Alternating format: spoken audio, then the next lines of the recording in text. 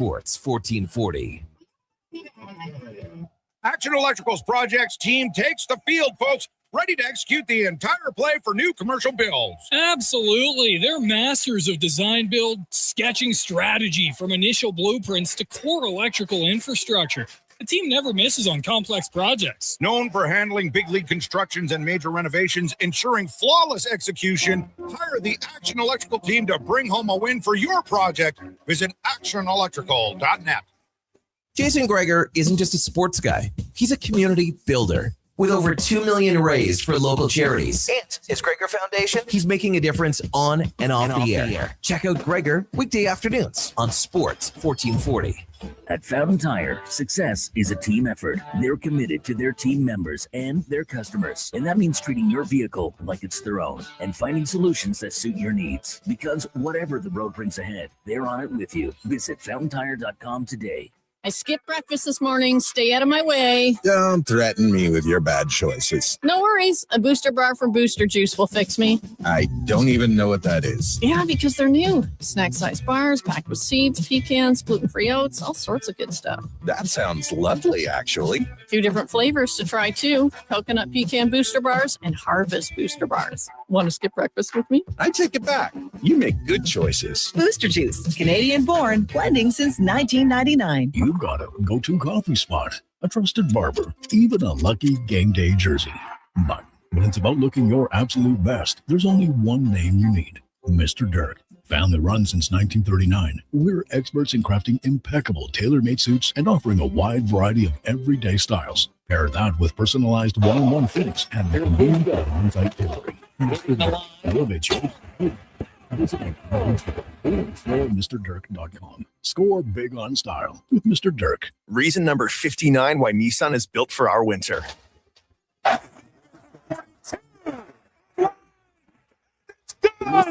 The Los Angeles Rams go to the championship game. Harshest winter conditions. Right now, you can lease a 2026 Rogue S for 0.9% for 36 months. Visit your local Nissan dealer today or nissan.ca for more details. Conditions apply. Visit your local Edmonton and area Nissan dealer for more information. Welcome to Uncommon. Welcome to Subaru. Engineered for Canadian winters. Williams, confidence. Symmetrical all-wheel drive, delivering the power, control, stability, and grit you need. And when the temperature plummets, you'll cruise in comfort with heated seats and heated steering wheel. All this plus peace of mind with Subaru's top safety pick status for 19 years running. This winter, it's time to get you into a Subaru. Visit Subaru.ca today. Bringing every project to life requires the right team. By joining the Japa Machinery Group service or sales teams, you can be part of setting a new industry standard. Celebrating a legacy of excellence with Japa. Learn more at japamachinery.com.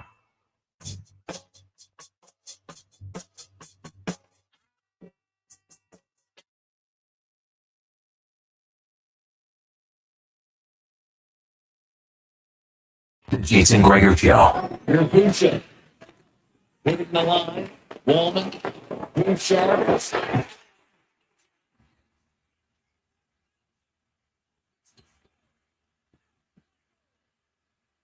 On Sports 1440. It's good.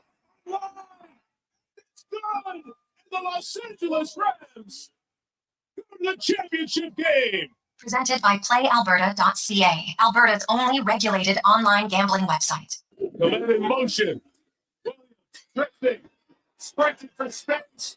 All kinds of trouble. Put it up for next season.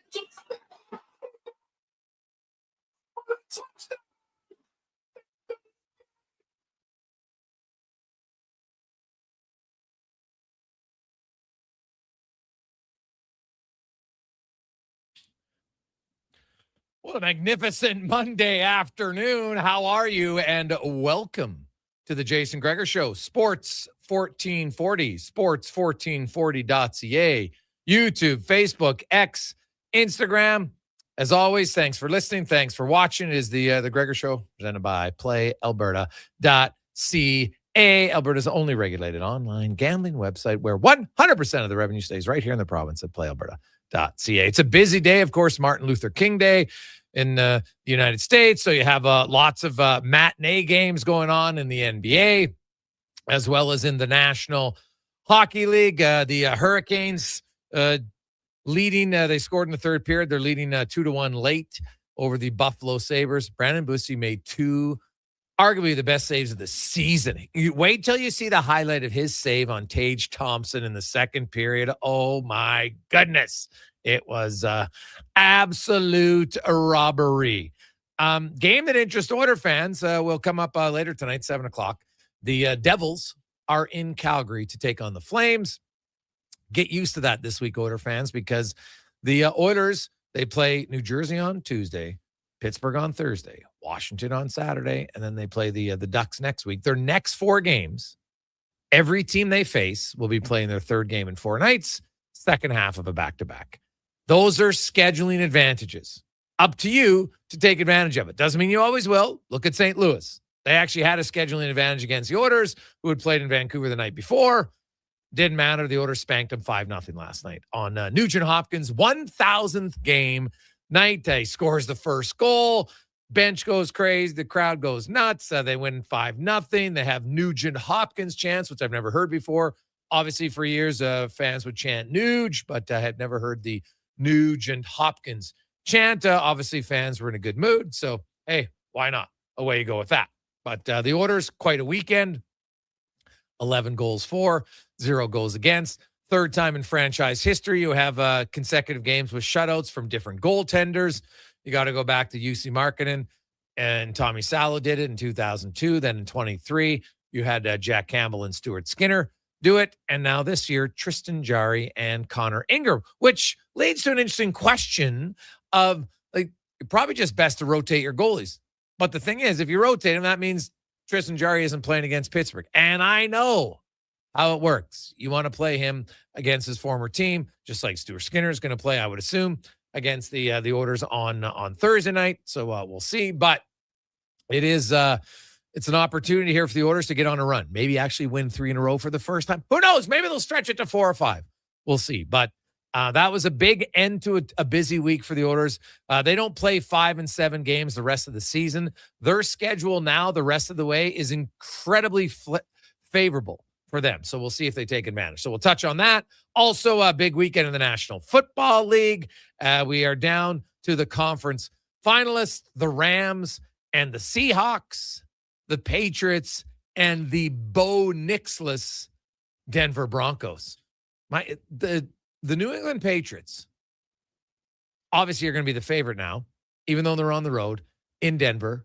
Unless you're a big believer in Stidham, this is going to be a favorite for the Patriots. I'll say this: if the Patriots lose that game, oh my God, that will be a big disappointment for them. I would assume they win. I'll just say this: whoever wins the Rams and Seahawks, I think that team's winning the Super Bowl. So now the Patriots aren't just cannon fodder; they're good, but man, I think the NFC has had better teams all year, and Seattle looked really good.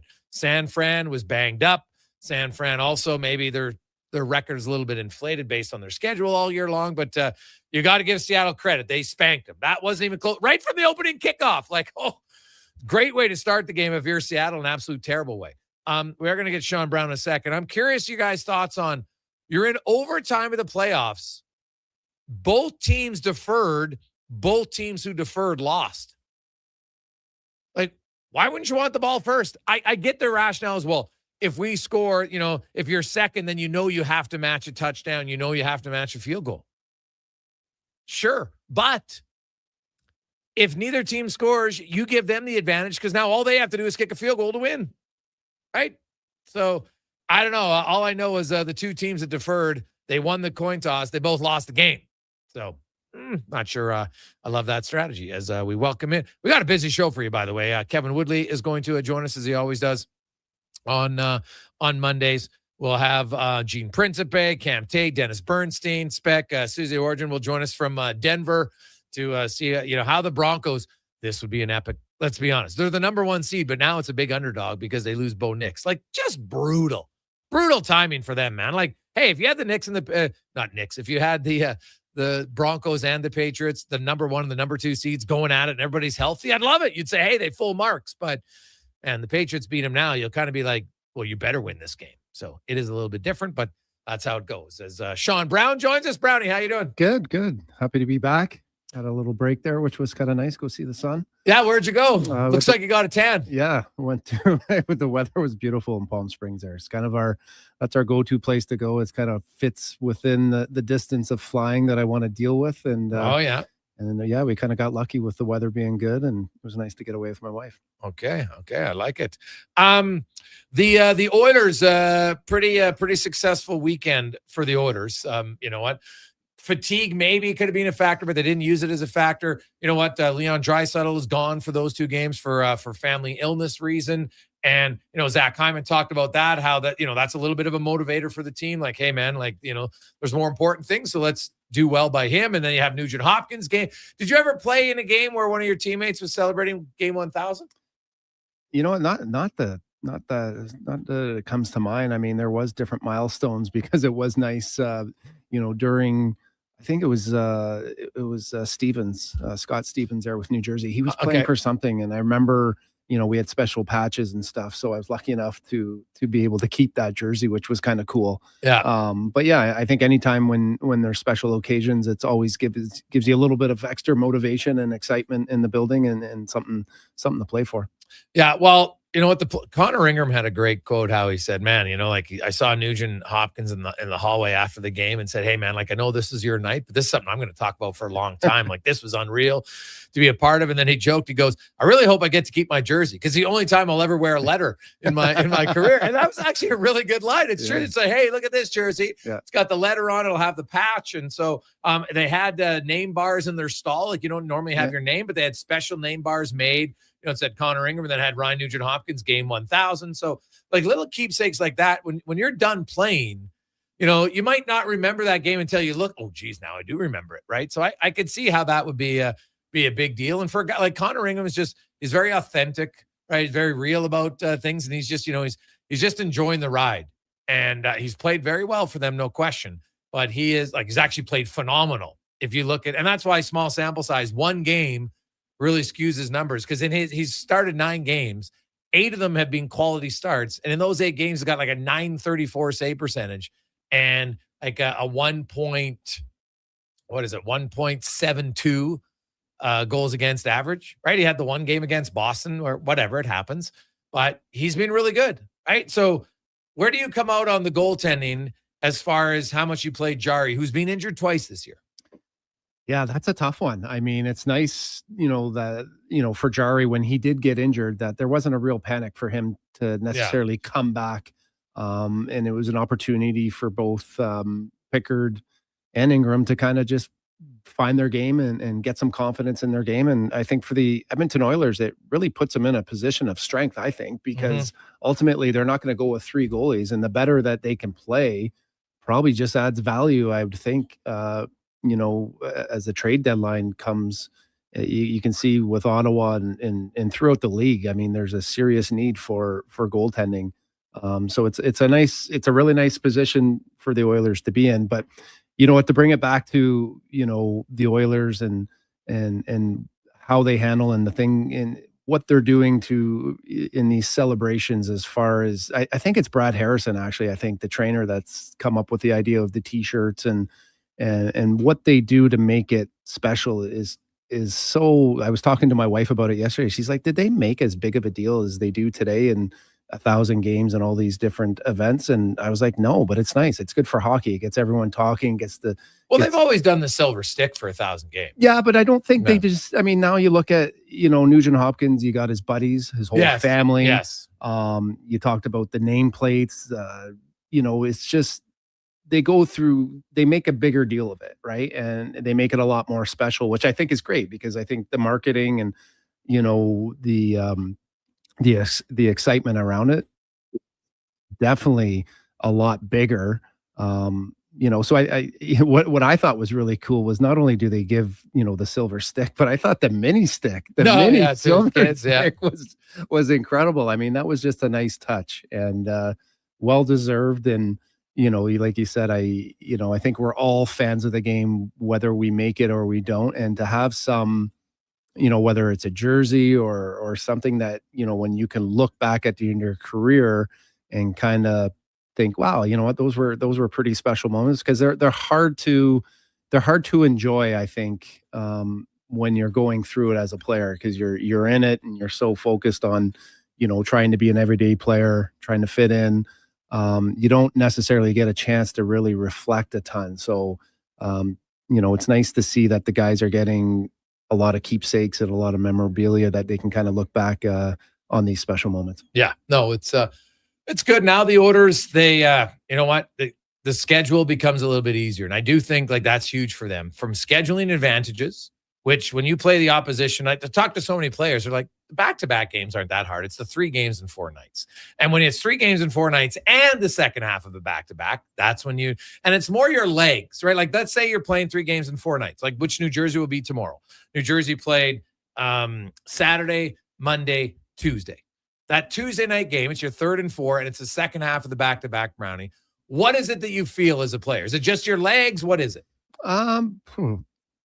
It's probably a little bit of everything. The mental fatigue obviously plays a big part of it. I think what the Oilers are doing a great job of is the fact that they're getting depth and contributions throughout their lineup. And I think that's the key for any team, whether it's when I played or you're playing in today's game. I mean, if your top guys are playing and you're grinding them and you're, let's say, maybe overworking them, it makes it that much harder. I mean, the Oilers are in a good spot right now where they're getting good depth play throughout their lineup. And I think that just makes it easier on everybody throughout your lineup. So I think it all depends, you know, how your team's playing as a whole would, you know, probably determine how much wear and tear it has on certain guys. And, you know, but there's another side too, where when you're playing and you get in a rhythm and you're just playing, it sometimes makes it a little bit easier too, because you're just in that mode and you never really come out of it. So I think there can be a benefit to both. I think, you know, for the Oilers right now, hopefully they can take advantage, because I think they're in a great spot. They got 3 goalies that are playing great and a team as a whole that's playing better. Yeah. Well, their defense is starting to play better for sure. Ty Emberson, man, he's looking really solid, isn't he? You know what? I've always liked him. I mean, he really has that physicality to his game that just looks like it's real natural. He really likes to take advantage of, you know, if there's an opportunity to step up. You know, he looks very uncomfortable to play against. And I think he's really, you know, taking advantage of playing with the opportunity with Nurse. And I think if those two can kind of feed off of each other, and Nurse's physicality along with his, you know, it can make some games a lot longer for some of the better skilled players, which obviously is going to be the advantage for the Edmonton Oilers. So it's nice. And I think with his play too, gives Wallman a little bit of time to just kind of, you know, with his injury, kind of get back and get his feet underneath him and his timing. And there's not such a rush. Yeah. Jason Gregor, Sean Brown, through Sports 1440, sports1440.ca. You can always text us 833-401-1440, 833-401-1440. Hey guys, how many years has Nugent Hopkins played? This is his 15th NHL season for Ryan Nugent Hopkins. And you know what? He's someone who, you know, it's 1,000 games. It takes you a long time. Obviously, he's missed some games due to injury a few times, right? Obviously, had a few shortened seasons as well. It cost him 30, 40 games here or there. But, you know, like he's missed 9 games this season. So this was something that originally was going to happen on New Year's Eve had he played every game. But that just kind of delayed it a little bit and, you know, worked out for Edmonton. I think worked out for everybody else involved. And like he is, you know, we had a lot of text people saying, Gregor, the Oilers have to change their rule for jerseys. Nugent Hopkins jersey should be retired. Well, things can change, right? Like that is their current rule now. But I think the thing is, like, why does it have to change? Because Nugent Hopkins is like your favorite player or he's new. If the rule is you need to be a Hockey Hall of Famer to have your jersey retired by the Oilers, why should it change? That would be my question. Oh, so I didn't know that. That's the rule for... It's basically the Oilers franchise rule. If you're in the Hockey Hall of Fame, your jersey gets retired. Is Al Hamilton in the... Well, they've changed it since Al's, because Al's came up originally. Okay. And then since then, they basically said, you know what? To have your jersey retired, you need to be a Hall of Fame. Oh, wow. Yeah.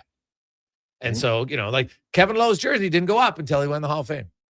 Oh, I did not know that. Mhm. Yeah. Wow. That's is that just for the Yeah, Edmonton just for the Oilers? Oilers. Yeah. Right now, Is that because they had so Yes. many good players? Yeah, you can't, like, our society at times now is so focused on, well, everybody's got to be included. And in some aspects of life, that's true, but not in every aspect of life. And this is not, you have your jersey. It's a special, special honor. So now what do the Oilers do? They brought in a Ring of Honor because there's other people that have done a lot. Ryan Smith, Doug Waite. They meant a lot to the organization, but they're not on the same level of Gretzky and Messier and Curry and Anderson and Fuhrer and Coffey. And they're just not. So why should they be if they're not? Now, other organizations will have jerseys of guys because Oiler fans have kind of been spoiled in a good way. Like you're the only organization in NHL history that has 5 players with 1,000 points for your team, right? Draisaitl was the first one to do that when he became the 5th, right? Nugent Hopkins might be the 6th. Great.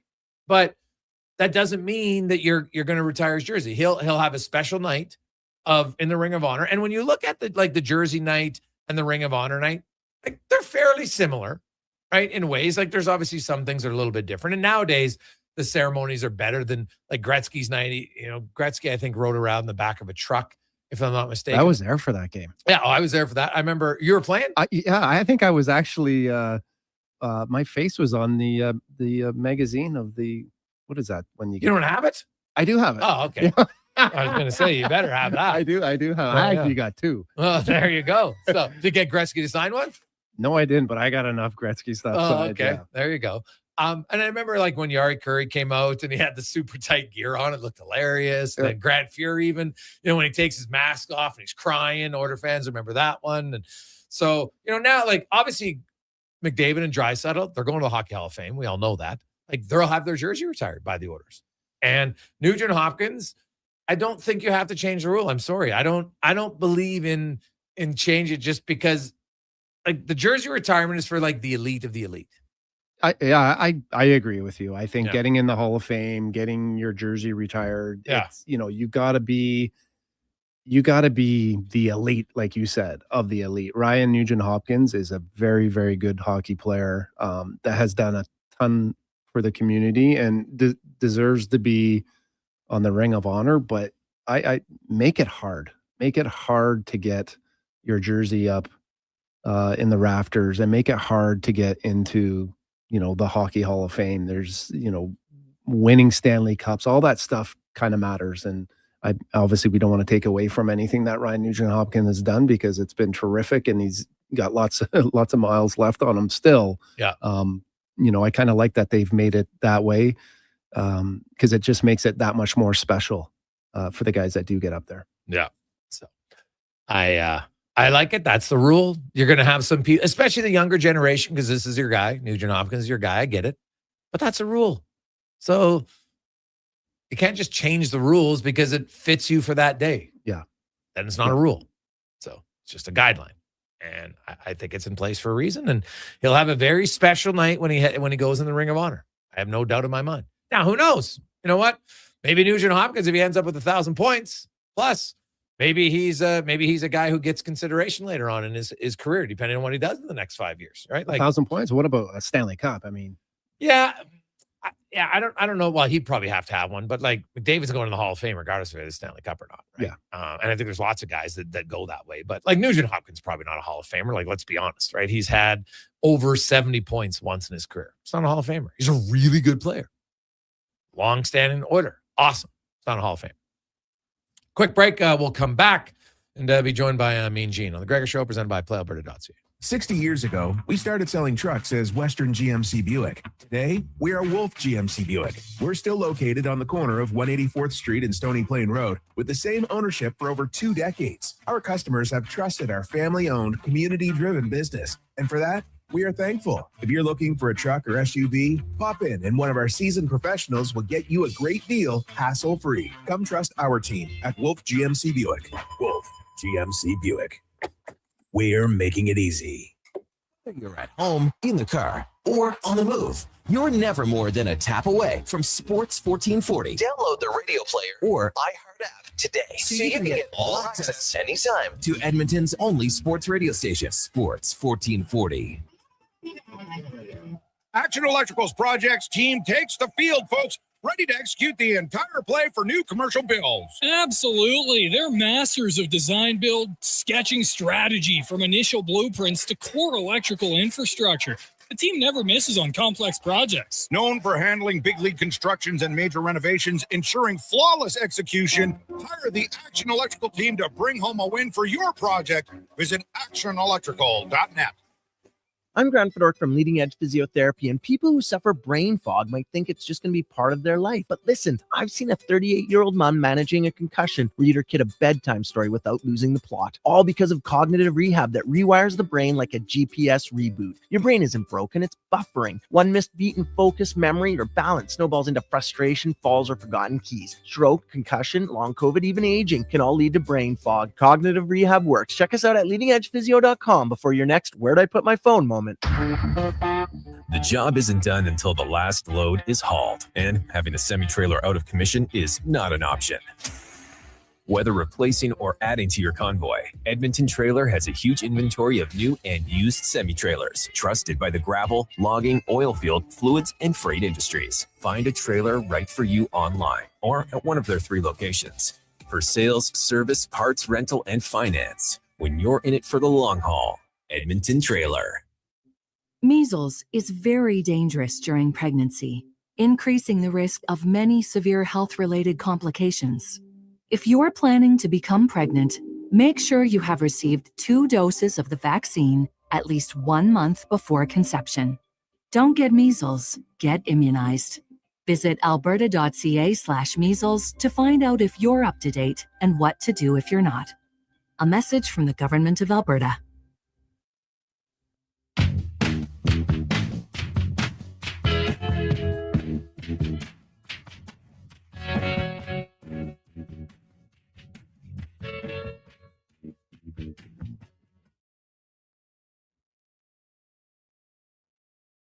Portions of this hour brought to you by Crystal Glass, your clear choice for residential windows, locally manufactured and installed. Crystal Glass provides a beautiful product and incredible customer services for all of your residential needs. Call 310 Glass or visit crystalglass.ca for a quote. This is Sports 1440, where Edmonton talks sports. On YouTube, Facebook, and X. Here's Jason Gregor. Brought to you by playalberta.ca.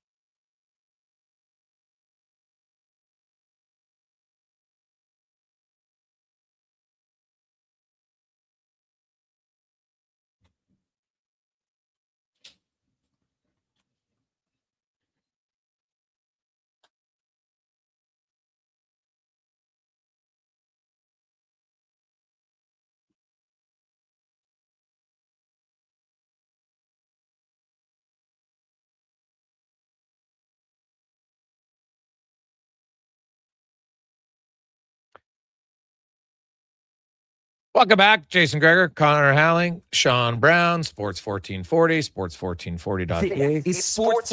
YouTube, Facebook, X, and Instagram. Yes, it is indeed Sports 1440. Connor's just giving us a little extra assurance that is Sports 1440 today. PP asks, hey guys, is there any other option other than 11 and 7 tomorrow for the orders? Well, if you're asking for options, yes, there are other options. Are they realistic? Probably not. The orders could trade Mangiapane tonight, and then you would have cap space to move some call-ups and forwards. They could put what's a player on game day waivers, right? Like Pickard. In theory, you can do that on the day of the game. Then he's not eligible, right? Clears waivers. You can call up someone else. But I think both of those are unlikely, so I think it'll be 11 and 7. Leon Draisaitl is scheduled to return for Saturday's game against the Washington Capitals. So, at most, it's going to be 2 games of 11 and 7, which, isn't the end of the world. I know it's not ideal, but the Oilers playing no backs-to-backs now over the next, you look at they play Tuesday, Thursday, Saturday, then they play Tuesday, Thursday, Saturday next week. They got a lot of time between games and be rested. So, you know what, if you have a few forwards playing a few more minutes, the defensemen don't like it. And, Regula's the number 7 defenseman, might not get played a lot unless, the Oilers get up and have a 3-goal lead. Then you'd probably play him some minutes. But that's kind of how I see it playing out for the Oilers for the next few games. 833-401-1440, 833-401-1440. Woodley will be by at 3:20 today. Let's get to the oil report, brought to you by Go Auto. If you're looking for vehicles, cars, trucks, SUVs, they have over 15,000 to choose from. Okay, over 70 locations to help you out. That is goauto.ca, as we are joined by the host of Oilers Hockey, Gene Principe. Gino, welcome back to the show, man. How you doing? Hey, Jason, I think I got a Nuge hangover, and I didn't even go to the after party. It was so amazing. I mean, he's an amazing guy, and I think his forever commitment to the Oilers is something that has won over everybody. It's easy to see sort of Ryan Nugent-Hopkins now doing what he's doing. First off, you got to be a player like him for fans to be loved as much as he is. But then throw in the commitment factor through those times where most players would have been happy to be traded or might have requested or suggested a trade. Instead, he had a great vision for himself and for the team and the community. And so it was nice to wrap it all up last night in a wonderful ceremony for him. Yeah. It was great. And, you kind of got a front row seat of it, from the jerseys to the shirts that they made beforehand to mimicking Nugent Hopkins' warm-up routines. Little things like that are kind of funny, I find. You know what? Listen, I don't see everybody else's ceremonies. Hello, Bronny, by the way. So I can't say, we say Edmonton does it. We know they do it great. People might argue who does it the best when it comes to ceremonies, but I don't know. I'm not sure what more you could or would do. I thought the warm-up mimicking him was priceless. Like, to me, that was between the baby powder, which I've seen him do so many times. I would do bench interviews before a game, and there he was, putting the baby powder on the kind of the end of the hockey stick.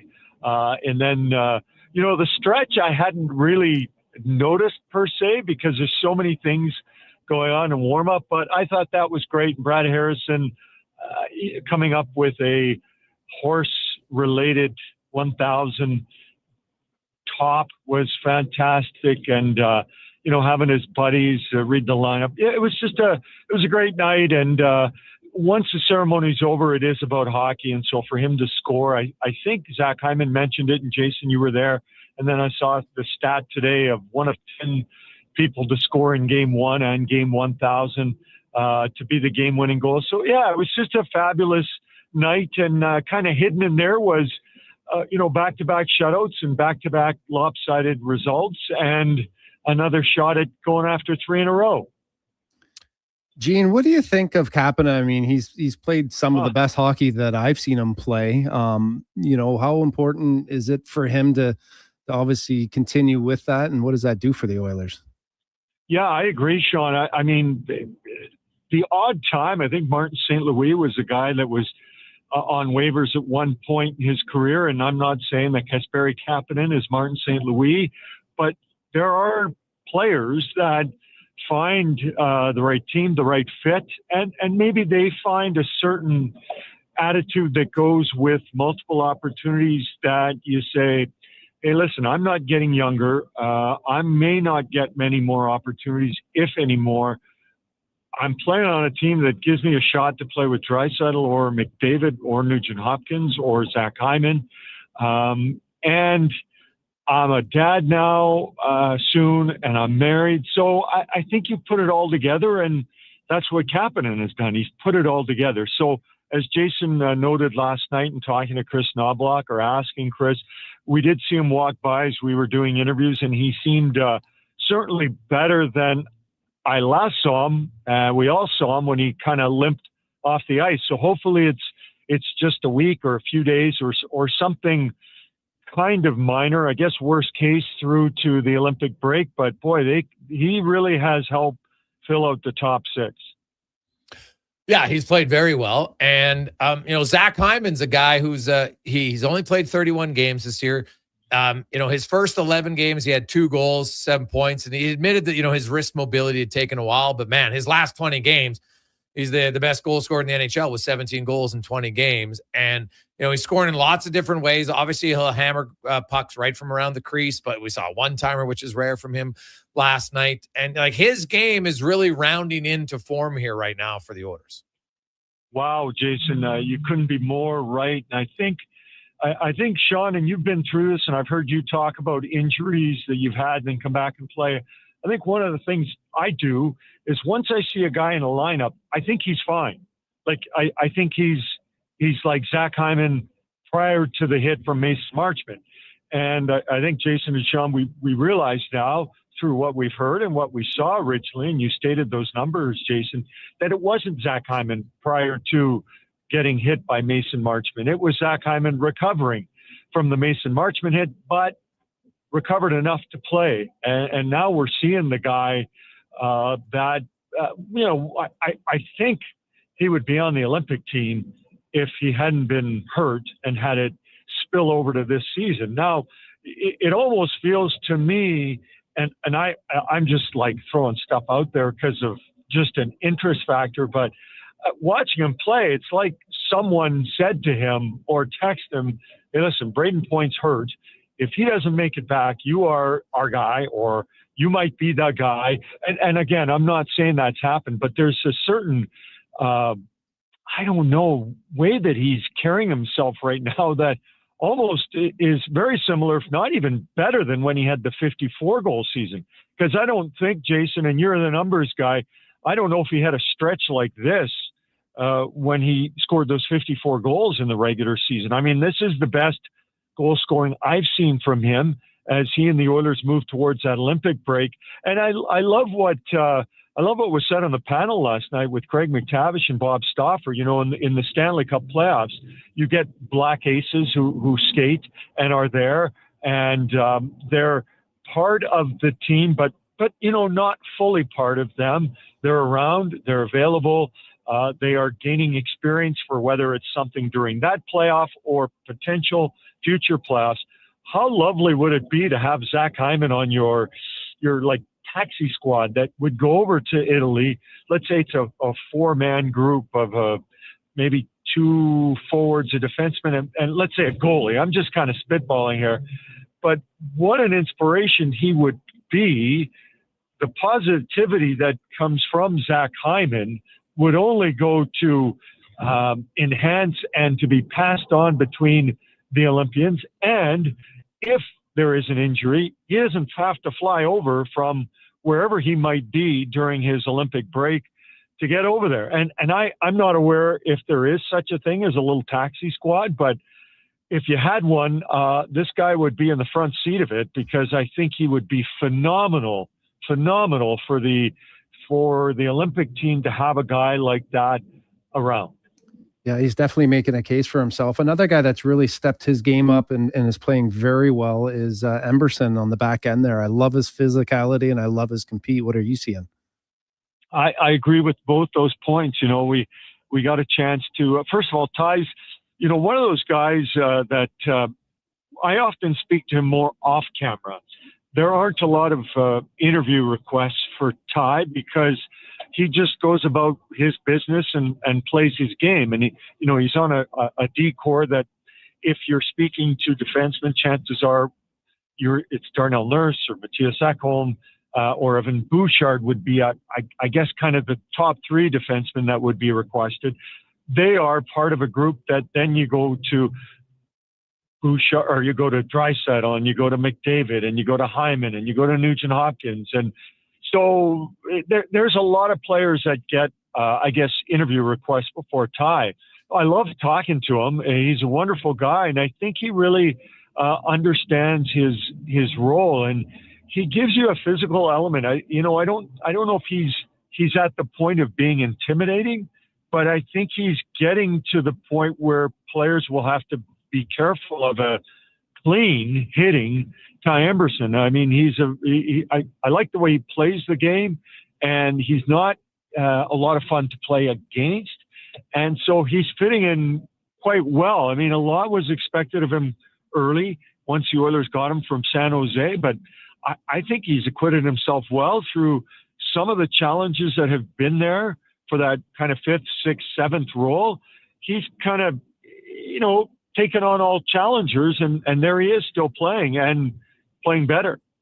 Yeah, he's really kind of just calmed down his game just from experience. I'm sure Brownie can attest to that. The game just becomes a little bit more comfortable for you. He's not getting his hit as much this year than he was last year, so he's making plays a little bit quicker. He's also up the ice now. It's part of the Oilers breakout where if you have the left defenseman, the right defenseman now comes up to center ice and uses it as a bumper, but you just get moving more. He's in the offensive zone.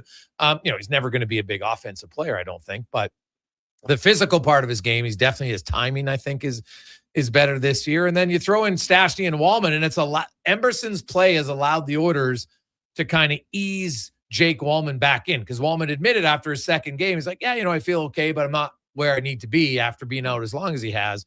And I think that's a big advantage for the Oilers, is you can just kind of bring Wallman in slowly. The goaltending, Ingram and Jari, Gene, would you rotate? And they got 8 games left. Would they each play 4 for you before the Olympic break? Yeah, it would be close to that, and I feel bad. I feel like maybe because I saw a wonderful feature on Hockey Day in Canada with Cal Bukowskis and Calvin Pickard. I feel bad for Calvin in that. Listen, I know what his numbers are, but I also remember what he did for the Oilers in helping them get to the Stanley Cup Finals in both years, where there was a need for a relief, a guy to come out of the bullpen, to come off the bench, to come out of the room.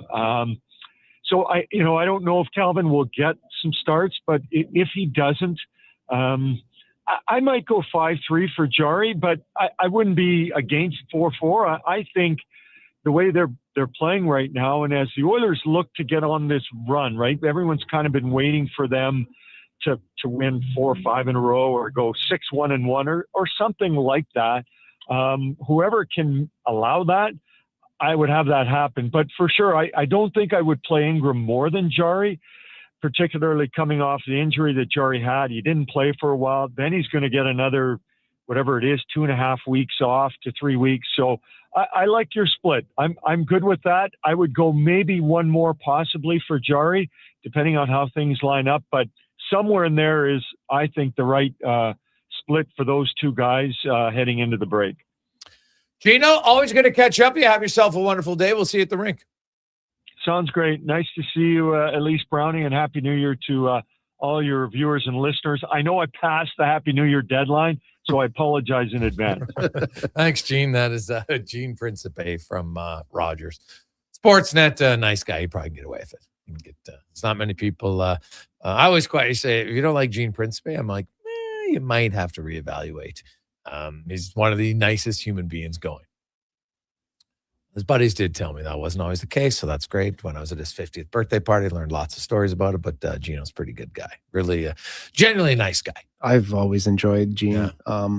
I enjoyed him being from Ontario when he was with Global. I used to watch him before I'd go to bed. He'd do the sports at night. And so when I came to Edmonton and had an opportunity to be around him, yeah, he's just as advertised, right? He's just one of the most genuinely nice guys, always got a smile on his face. He's kind of, for me, he's kind of like that Nugent Hopkins kind of, like some guys just have that ability and that about them where they're just easy to be around. Right. And I don't know Nugent Hopkins all that well. I've been on the ice with him a little bit. But when I've been around him, it's kind of a similar feeling. Just give you that warm and fuzzy feeling, easy to be around. Yeah. Quick break. We will return. We got Kevin Woodley coming up after 3 o'clock. We're going to talk more hockey. We got a lot of texts coming in on some football talk. So we'll touch on that and more on the Gregor Show, presented by PlayAlberta.ca.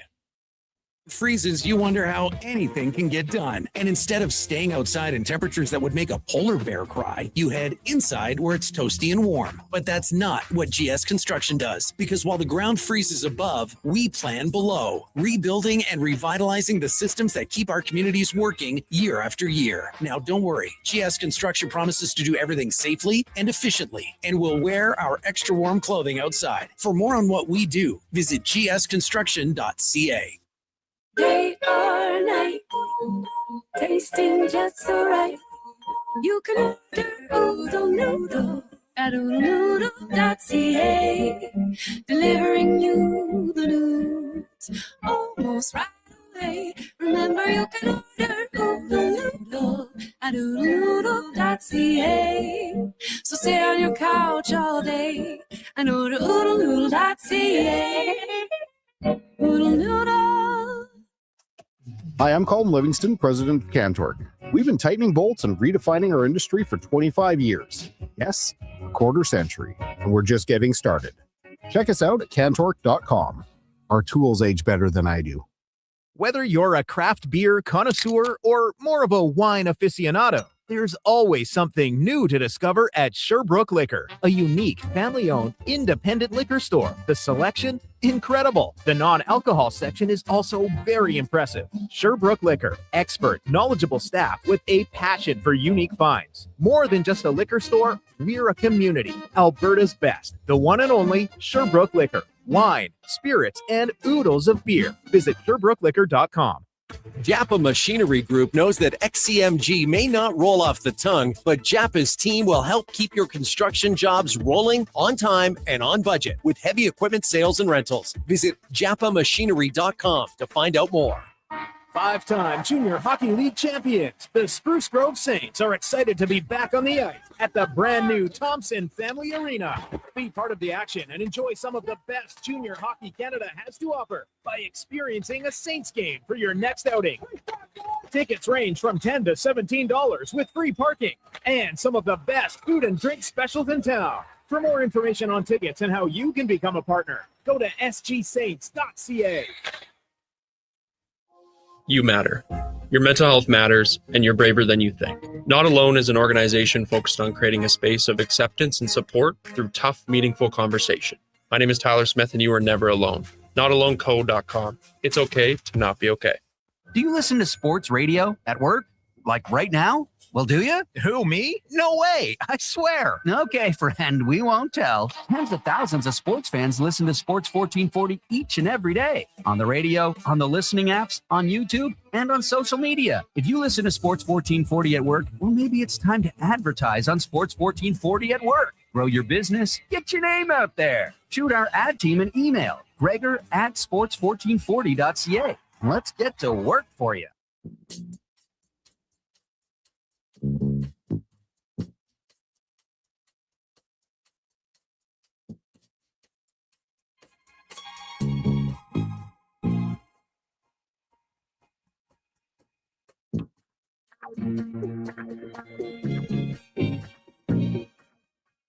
Portions of this hour brought to you by Cantork, made in Canada, made for Canada, where extreme isn't theoretical. Find your solution at cantork.com.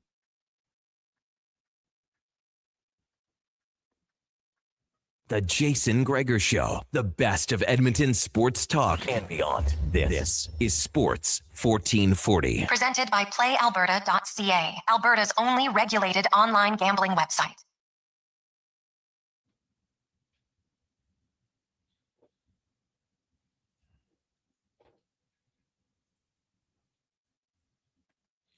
Rolling through Sports 1440, sports1440.ca. It's Monday afternoon. How are you? Jason Gregor, Connor Halley, Sports 1440, sports1440.ca, YouTube, Facebook, X, and Instagram. Hope you are having an awesome day as the Oilers are off today. And I think they actually have like their staff party. Maybe it was last night. Maybe it's tonight. It's one of the two nights. But they will take on the New Jersey Devils tomorrow. The Devils are in Calgary tonight. Then they play on the Penguins. The Penguins are in Calgary on Wednesday. Like all their next four games, they're facing a team on the third game in 4 nights and second half of a back-to-back. So some Scheduling advantages, dare to dream, Oiler fans. They might get a 3-game winning streak. They might. And most teams have at least 2. Now, them and the Blues have none. And my goodness, that Blues power play last night, holy cow, is it awful. Awful. Like, they didn't generate anything. There was never once where you're like, oh, my God, what a great save the goalie had to make. Not even an average save the goalie had to make. Like, sometimes you'll have a power play and they don't score, but you're like, oh, man, they're creating chances. They're moving it around. Crisp passes, and the penalty killers are swimming. Nothing. Honestly, last night, Brandon, that was the most anemic power play I think I've seen all year from a team that came to Edmonton. Well, I think we're just so spoiled by the Oilers. But even opposing ones, like everyone. I love watching other teams and how they enter the zone, just, because McDavid just makes it look so easy, as he gets in the zone and then everything else that comes along with it. But yeah, it's hard to, some of the teams that come in here and some of their movement, I agree, was not great. It was, I guess it was, what's the guy that got traded there? The forward. It looked like he came back from an injury there, from the Oilers to, oh God, can't think of his name right now. He was traded with the defenseman there. Oh my God. Who are you talking about? On St. Louis. Dylan Holloway? Holloway. Oh, yeah. Watching him there. Did you notice him? I actually did. Oh. I looked. Yeah, he had the one. I didn't think he was that bad. I mean, is he not just coming back from an injury? Yeah, he missed 15 games. Yeah, so I thought he actually looked pretty good. No, he's been fine. And Broberg looked. Yeah, Broberg looks fine. Yeah. Holloway, last year he had an unreal year for the St. Louis Blues, right? 63 points. So, he's he's like a half a point a game player this year. He's got 17 points in the 34 games he played. Now he just sat out, as I mentioned, 15 games due to injury, so it's going to take him a while. But even before he got injured, he wasn't having the same season as before. Because it's hard, man. Like, lots of guys can have a year. It's hard to do it. And that's why the greats of the greats do it year after year. And you know what? They might have, and then a bad year is going from 100 points to 85 points. It's still a really good year comparatively, right? So it's hard. But the Blues, there was no Robert Thomas last night. But I watched their power play and their puck moving, not in comparing it to, I'm comparing it to Vancouver. I compared to everybody else. There was nothing going on in that power play. And I talked to guys in St. Louis and like, it's been dreadful for a while. Like, I'm kind of curious to see what's going on here, but they got a power play isn't always about it's about how many scoring chances do you create? Like, how many times are you making the penalty killers have to move around? Well, you killed penalties, Brownie. That was like the easiest penalty kill possible last night. Yeah, no, you definitely, your penalty kill or power play, whether you're scoring, at least has to create some type of positive energy and momentum, right? And sometimes when, you're not feeling it as a player, and when you're feeling it, you're obviously seeing those small plays and you're zipping it around and you're making the high skilled plays. But when you're not feeling it and you're not seeing it, that the ability to kind of simplify it and just kind of get it gritty and just get pucks to the net. On the other side too, there's nothing better as a PK guy that's, knows that, you're going against a team that's struggling on their power play. Passes aren't crisp, right? You're able to make, a few more reads. They're a little bit more predictable. So, that it definitely on that side of it, you're definitely enjoying it. Yeah. 833-401-1440, 833-401-1440. Hey, Greggs, what do you make of that Vancouver San Jose trade today? Did San Jose overpay? No. Not at all. They gave up 2 second rounders, right? One this year, one the following year, and a mid-tier prospect who knows if he's going to play or not, for Kiefer Sherwood, who, this year he's got 17 goals. He had a great start, right? And then he's kind of, come back down to earth a little bit. I never expected him to be on pace to be a 40-goal scorer, even a 30-goal scorer, but he scored 19 goals last year.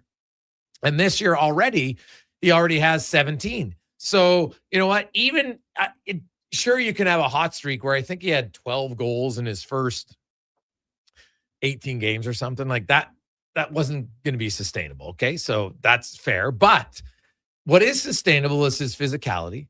He's an excellent forechecker who gets in and can disrupt things. And he, he's a decent scorer. But if all he is a guy now who's going to score you 19 to 24 goals in that range. And so to me, that's going to be the key, is what does San Jose pay him, right? He was a 40-point player last year. And now this year he's got 23 points in 44 games. Now he's still injured. That's what's unique about this. He might not play before the Olympic break. But San Jose didn't care. They're like, we want to get this guy because I think this isn't just for this season. I look at the San Jose Sharks, look up and down their roster, look at their top 9 forwards. They don't have a lot of guys who are physical. You need to have diversity in your lineup. So the question, and they got a boatload of cap space. So what are they going to pay him? That's going to be the question mark. But because if you look at their wingers, they got Colin Graff, they got Eklund, they got Will Smith, they got Tyler Toffoli, they got Chernisov, and they got Regenda. Those are their top 9 wingers. They're kind of all the same. Now, Toffoli's a veteran, right? But William Eklund, good player, smaller. Will Smith, good player, smaller. Colin Graff, smaller college guy. Like, none of these guys are physical. You had to bring in a different type of player for your team. So I love this trade for the San Jose Sharks. And you know what? Sherwood's making $1.5 million. He probably gets up to $3.5 million. Right now, you don't want to go to $5 million on this guy, but he's never scored 20 goals. Now, he probably will this year, right? But if I'm Mike Greer and the Sharks got a boatload of cap space, and in a way, they actually need to get, well, they're going to get to the floor, but the floor is now going to be $76 million next year. And I think the Sharks right now are at around 53 or 4. Celebrini and Smith, they're coming in a few years. They're going to get bigger, especially Celebrini is going to get a massive raise, right? But you still got to fill out your roster, and they're not going to overspend to the ceiling yet, but you got to get to the floor. So I could see them paying this guy $3.5 million, maybe even 4. And I think it'll be fine. It's the term. That's going to be the question to me, right? Term is always a concern, right? Oiler fans know a little bit about that right now. Hello, Trent Frederick. But I don't mind this trade at all. I think this is a very good trade for San Jose. And hey, you get 2 second rounders for Kiefer Sherwood, who, you know what? He is only, like, if you counter at the other side, like, yeah, he's a 19 and 17 goal scorer. Like, how much more do you think you were going to get? Yeah, it could be a win-win. I mean, I like what Mike Greer's doing. I mean, anytime you can get a guy, if you're saying he's a 20 to 24 goal scorer, that's really good in today's game. And the fact that you got to have guys that can check, guys that can skate, and guys that are comfortable doing that. And they're obviously, with the youth and the skill that they have, you got to have those guys that are going to be hard, uncomfortable, and create turnovers. So this trade looks like it could probably be a win for both sides, which is never a bad thing anyway. Yeah, like now it's up to your amateur scouts to make the pick count, right? That's what, because I'll be honest, to even find a guy in the second round who becomes Kiefer Sherwood is going to be hard, right? Like, not every second round pick is just like a slam dunk knock. Okay, this guy's a guarantee. It's going to be in our lineup every night. Like, no, right? Like, and it took Kiefer Sherwood a few years to kind of find his way in the NHL. Right? He was, 30 years old? I think he's 30, right? Like, took him until he was 28, 29 to be a regular in the NHL. So it's not, and he was undrafted guy, right? Another classic example, late developer, right? Went to I think he didn't go to university till he's like 21. He wasn't even on the radar for anybody when he was 18, playing in the USHL. So, spent 3 years there, and then he just kind of grinded it out in the, up and down, would get a few cups of coffee with Anaheim, then he'd be back in the minors, then he'd be up and down, then he was with Colorado, then he went to Nashville and started to have a little bit of success in Nashville, and then they didn't want to sign him, and Vancouver says, okay, we'll sign you. And like, it was the perfect fit for him. He was physical. Rick Tocchet loved him. And that's like, when I see Kiefer Sherwood's success, and then I see Podkolzin, I'm like, like, I'd love to know what went wrong in the relationship between Podkolzin and Tocchet. Yeah. Because Podkolzin's not a fan of his, right? And I wonder why, because when I watch Podkolzin play, I'm like, this guy's like a perfect Rick Tocchet player. Just hard, grinds it out, and has got some decent offense. It's funny when you talk about, guys that are undrafted, or just how you get in the good books of any coach, really, is, your ability to forecheck, create turnovers, play hard, compete, and just have that relentless energy. I mean, what coach in any league doesn't love a player like that? So for Sherwood to be able to find that little niche and to do the things that, all coaches love. And on the flip side, like you said, I mean, who wouldn't want Podkolzin? And I'm sure Rick Tocchet right now would love to have somebody like that, or if he could redo it, would love to have him in the lineup. It's just, the question to me is like, it's just funny with all the different teams. And that's why, you just, as long as you have the passion as a hockey player, right? And you don't lose the willingness to put in the work, the drive, and you don't lose that, will to want to be a player. there's opportunity out there. You just have to hope that, you're going to get the break. And for whatever reason, he didn't get it. And certain guys don't get it with certain teams. They don't see it at whatever time. And sometimes it just could be other players are just in the way. But good on those guys. Those are feel good stories that I like to hear, because it's never, there isn't a lot of McDavids out there, but there's a lot of guys that, like Hyman, Podkolzin, and we can all strive to be players like that, because that's more realistic, right? If you have a work ethic, and not that those guys don't have skill, but that compete and that grind, it's hard to find. There used to be a lot of those players. There seems to be becoming less and less of them, but there's a real need for those guys. Oh, without question. Like, trust me. Look at Podkolzin here. Look at Kasperi Kapanen and his physical play alongside his skill and what it does. So you got Hyman on one line, you got Podkolzin on one line, and I think when everybody's healthy, might be better to have Kapanen on your third line. I was just going to say right? that, yeah. And because you could put Roslovic back with Draisaitl and Podkolzin. You have Kapanen on your third line with Nugent Hopkins. You just need a first line left winger, which is, to me, priority number one for the Oilers heading into the trade deadline. Get a scoring winger.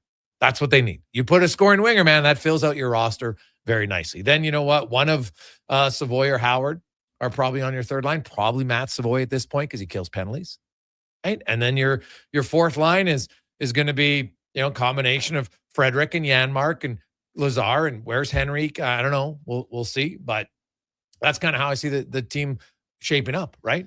And there's nothing wrong with that. And Trent Frederick's game is coming around slowly here. Like, maybe by the end of the year, he'll be what Connor Brown was 2 years ago, a guy who helped you down the stretch into the playoffs. Well, I think Frederick will definitely find his game as he gets into the playoffs. I agree. He's finding a little bit, it's coming slowly. I think I really like Lazar's game. I think, his physicality and his confidence and the way he's playing right now, I think he's stepping it up. But I agree with you. If Kapanen is a guy that, what a skill set that he has. He's big, can skate, strong, he's physical. And I like the fact that, if he comes back and continues to play the way he's playing, he has, or they have the ability to move him to the second or third line, which is good. And you can kind of depend on how other guys are playing, or maybe who you need to maybe get going, or maybe the team that you're actually playing. I think that gives Coach Knobloch some options. But, he was a real interesting,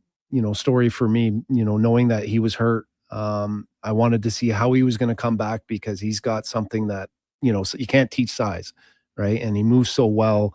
I'm glad to see that he's having success, and hopefully he can continue. And this is kind of a spot where, maybe like Gene said, this is the break that every player needs, and maybe he's got it. Let's take a quick break. We'll return. Kevin Woodley's going to join us next hour. We got Tater, Dennis Bernstein, Speck, Susie Morgan. Talk a little football with Connor Halley as we get to a Sports 1440 update brought to you by Legacy Heating and Cooling, home with no payments, no interest for 1 year on your furnace. Stay warm all winter. LegacyHeating.ca. This is the Sports 1440 update.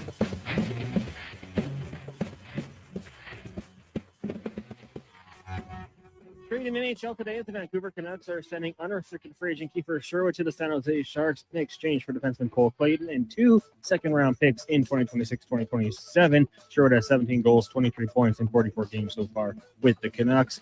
We've got afternoon hockey as it is Martin Luther King Day down south. Avs and Caps tied at 1 apiece after 20 minutes. Earlier today, Kings knocked off the Sabres 2-1. Later on today, Penguins and Kraken. You got the Panthers and the Sharks. Wild in Toronto. Golden Knights host the Flyers. Jets in Chicago. Flames up against the Devils, and the Canucks host the Islanders.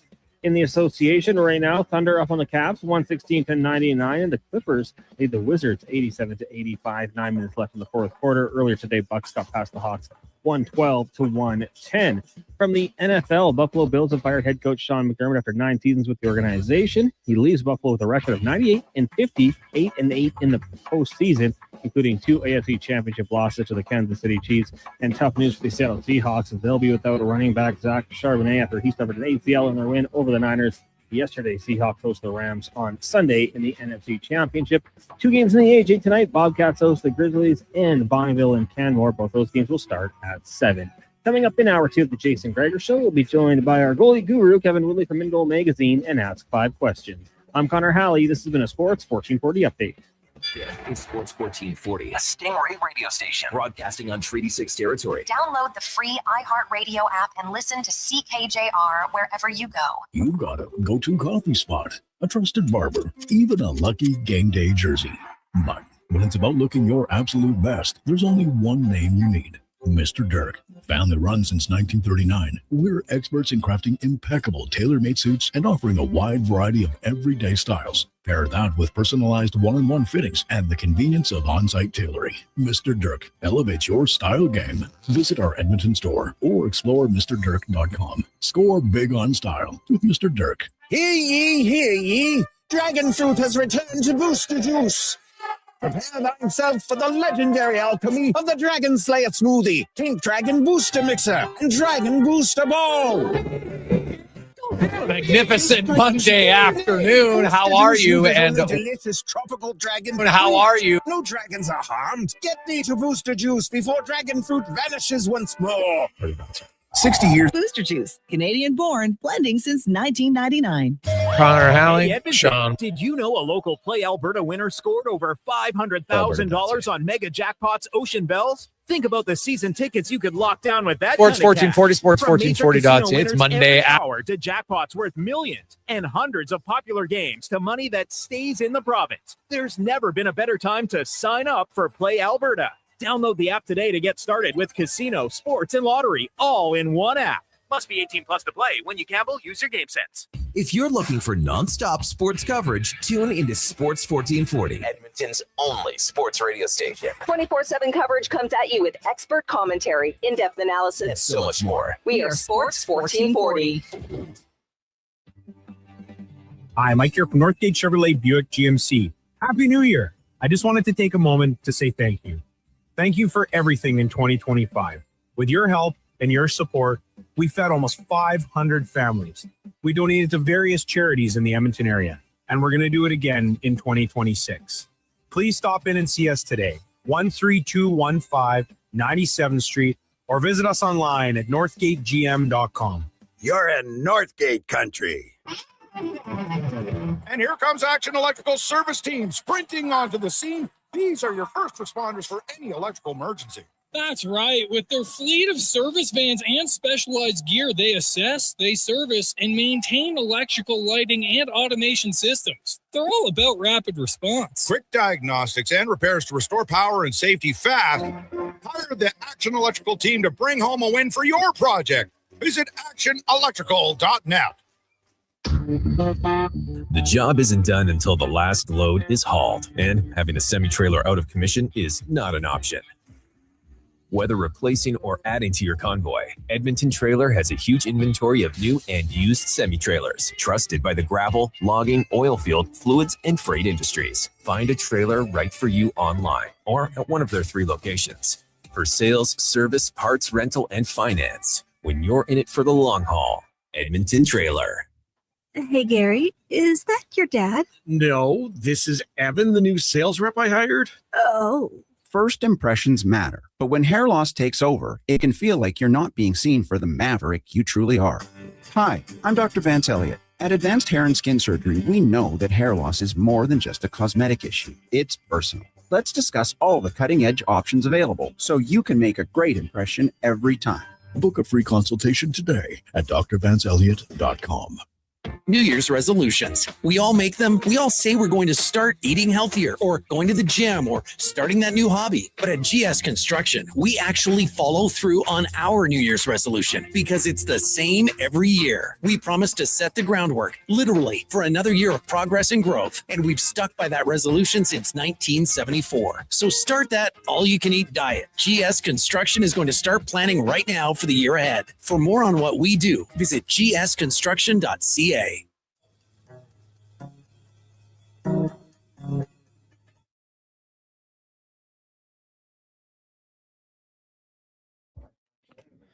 Portions of this hour brought to you by Jaffa Machinery. Jaffa is digging deep on their 50-year history of supporting Alberta's construction industry with their line of special edition blackout excavators. Visit jaffamachinery.com for all the details. The Jason Gregor Show, the best of Edmonton sports talk and beyond. This is Sports 1440. Presented by PlayAlberta.ca, Alberta's only regulated online gambling website.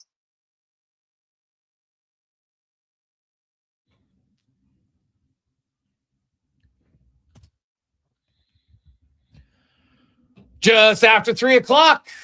Well, it looks like one of the coaching vacancies is filled in the National Football League. We'll tell you about that in a moment. Welcome back. It is the Gregor Show, presented by PlayAlberta.ca. Alberta's only regulated online gambling website where 100% of the revenue stays right here in the province at PlayAlberta.ca. Of course, busy day in the National Hockey League and the NBA. Of course, you got the afternoon games going on. The OKC Thunder just dominating another game, 136 to 104 right now. Man, when they win big as they win today handily. You got the NHL games, the Sabres losing a tight one, and really it was Boosie robbed them. They probably should have won that game. He made 2 unbelievable saves. You have the Capitals, Jacob Chychrun scoring again. There's another guy I thought had a really good chance to make Team Canada. He's got his 18th goal. Parker Kelly has scored for the Avs, so they are tied at 1. You got 8 other games tonight, including the Devils, who will be in Edmonton tomorrow. They are taking on the Calgary Flames. Zach Whitecloud, who was acquired from Vegas over the weekend for Rasmus Anderson. And the Flames get a first rounder and a second rounder that could potentially become a first rounder if they win the cup. So I guess let's get to that quickly. Brownie, what did you make of the Rasmus Anderson deal for Vegas? Basically, it came down to other teams were in the mix, but Anderson didn't want to sign an extension, so they backed off with what they were offering in return. Because if it's a sign and trade and you know you got the guy for 6-7 years, it makes a big difference. But Vegas said, no, we'll roll the dice. We're confident we can get him. They got Hanifin there. They don't have Pietrangelo anymore. But what do you make of this deal for Vegas? I like Kelly McCrimmon and just how aggressive and confident he is on just being like, hey, we'll make the deal and we'll worry about it when you get here. And the confidence in what he has and his organization, I'm assuming on how they treat their players, how they treat their families, the playing for the city of Vegas and the team and the culture that he's created. He seems to think that, and he's probably not wrong. It's to me from the outside looking in, I mean, what a fantastic place to play. And if you have a young family or a family at all, knowing that you're on the road and your family's going to be there and in a comfortable environment and weather. I like it. I like it for both sides. Once again, I mean, this is what would you pay Anderson though on a contract extension? I don't know if I know enough about him that I would throw I would throw, a lot at him. I do like him as a defenseman. He is aggressive. He's got a skill set and the aggression and his playmaking and his offensive ability, I think is good. I don't know the dollar amount to kind of compare him, to some of the bigger name defensemen that do make some of the top dollars. To me, he doesn't stick out to be one of those guys that I'm going to be like, wow, I'm going to throw a lot of money at this guy because he's a horse. He's big. He's uncomfortable.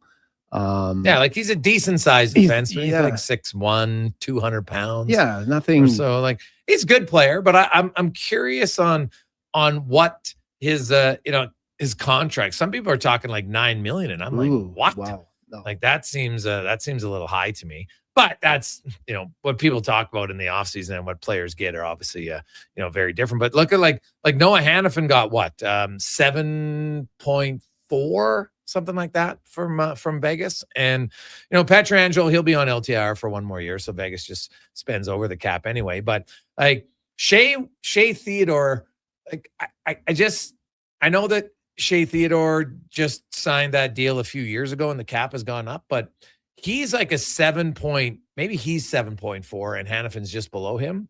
I just don't know if I'm paying Anderson more than I'm paying Shea Theodore. So now if you get him at $7 million, then that's probably a really good deal. So it'll depend. I'm kind of curious on what contract they would offer. Is he like, to me, when you talk about Pietrangelo and some Hanifin, like those are big guys that eat up big minutes. Like they're uncomfortable to play against. Yeah, Pietrangelo is for sure. Yeah. So I just don't see him as a guy that, when you play against some of the top players and you're looking at making some of these deep runs, is he a guy that's going to, be able to be like a Parayko, that uncomfortable, consistent guy in a long playoff run? I'm not sure.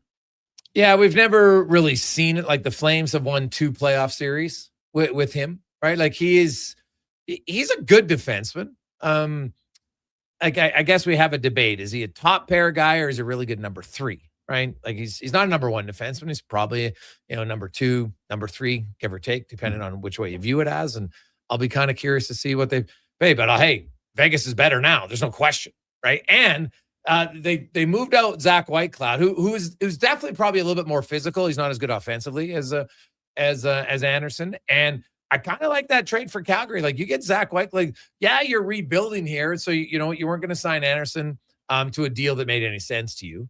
But Zach Whitecloud, I kind of like him for Calgary. And you got to make that pick hit for sure. But I don't mind this trade at all, really, for Calgary, where I look at where they are in their cycle that I think Zach Whitecloud could be a solid player for them. Like he's not going to be better than Anderson, but he's not chopped liver. Like it's not like you just get rid of Anderson and you don't replace him with anything and you take a massive step back. Like you're getting an NHL defenseman who is probably a number 4 or number 5, right? Like he's definitely a number 4 in Calgary. He's probably a number 5 on a competitive team. And I think you got to be careful. You got to make sure that you do bring in someone of quality because you still have some really good pieces there and you got a really good goaltender in Wolf, and you want to make sure that you're bringing in guys, you're still competitive, and the environment and the culture is obviously important. I wonder now with that move, is there other moves with Calgary? They still have some other, Kadri, is he a valuable piece for a team like, oh yeah, like for the Edmonton Oilers, like, big, skates well, has some physical, has a physical skill set that I think could help, the Oilers on a forecheck, just getting to the front of the net and being uncomfortable. Is this the first of many? I'm not sure. For the Flames, the Flames are going to make some moves here for sure. Like Blake Coleman's name has been out there for sure for them. Like it's funny, like Kadri, if you're Calgary, like you got to keep some guys around to teach your young players. I'm a big believer in that. Like when you go scorched earth and you just get rid of everybody, I think it's hard, right? Like, or at least then you bring in a guy like Tyler Toffoli, helps Celebrini and those guys. Right? He doesn't make them a better player per se, but he helps them maximize their abilities. Is kind of how I view it. So, and I don't think Jonathan Huberdeau's that guy for Calgary. Like they're kind of stuck with that contract. It's going to be an albatross. It's not going to be very good, but White Cloud's like a physical player. He'll compete hard and he'll probably get more ice time in Calgary. Like he was thrilled for this. Like he looks at it from his vantage point. He's probably like, I'm going to get to play way more. And if I believe in myself, this is going to be an opportunity for me to show more. So, but I think Calgary, Coleman, I think for sure is a guy they move. Kadri, I'm not sure. It's going to depend on the ask. Although if teams are that desperate for a second line center, they might really overpay for him. So that's the advantage right now. There's lots of teams looking for a number 2 center. The Oilers aren't looking for Kadri. I don't think he's a fit at all in Edmonton, but teams that need a second line center, there's quite a few of them. And I think you might have to pay big bucks, right? And you're getting them with term. That's the advantage. If you acquire Kadri, you're not just getting him for 1 year. You're getting him for what? He's got 3 years after this. So now the last year might be a little dicey, maybe salary cap age. We'll see. But I think there's lots of positive there. What about Kelly McCrimmon kind of getting on this early too? Like he doesn't seem to sit around and wait. And I think that, the balance or the risk factor of like waiting too long where all of a sudden now the value, the cost becomes higher. I kind of like his strategy and his ability to kind of, what was it? Thomas Hertel, I think it was years ago from San Jose. You never really heard Hertel's name being, at least I didn't, mentioned in the trade market and definitely not going to Vegas. He just seems to have this ability to call GMs and really have a good feel and understanding on the players that are out there and seems to be the GM that seems to land the surprise big. Well, he always goes in. Yeah, they're not afraid there for sure. There's there's no debating that. We mentioned it and or we didn't mention it, but the Miami Dolphins have hired their new head coach. It's going to be Packers. Formerly the Packers defensive coordinator Jeff Hafley is the new head coach, according to Ian Rappaport. So there you have it. There's one vacancy done. There's not a lot of offensive-minded head coaches. Lots of guys who are defensive coordinators. Now, I guess that doesn't mean they can't be good head coaches, but I do I still think, man, you got to have somebody. Like, if you're a defense, you better hire a great OC then, right? If you're a defensive-minded coach, I just don't think it wins. You need to have an offensive mind. And I know, like, a lot of these teams want to recycle coaches. Oh, you won a championship here. I'm like, yeah, okay. But no NFL coach has won a championship for 2 teams. Hasn't happened. So is that really the best way to go? Like, McDaniel didn't do great in Miami overall. He had some spurts, but those type of guys have he's got some experience. Now he goes somewhere else. Like, heck, look at Andy Reid. Andy Reid had a great career, hadn't won. Then he goes to KC and he wins a lot, right? So there's a little bit of, if coaches, I think when they win in one place, then they go somewhere else, they try to rebuild that thing. And it's hard. Like, every situation is different. So teams that are going to hire all the coaches that have won before, your odds aren't great that you're going to win with that guy just based on history. It's that experience that's just so hard to overlook. But get a guy with experience who hasn't won, right? Just because you won like 1 year out of 10 doesn't mean you're like some savant way more than the other guy, right? Winning like, does look at change. Paul Maurice. How many years did it take him to win? Yeah, but I 25 years. He hadn't won anything. Hadn't even really been close. It's so different now that Paul Maurice now that he's won. You handle yourself different. You come across different. Yeah, but my point was when they hired him, he hadn't won. Yeah. Right? He hadn't won. He had a lot of experience. Now, he probably never had a team he had the one Jets team that was maybe close, right? So a lot of things come together. He comes there. Oh, geez, I got Barkov. I got Bobrovsky. Oh, geez, I got Kachuk. I got Bennett. I got Reinhardt. I got a pretty good team. So, it makes you look better. But there's a reason why it's hard to win in one place and then go somewhere else. And everybody chases it. I get it. It's not saying I would never give a guy who's won a cup a chance. But when there's other ones out there, I'd look and say, okay, are we going to hire the older? Like, we got to have a guy who's, if you're going to go, I'd rather go with an Andy Reid who hasn't won, but's been close, than a guy who won once and think of the guy who won once is suddenly better. Yeah. Well, I mean, you got to have the horses. Any good coach is definitely going to have the top end players and needs the guys around them to be a good coach as well. But when you've won, to me, when you're just speaking at a different language and it comes across better. And, I don't know what it's like to win, but when you've won something and you've been through the grind, whether in any sport, you come across different. Your message is different. It's obviously more believable. I was actually just shocked to see how, some of these teams, the Bills there, that they got rid of that Sean McDermott. Like, to me, it was like, it's that close. Oh, yeah. It's that close. Mm-hmm. You lost your job when, how much of an effect did he really have? We all know about the interception and some of the plays. It's just amazing to me that we didn't win. God, you're done. The whole hire to be fired is wow. What a job, and what uncertainty that job comes with is crazy. Yeah, no, it's true. Like it's hard. Like it's hard to win. And sometimes like, what? Right place, right time. You need a little bit of luck. There's no question about it. You need a little bit of luck sometimes to win. And, like, let's say hypothetically the Patriots win this year, right?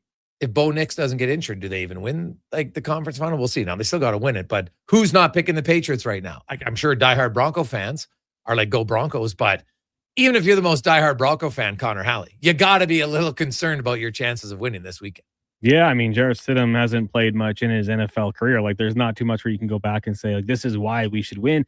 Bo Nix, love him or hate him. I mean, I think he missed some throws in that game, but he still made big plays with his legs that, probably got them that victory. So, yeah, it's absolutely a tough loss. Gregor, just going back to it, though, you kind of talked about hiring a guy who's won before. I don't know if you can say that as a blatant statement, because Andy Reid, almost won with the Eagles against the Patriots, right? Like, what if they win that game? You'd still go and hire Andy Reid, right? Like, if you're the Kansas City Chiefs, you got to hire the best candidate possible. So I'd be okay with hiring a former Super Bowl winner if they're the best candidate. I'm not going to go look at Mike McCarthy and say, yeah, this is the guy, he's going to win. Not in 2026. But if there was a guy who's won a Super Bowl and is still a good candidate, maybe it is Tomlin. I mean, I don't think it would deter it for me, because Dick Vermeil would be another one who didn't win a Super Bowl, got close. Yeah. If that game goes different, I think the greatest show on turf still wants him to win that Super Bowl. You know? Yeah. Oh, yeah. No, you like, and like I look at the year the St. Louis Blues won the Cup, right? Like they got a lot of things that just kind of came together in a 6-month span. Really, 6 months. And awesome for Craig Berube, right? It was fantastic. He won. What will he ever get close again? We'll see, right? Like Toronto's starting to find their way now a little bit, but it's just difficult from place to place. We mentioned, Florida, Paul Maurice. Look at how many years he coached, man. And he had lost in the Cup final a few times, right? But and then didn't really get close for long periods of time either. So, Glenn Sather was in Edmonton, had unreal success, went to New York, couldn't do the same thing, right? Gretzky couldn't win elsewhere. Like it's hard. So I'm very curious about this hiring cycle. Like I'll say this, I think right now, the Bills head coach who just got fired is got to be one of the most intriguing ones because he's been close, but he didn't win, right? So he's still like, oh my God, I learned a lot. I was close. And like if I'm another team that's out there, like Vegas. Yeah, but see, Vegas is so far away. I would be calling him immediately. Yeah, well, I get why they would, but they're just so damn far away from winning, right? Like that's fair. If you're him, don't you want to go to like Pittsburgh or Baltimore? Yeah. Right? Like teams Baltimore that are close. For sure would be tempting. Right? Yeah. Like Lamar Jackson. Hey, right? A little different, but well, what about someone going into for the Bills? Like they're right there going into a new stadium. Oh yeah. No, that's going to be an attractive one, but I don't know. Like, so Harbaugh's already been hired by the Giants. Tomlin's not going to coach this year. So they'll have to. Is he just saying that? No. I think he's taking the year. Really? Yeah, he'll get paid. Somebody's going to throw a bunch of money. He'll get paid a lot of money to be an analyst and not have nearly that much stress. Like, trust me, he will enjoy that very nicely. We'll come back. Kevin Woodley is going to join us here on the Gregor Show, presented by PlayAlberta.ca. We'll talk goaltending. The Devils in a world of trouble. The Penguins playing pretty well. The Capitals. We'll get into all that and more on the Gregor Show, presented by PlayAlberta.ca. They are nice, tasting just so right. You can order Oodle Noodle at oodlenoodle.ca, delivering you the news almost right away. Remember, you can order Oodle Noodle at oodlenoodle.ca. So stay on your couch all day and order oodlenoodle.ca. Oodle Noodle. When picking a New Year's resolution, try to avoid things you have no influence over. Like bringing home the cup? That would be awesome. But completely outside your control. Instead, pick something you can control, like bringing home some Wilhauk beef jerky. That would also be awesome. But what if we brought the cup home to Canada and it was filled with Wilhauk beef jerky? Okay, I'll allow it. Wilhauk beef jerky, only available in Leduc. Get yours today because you don't win cups with salad. Vinny and Don in Hockey are dedicated to skill development for all hockey players. If you know a student athlete interested in growing as a person and a player, register for a free shadow day. Beginner or experienced, this program develops a student athlete skill in a supportive environment. It's a great opportunity for prospective student athletes entering grades 3 through 12 to see what Vimy and Donnan have to offer. Visit vimyridge.epsb.ca or donnan.epsb.ca for more info and to sign up. Does your New Year's resolution include saving money? Then don't miss the store-wide inventory clearance at the Brick. Save up to 70% off in-store clearance items. Buy more, save more on bedroom and dining furniture. Up to 25% off. Save on select major kitchen appliances. Plus, buy 2 or more and save the tax. Finally, a resolution you can keep. The Brick, saving you more. Some exclusions apply. See in-store for details. I'm Rick Showers from Noble RV. This is the time of year people make their New Year's resolutions. If they're lucky, they'll keep that up till February. So I propose another resolution. This year, resolve to be camp ready. Now, what do I mean by that? At Noble RV, camp ready means never wondering if your RV will be ready for May long weekend. You know it'll be ready because you made the decision back in the winter. You know now. Is Camp Ready something I can get from Noble RV? That's right, Bob. Camp Ready is our 12-month RV maintenance plan. It includes winterization in the fall, startup in the spring, roof assessments every year, and all your scheduled maintenance. So when you want to get to the great outdoors, you already know you're Camp Ready. How do I get to be Camp Ready, Rick? We're starting small, Bob. Just 67 Camp Ready plans are available at No Bull right now. And that's No Bull. NoBullRV.ca. Portions of this hour brought to you by Sherbrooke Liquor, the best place for wine, cocktails, and beers from all over the world. Also a variety of excellent non-alcoholic options. See more at SherbrookeLiquor.com. The Jason Gregor Show, the best of Edmonton sports talk and beyond. This is Sports 1440. Presented by PlayAlberta.ca, Alberta's only regulated online gambling website.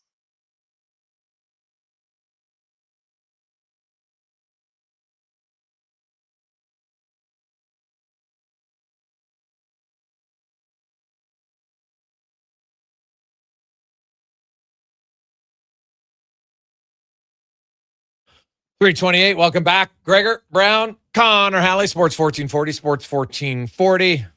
Oilers Nation, YouTube, Facebook, X, and Instagram. Hope you're having yourselves a lovely, lovely Monday. Of course, a busy day in the NHL and the NBA due to Martin Luther King Day in the United States. So lots of matinee games. The Avs taking on the Washington Capitals, who will be here on Saturday.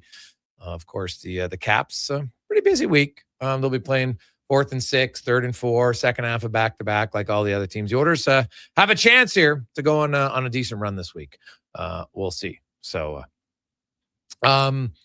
looking at the Oilers schedule, it's time to talk a little goaltending as we go in the room, brought to you by Action Electrical. Take action on your savings. If you've been thinking about it, don't wait any longer.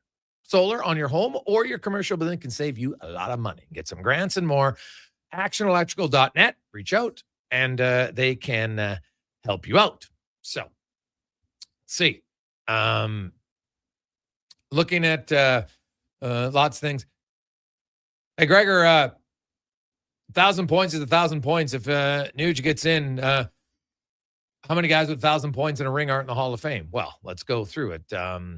Vincent Damphus, Rod Brindamore, Theron Fleury, Alex Kovalev, Patrick Elias, Ryan Getzlav. So, and just because you win a cup and you're on a cup team doesn't mean like you're a Hall of Famer to me. And just like if you don't win a cup doesn't mean you're not a Hall of Famer. Hall of Famer is more an individual award. And how many forwards are in the Hall of Fame outside? And I don't want to use the original 6 era. They played fewer games, all that stuff. But how many guys in the last 50 years are in the Hall of Fame who are forwards and who have had one season of 70 more points? Like, you got to be realistic. You can't just be like, well, I love Nuge. You can love the Nuge. Great player. He's going to be in the Oilers Ring of Honor. He just had 1,000. He's going to get so many honors and all deserving. That doesn't mean he's Hall of Famer. It's two different things. As Kevin Woodley now from In Goal Magazine and NHL.com joins us. Woodley, how you doing, my man? I've had a day, buddy. I've had a day. Oh, yeah? In a car accident or what? No, not me, but I've just had a day, buddy. And so obviously Kiefer Sherwood, a lot of things going on, a lot of moving parts here. So I'm in the car. I'm settled. We're calm now. So yeah, it's all good. There's a lot of going on here in Vancouver right now. I also got a chance to watch your Oilers goaltenders on the weekend. So I've got some impressions of them I can share as we go forward here. Oh yeah, well let's start with that. Connor Ingram has made 8 quality starts out of his 9 games, and in those 8 starts, he has a .934 and a 1.72 goals against average. He's been really good. Tristan Jarry has yet to lose in regulation. He's 4-0-1. He didn't have an overly busy night in Vancouver on Saturday, but he still stopped 31 shots. And hey, anytime you get a shutout, that's pretty darn good. What do you make of the Oiler goalies thus far? Yeah, I mean, pretty much, best situation. Like Connor Ingram right now, since he's joined the team, and I ran some of these numbers since the trade, like he is 4th in the entire National Hockey League in adjusted save percentage. Like he isn't just playing really well by Oilers standards, but as much as it is a small sample and it's a really good environment, he came into a team that corrected some of their defensive miscues early in the season. He's been really good. Tristan Jarry, from a personal viewing the other night, like just his second game back, obviously he had the shutout. You're right. He wasn't super busy. There wasn't a ton of high danger chances. As a matter of fact, writing the game up on press row was like we were sort of trying to find highlight reel, like what were the tough saves in this moment as we describe his first shutout with the Oilers. But there were some scrambles around the net, and I really liked his battle level. And I know that sounds cliche, but when you look at loose pucks in and around the net, it's busy back there. But he uses his stick. He's active. He'll kick pucks out. He does not lose his balance over his knees, even in those moments. Like the amount of times where he's totally out of it, his willingness to kick a puck out, in a scramble battle, kick it away from danger, to use an active stick to swipe it away without, again, getting pitched forward, getting himself, spread out.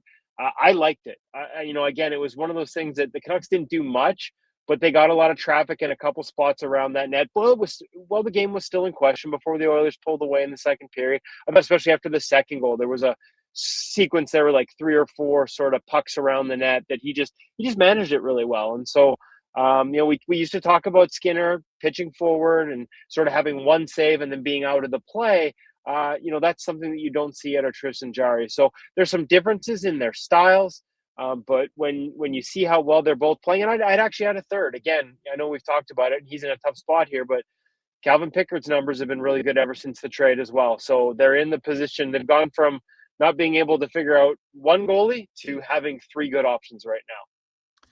So Jarry, we all know that he plays the puck extremely well. You've had a chance to watch Connor Ingram. What do you think of his playmaking ability outside of the net with the puck? I'm going to be honest, Sean. I haven't paid special attention to it compared to Jarry, so I don't want to speak out of turn or blow any smoke here.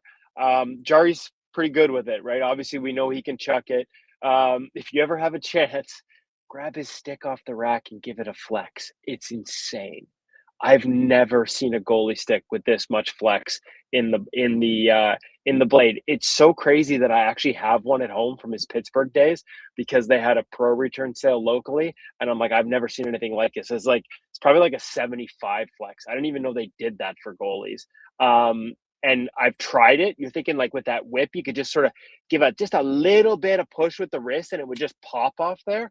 I can't even use it. It's like a wet noodle.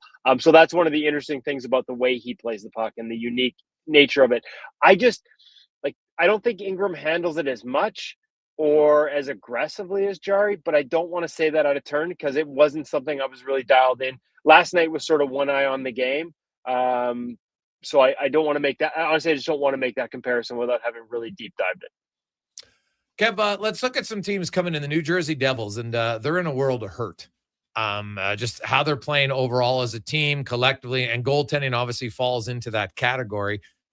What do you make of the Devils? Because, man, they started out like a house on fire, right? They had an 8-game winning streak in October. They lost their opening game, and then they won 8 in a row, and everyone's like, oh, yeah, the Devils, man, they're a team to beat. And the Devils have not been very good for the last 25 games at all. Well, how much of that is goaltending? How much of that is team defense? Or is it just an even combination of both? Yeah, it's a little bit of both. I don't know if it's team defense, although it hasn't been as sturdy as it was, like that sort of Sheldon Keefe bump that we talked about last year in terms of taking a skilled team and getting them to defend hasn't been as prevalent this year. Both guys have environments that are below league average since December 1st. Both guys themselves, like their performance relative to environment is below expected. So neither guy sort of jumps off the table there. Markstrom had a terrible start. Jake Allen had a really good start. Like on the season as a whole, Jake Allen's numbers aren't bad at all. Like they're fine. As a matter of fact, they're kind of flirting with, top 10, 11th, 12th. Like they're right there with Igor Shesterkin on the season as a whole. But over the last 6 weeks, neither guy has been great. Now, Markstrom's numbers they took a beating in that 9-0 game.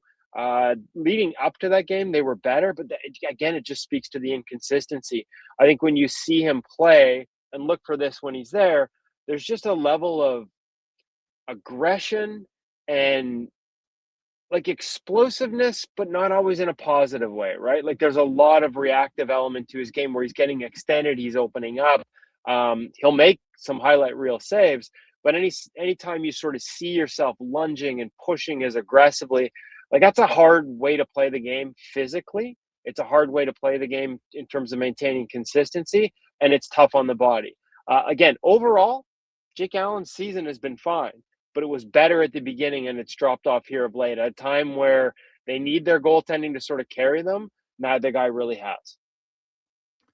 You talk about New Jersey struggling. What about Ottawa? I mean, they seem to be a team that is struggling. They got players calling out goalies. I mean, they bring in James Reimer. What's that realistic expectation that we can expect from a goalie that's, obviously getting a little bit older in his career?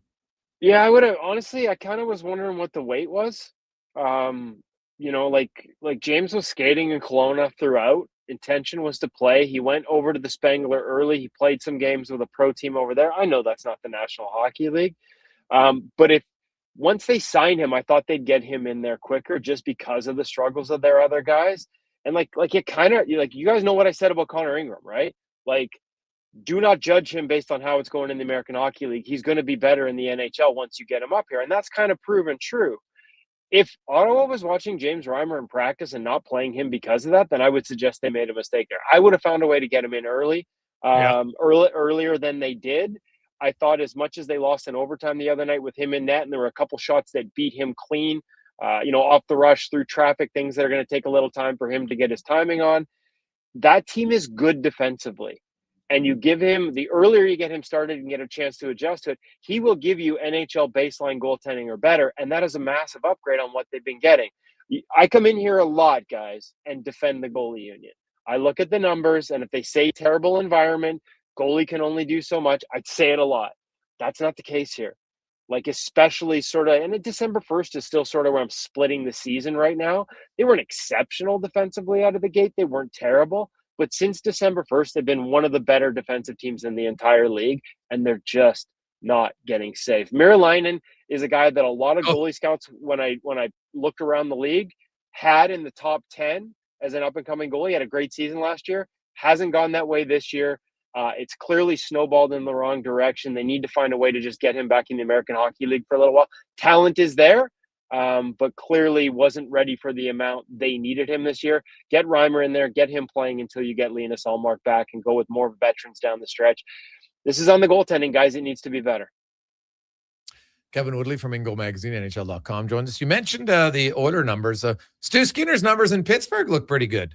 Obviously the first game against Edmonton wasn't great, but since then his numbers are really good. Actually, since Ingram got recalled, and he's been in 9 games, Stuart Skinner has the best goals against average of any goalie who's played at least 6 games, and the second best save percentage. What do you make of his play? And now he's also, I don't think he's played back to back. They're just on a complete rotation.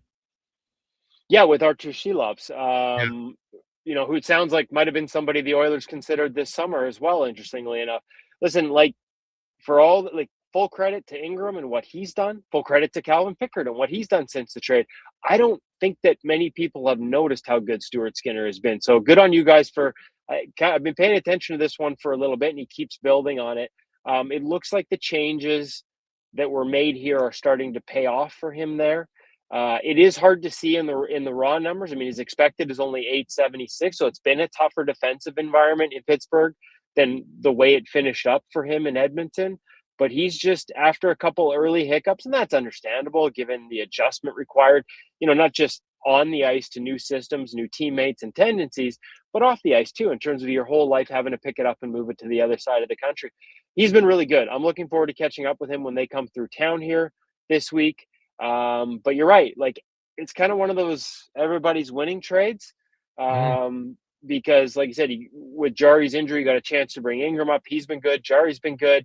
Stuart Skinner deserves the tip of the cap. I think a lot of people thought he would just go disappear in Pittsburgh, and he hasn't. He's kind of raised his hand and raised his game as to say, hey, like I'm an option here. I'm heading into an unrestricted free agency year, and I can play. So good for him. Good for the Penguins, who I don't think a lot of people thought would hang around as long as they have. I do think there's probably a different pressure level, as much as playing behind a Crosby-led team comes with pressure of its own because he's there to win and win only. In terms of the outside pressure and the attention on it, it's probably, I'm guessing, been a bit of a load off for him, and he just gets to go out there and play now. Kev, what about Washington? Logan Thompson since December 1st is 6-8-3. He's played a lot more games. Like it's not a close to a split. It's like a 3-1 split. 17 games for him, 6 for Charlie Lindgren. And Lindgren's numbers aren't very good. Sub 900 save percentage, above 3 goals against average. Logan Thompson's still pretty good at 913, 268.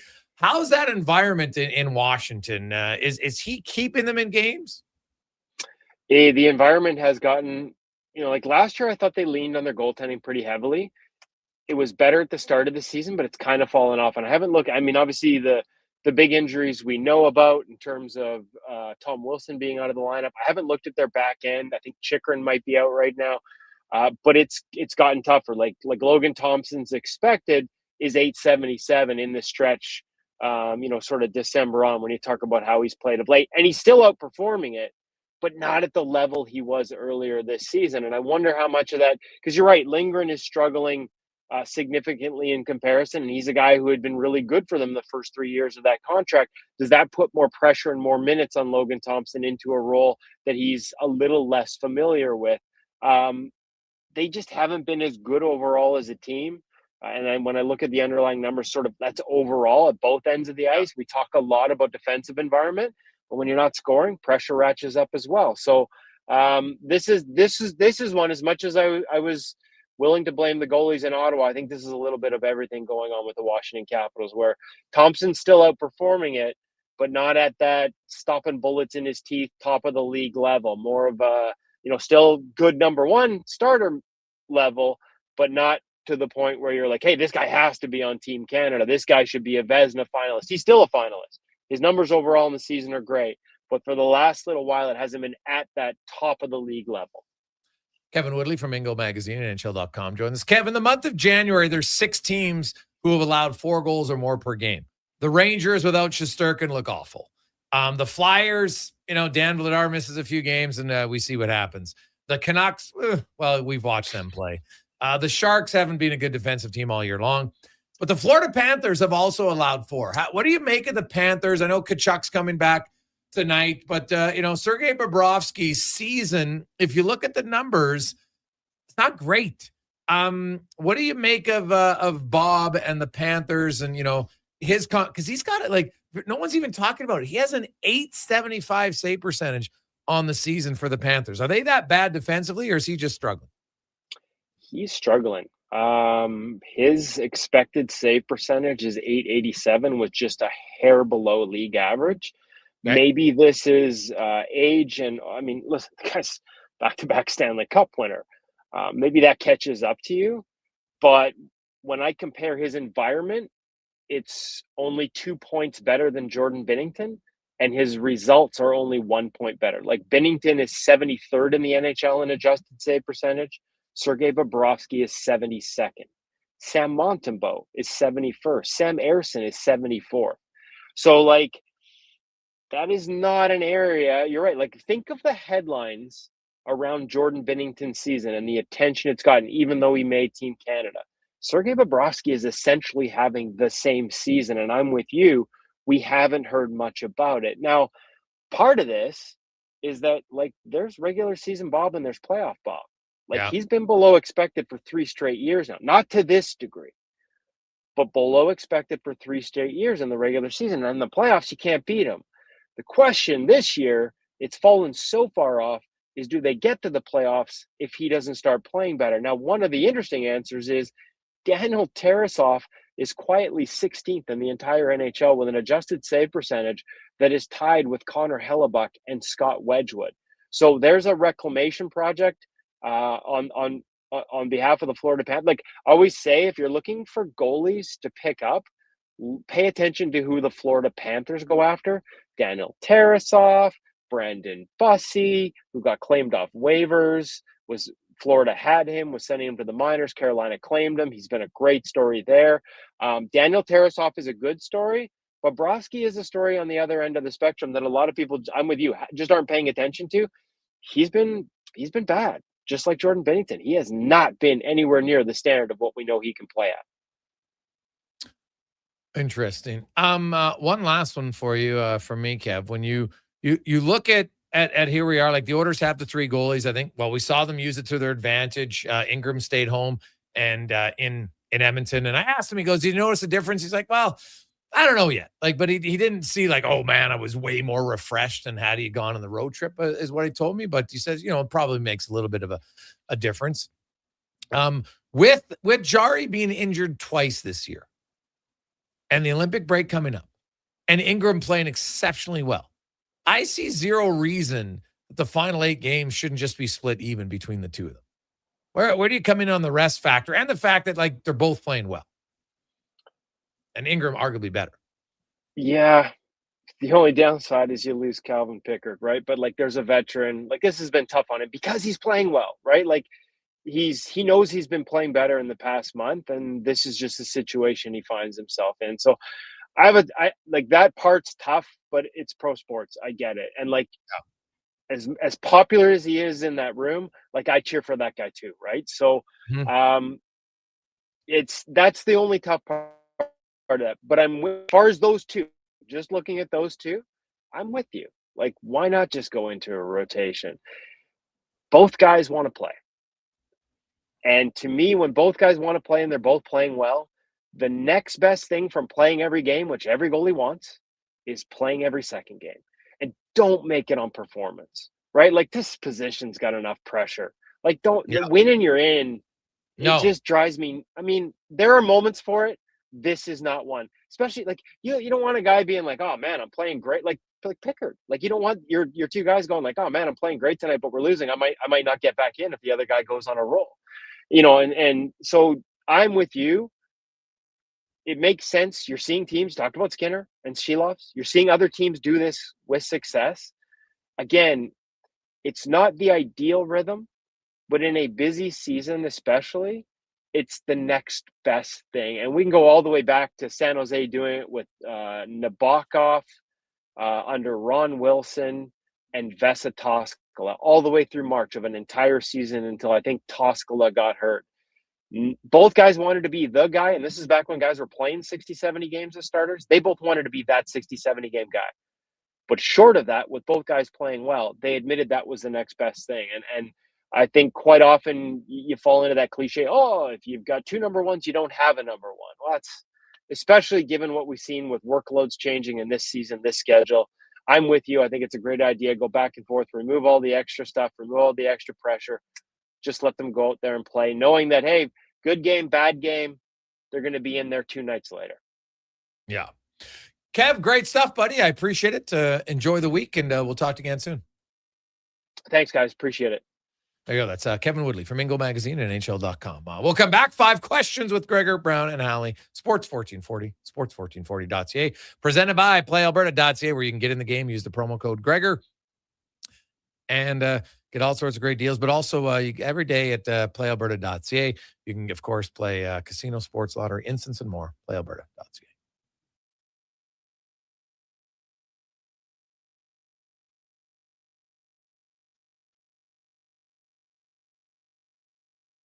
If you need it immediately with no overtime rates. If you need it immediately and want to combo it with AC. No payments and no interest for 1 year on your new furnace. It could only be Legacy Heating and Cooling. Got a car you're ready to part with? Find out what it's worth. Fast, easy, and totally free at Go Auto. We're talking top dollar trade-ins, whether it's a little worn or still rocking that new car smell. Just a few clicks, and boom, you've got your value. Text VALUE to 780-777-7777 to start. That's VALUE to 780 all sevens. Why guess what it's worth? Let Go Auto show you the money. They're not just a grocery store. They're a butcher, a baker, a cafe, deli, rotisserie pizza, and restaurant, all under one roof. Loca Quality Market does food differently with 2 locations to serve you. Edmonton and Sherwood Park. Visit loca.ca. Hey, Edmonton, did you know a local Play Alberta winner scored over $500,000 on Mega Jackpot's Ocean Bells? Think about the season tickets you could lock down with that kind of cash. From major casino winners every hour to jackpots worth millions and hundreds of popular games to money that stays in the province, there's never been a better time to sign up for Play Alberta. Download the app today to get started with casino, sports, and lottery all in one app. Must be 18 plus to play. When you gamble, use your game sense.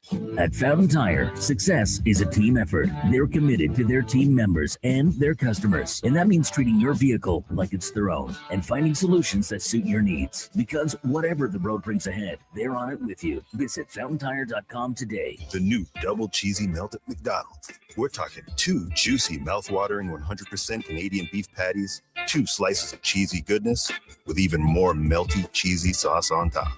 Topped with pickles, then crispy and grilled onions. The way it all comes together, you don't just eat it, you melt into it. The double cheesy melt, only at McDonald's. For a limited time only at participating McDonald's restaurants in Canada. Legacy Heating and Cooling offers no payments and no interest for 1 year on your new furnace. So when you wake up to no heat, Call Legacy.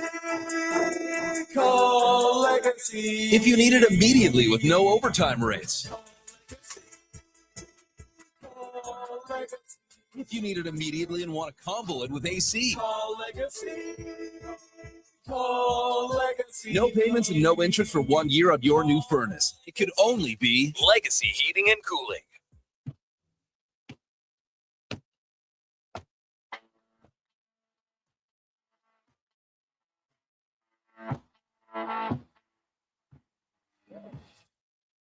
Portions of this hour brought to you by Papa John's. Get 3 large specialty pizzas for only $54.99. Perfect for game night. Use promo code 3LG at papajohns.ca or on the Papa John's app. The Jason Gregor Show, the best of Edmonton sports talk and beyond. This is Sports 1440. Presented by PlayAlberta.ca, Alberta's only regulated online gambling website.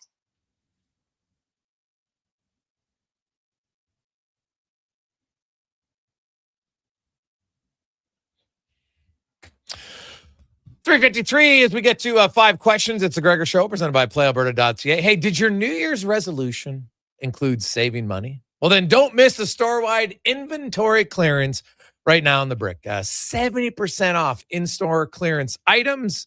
Also, you can get up to 20% off kitchen major appliances and more at the Brick and thebrick.com. It's time for 5 questions on the Jason Gregor Show. All right, guys. Question number 1. As we sit right now, are you more confident in an Ingram-Gary duo than you would have been with Skinner and Pickard going into the playoffs? Go ahead. That's a good question. Neither has any playoff experience. So what you do in the regular season is great. What are they going to do in the playoffs? So that I would say as a tandem, yes. I think the tandem gives me a better chance, but it's not like it's massively there simply because there's not a playoff track record of success yet. Doesn't mean they can't have one, but that's why I'm like slightly, but not infinitely more. Yeah, I'm not sure either. I mean, Jari's had a ton of success, in different areas of his career. As long as he can, the only thing that concerns me about Jari is just, staying healthy. Connor Ingram is obviously doing well in a small sample size. I still, Pickard has come here and done exactly what he's had to do and was brought in here to do. So I still think there's still room and an opportunity for him to be here. But, I think a lot of this is just going to come down to how healthy Jari can stay. Question number 2 for you guys. Over the weekend, we saw maybe what some people would call a faux pas, goaltending getting called out post-game interviews. Are you okay with that when it happens? I'm not. I think there's lots of opportunity behind closed doors to have a conversation with a teammate. I don't think anything positive comes from calling out a guy on television where, you have to air your dirty laundry. I think at the end of the day, every player, isn't perfect either. And there's going to be times where, defense forwards, they're going to have their struggles. And I don't think it's a spot to kind of air out your emotions. I think it's something that for me would probably create a little a little disconnect in the room. So I don't see any. I don't know why you'd ever want to do that. I don't have a real big problem with it. Guys will go in post game. Oh, this guy's a great player. He's not a great player, but he says he's a great player, and everybody thinks it's okay. So I don't put much stock into something like that. He said, "Hey, you know what? Mason say, truth is, you need more than 10 saves a night, and that's a fact. And when your season save percentage is 857, sorry, you got to play better. And if I don't view that as calling him out, he was asked a question, he answered the question. Was he going to lie and say, "Oh, I thought he played great"? What's he supposed to say? We can't get mad at people for telling the truth. Their goaltending's terrible. It's the worst that we've seen in decades. So we're just supposed to pretend it's great? Sorry. I don't have a problem. I don't even think it was that harsh. He's like, he even started by, hey, he made some saves. We just need more than 10 saves a night. It wasn't mean, wasn't loud. It was just a statement of fact. And everybody's so thin-skinned now that you can't tell the truth. So I don't have a problem with telling the truth. I don't agree with that. Yeah. That pisses me off. Well, that's okay. It can't piss you off. But there's nothing. There's what? So how should you answer the question? Well, just, yeah. Should you lie and look like an idiot? Absolutely. Dance around it a little bit. For sure. What good comes out of it? I mean, it's a team sport too. I just, I guarantee it. But goaltending on a nightly basis is letting them down. And he's not wrong. He's not wrong by saying they're letting him down. But that's a coach. That's a management thing. You're a player. Yeah. Right? Get behind your teammates. Yeah. I guarantee I'm sure I would hope to think that goalie had a conversation. But this is like 25 games in. He hasn't said anything until game. That's not his. Point. He's a player. It's not your job. It's not. That's not. I never get mad at guys for answering a question. Honestly, you can disagree with how he answered it, but you also said, but he told the truth. Did he tell the truth? I'm never going to get mad if your kid. What is the number one thing parents tell their kids? If you tell the truth, you're never in as much trouble as if you lie. And I know that you're compounding your lies. But if you're a player in a team in that environment, I would be pissed. If that was one of my teammates, I would definitely be having. So maybe piss him off so he plays better.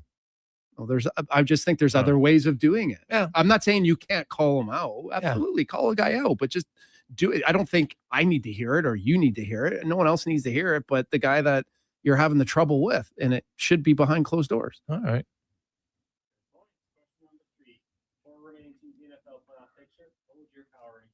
1 through 4. Well, NFC's 1 and 2. So I'll say Seahawks, Rams, Patriots, and Broncos are probably number 8 out of 4 now because unfortunately no quarterback. Ooh, so there's so many injuries and I'm not the biggest NFL person out there, but I'll go with Patriots, Rams. But you're obviously going Seahawks ahead of the Broncos. They're starting quarterbacks out. Yeah. What did I Yeah. So you have Seahawks 3rd. You love the Patriots, don't you? You're like a secret Patriots fan, aren't you? Why? Yeah. Why not? Okay. You know what? I'm happy that they're having success since Brady's gone. Right? I mean, they were a team. They were the team. Yeah. And that's not a bad turnaround for an organization, is it not? Yeah. What? Well, 7-8 years, kind of like a rebuild, really. Right? Yeah. So no, not bad at all. There. Still too soon. Cons, who do you have ranked? I would go Seahawks, Rams, Patriots, Broncos. Yeah, okay. I think the NFC right now is so much stronger. With it. The Seahawks looked unbelievable. Question number 4 for you guys. PlayAlberta.ca has the Hoosiers as the 7.5-point favorite. They take on the U tonight. Well, of course, Miami Hurricanes in the national championship. Who would be your pick to win, including the spread? I'm still taking Indiana, man. They've dominated everybody all year long. So so basically they got to win by 8. Yeah. I will take them to cover tonight. Are you watching the game? No, it's my mother-in-law's birthday party, so I will not be watching. Oh, okay. But I'll watch highlights. But I don't. Yeah. I'm not like Declan's our huge college football guy, right? Like he'll be watching all the games. Like I would. You know what? Well, dinner might be over. I might get to watch like if the fourth quarter's close, right? I would probably turn it on to see by then. You going out to eat? No, hosting at our house. Oh, nice. So who's cooking? No one. We're ordering it. Well, I'll go Indiana. You know what? It was actually nice when we were in Palm Springs there. It was nice to watch, you know how Americans are with the NFL and Oh, yeah. how excited they get. I mean, it was nice to be at an outdoor bar, nice weather, watching it, and the typical American fans were right into it and loud, and so it was kind of cool. Final question for you guys. Actress Katie Sagal turns 72 years old today. She's played a lot of moms on TV, like Jatz's mom, among all my Married with Children, tons of them. Anywho, with that being said, who are your favorite 3 moms on television? I'll go Renee, is it Zellweger? Jerry Maguire. Oh, all right. All right. That was a nice one. Okay. The lady that you just said, is that the lady that was in American Pie? No. Oh yeah, she was on. She was Al Bundy's wife there. Yeah. So I'll go. What's that Stifler's mom there? She. What's that? I guess I didn't say good moms, but Jennifer Coolidge. Oh, that's classic. That's awesome. Okay. Yeah. And who's your third one? I don't know. I guess I will. I don't know. I'll go with what is it? Peggy Bundy, the lady you were just saying. Oh yeah. there. Okay. Peggy. I'm gonna go Claire Huxtable off of the Cosby Show. She I thought was a pretty good mom. Are we just going like good mums or? Yeah. Any mom? Who is your favorite mom on TV? Oh, I like Claire. Okay. Now obviously can it be movies too, Cons? Sure, why not? Right. Well, I'm kind of like, as I get older now, I kind of view it differently, right? But I liked Family Ties. Can't remember her name right now. I think it was Jane, but just because she was funny, Sophia on the Golden Girls, she had the best lines. Oh, that was good. Oh, she was ruthless. So I'll go with Sophia. Cons, what about you? Yeah, I'll take Claire Dunphy from Modern Family. Oh, yeah, good one. Loves Halloween, so got to give her credit for that. It's a cartoon, but Peggy Hill from King of the Hill. Everyone should have the confidence that she has in herself, even if you're wrong all the time. She's just extremely confident. And then I got to go Lois from Malcolm in the Middle. I've said before I hated her as a kid, but then you get older and you realize all she had to go through with those kids and her husband. So she liked pretty her, good TV mom. She snapped and it made for good comedy. That's true. Elise Keaton is who I was remembering from Family Ties. What's the actress's name? I don't know. Something Meredith or something like that. I don't know. I can't remember. Justin Bateman, Michael Fox are all in, but I think it's Meredith. Maybe Meredith Baxter. There we go. So all right. So yeah, there's lots of good ones, right? Lots of good options, but and Sophia was funny in Golden Girls. Like, just great one-liners. Hilarious. Just really shaming all of them. Oh, yeah. She was awesome. Brownie wouldn't have liked her because, he would have said, can you say that off screen, please? I didn't mind the Golden Girls was the clean, nice. I was surprised with your Huxtable there. The Cosbys. Claire was great. Yeah, I thought we were kind of going with like kind of pretty moms. What about the Little House on the Prairie? Well, I just remember Laura and Mary, but I don't even know what Mrs. Ingalls' name was. Charles was the dad, but I don't even know what the mom was.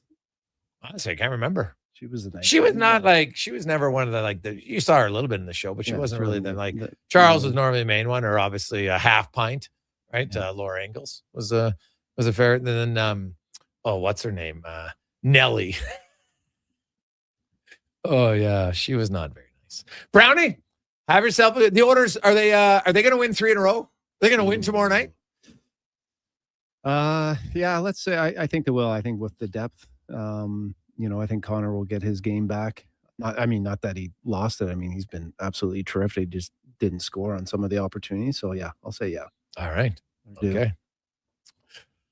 Let's get to the con man and a sports 1440 update brought to you by Fountain Tire. More than just tires. Vehicle repairs, oil changes, they do it all. Keep your vehicle on the road, fountaintire.com. This is a sports 1440 update. Trading NHL today, the Vancouver Canucks have sent a pending free agent Kiefer Sherwood to the San Jose Sharks in exchange for Cole Clayton and 2 second-round picks. Sherwood has 17 goals, 23 points in 44 games this season. On the ice, couple games going on right now. Avs lead the Capitals 3-2 after 40. And early on in the second, Penguins up on the Kraken 2-1. Earlier today, it was the Sabres falling to the Hurricanes 2-1. Later today, you've got the Panthers and the Sharks, Wild in Toronto, Golden Knights up against the Flyers, the Jets in Chicago, Flames host the Devils, Canucks up against the Islanders, and the Rangers taking on the Anaheim Ducks. In the association, at halftime, Spurs up on the Jazz 61-57. Wembanyama with 21 points in that one. And in the second quarter, Mavs up on the Knicks 55-36. Earlier today, Bucks victorious over the Hawks 112-110. Thunder get past the Cavs 136-104. And the Wizards fall at home to the Clippers 110-106. From the NFL, Buffalo Bills firing head coach Sean McDermott after 9 seasons with the organization. The Dolphins close to hiring Jeff Hafley, the former Green Bay Packers defensive coordinator. And brutal news for the Seahawks. They'll be without running back Zach Charbonnet as he suffered a torn ACL in their win over the Niners yesterday. 2 games in the AJ tonight. Bobcats host the Grizzlies while Bonneville is in Canmore. Both games will start at 7. Coming up in hour 3 of the Jason Gregor Show, we'll hear Cam Tate's 2-minute warning and be joined by Dennis Bernstein from the 4th period. I'm Connor Halley. This has been a Sports 1440 update. Sports 1440, the Stingray radio station. CKJR broadcasts from West Edmonton Mall and Wetaskiwin. Download the free Stingray music app and listen wherever you go. A pizza from Papa John's. Just after 3 o'clock. But you know what's Well, it looks like one of 2 pizzas from Papa John's. For a limited time, get a medium all one-topping that and pizza more on the for only Gregor Show within that $6 when you order any large specialty pizza at regular menu price. Whether you're feeding Gregor, your family, Brown, your team, Connor or Halley, yourself, Sports 1440. get your next meal from your locally owned and operated Papa John's with a $6 one-top medium when you order any large By specialty at PlayAlberta.ca. regular Hey. menu price. Better ingredients, better pizza, Papa John's. Legacy Heating and Cooling sucks. Yeah, Legacy can now suck your ducts with professional duct cleaning, furnace cleaning, and dryer vent cleaning. Call Legacy. Call Legacy. When you need the filth sucked from your air ducts. Call Legacy. Call Legacy. When you want cleaner air for your family. Call Legacy.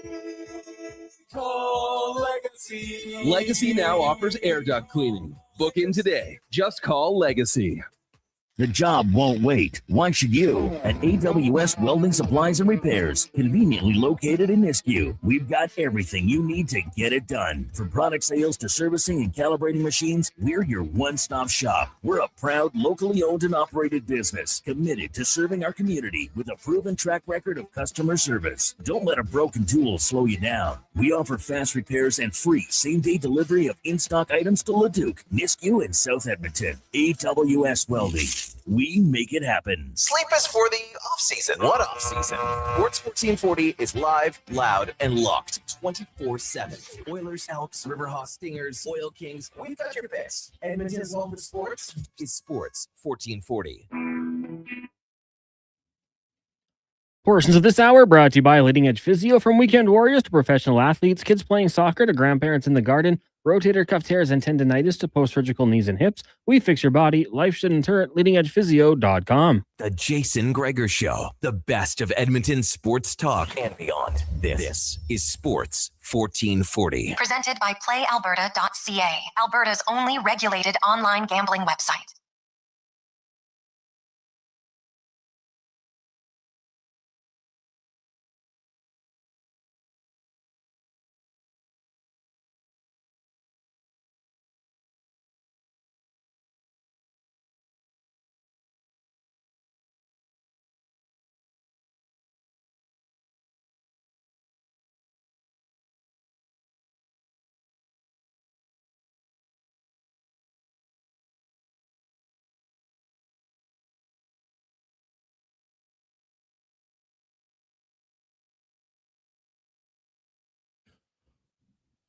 Rolling through.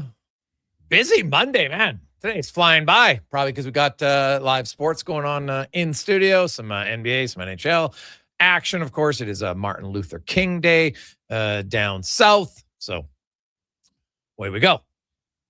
The Gregor Show is always brought to you by PlayAlberta.ca. Lotto Max tomorrow, $15 million. Get your tickets at PlayAlberta.ca. The Edmonton Oilers having a day off today after back-to-back shutouts on Saturday and Sunday. They'll take on the Devils, who are in Calgary tonight. They play the Devils tomorrow. Then they got the Penguins. Stuart Skinner returns to Edmonton on Thursday. Then Ovi. Will it be his last game in Edmonton? There's some rumblings. Maybe he's going to retire. I hope not, but we shall see. Coming up, Dennis Bernstein's going to join us. We'll talk all things NHL. Also, the LA Kings are struggling. Is their coach on the hot seat? They need to make a coaching change. They just don't have the talent. What is going on in Los Angeles? Because if you haven't noticed, the Edmonton Oilers in Vegas, no surprise, they've created quite a bit of separation now in the Pacific Division. Vegas has 60 points. Edmonton has 58. Seattle's at 51. San Jose's at 51. Anaheim and LA also at 51. Now, those teams have some game in hand because the Oilers have played the most games in the National Hockey League.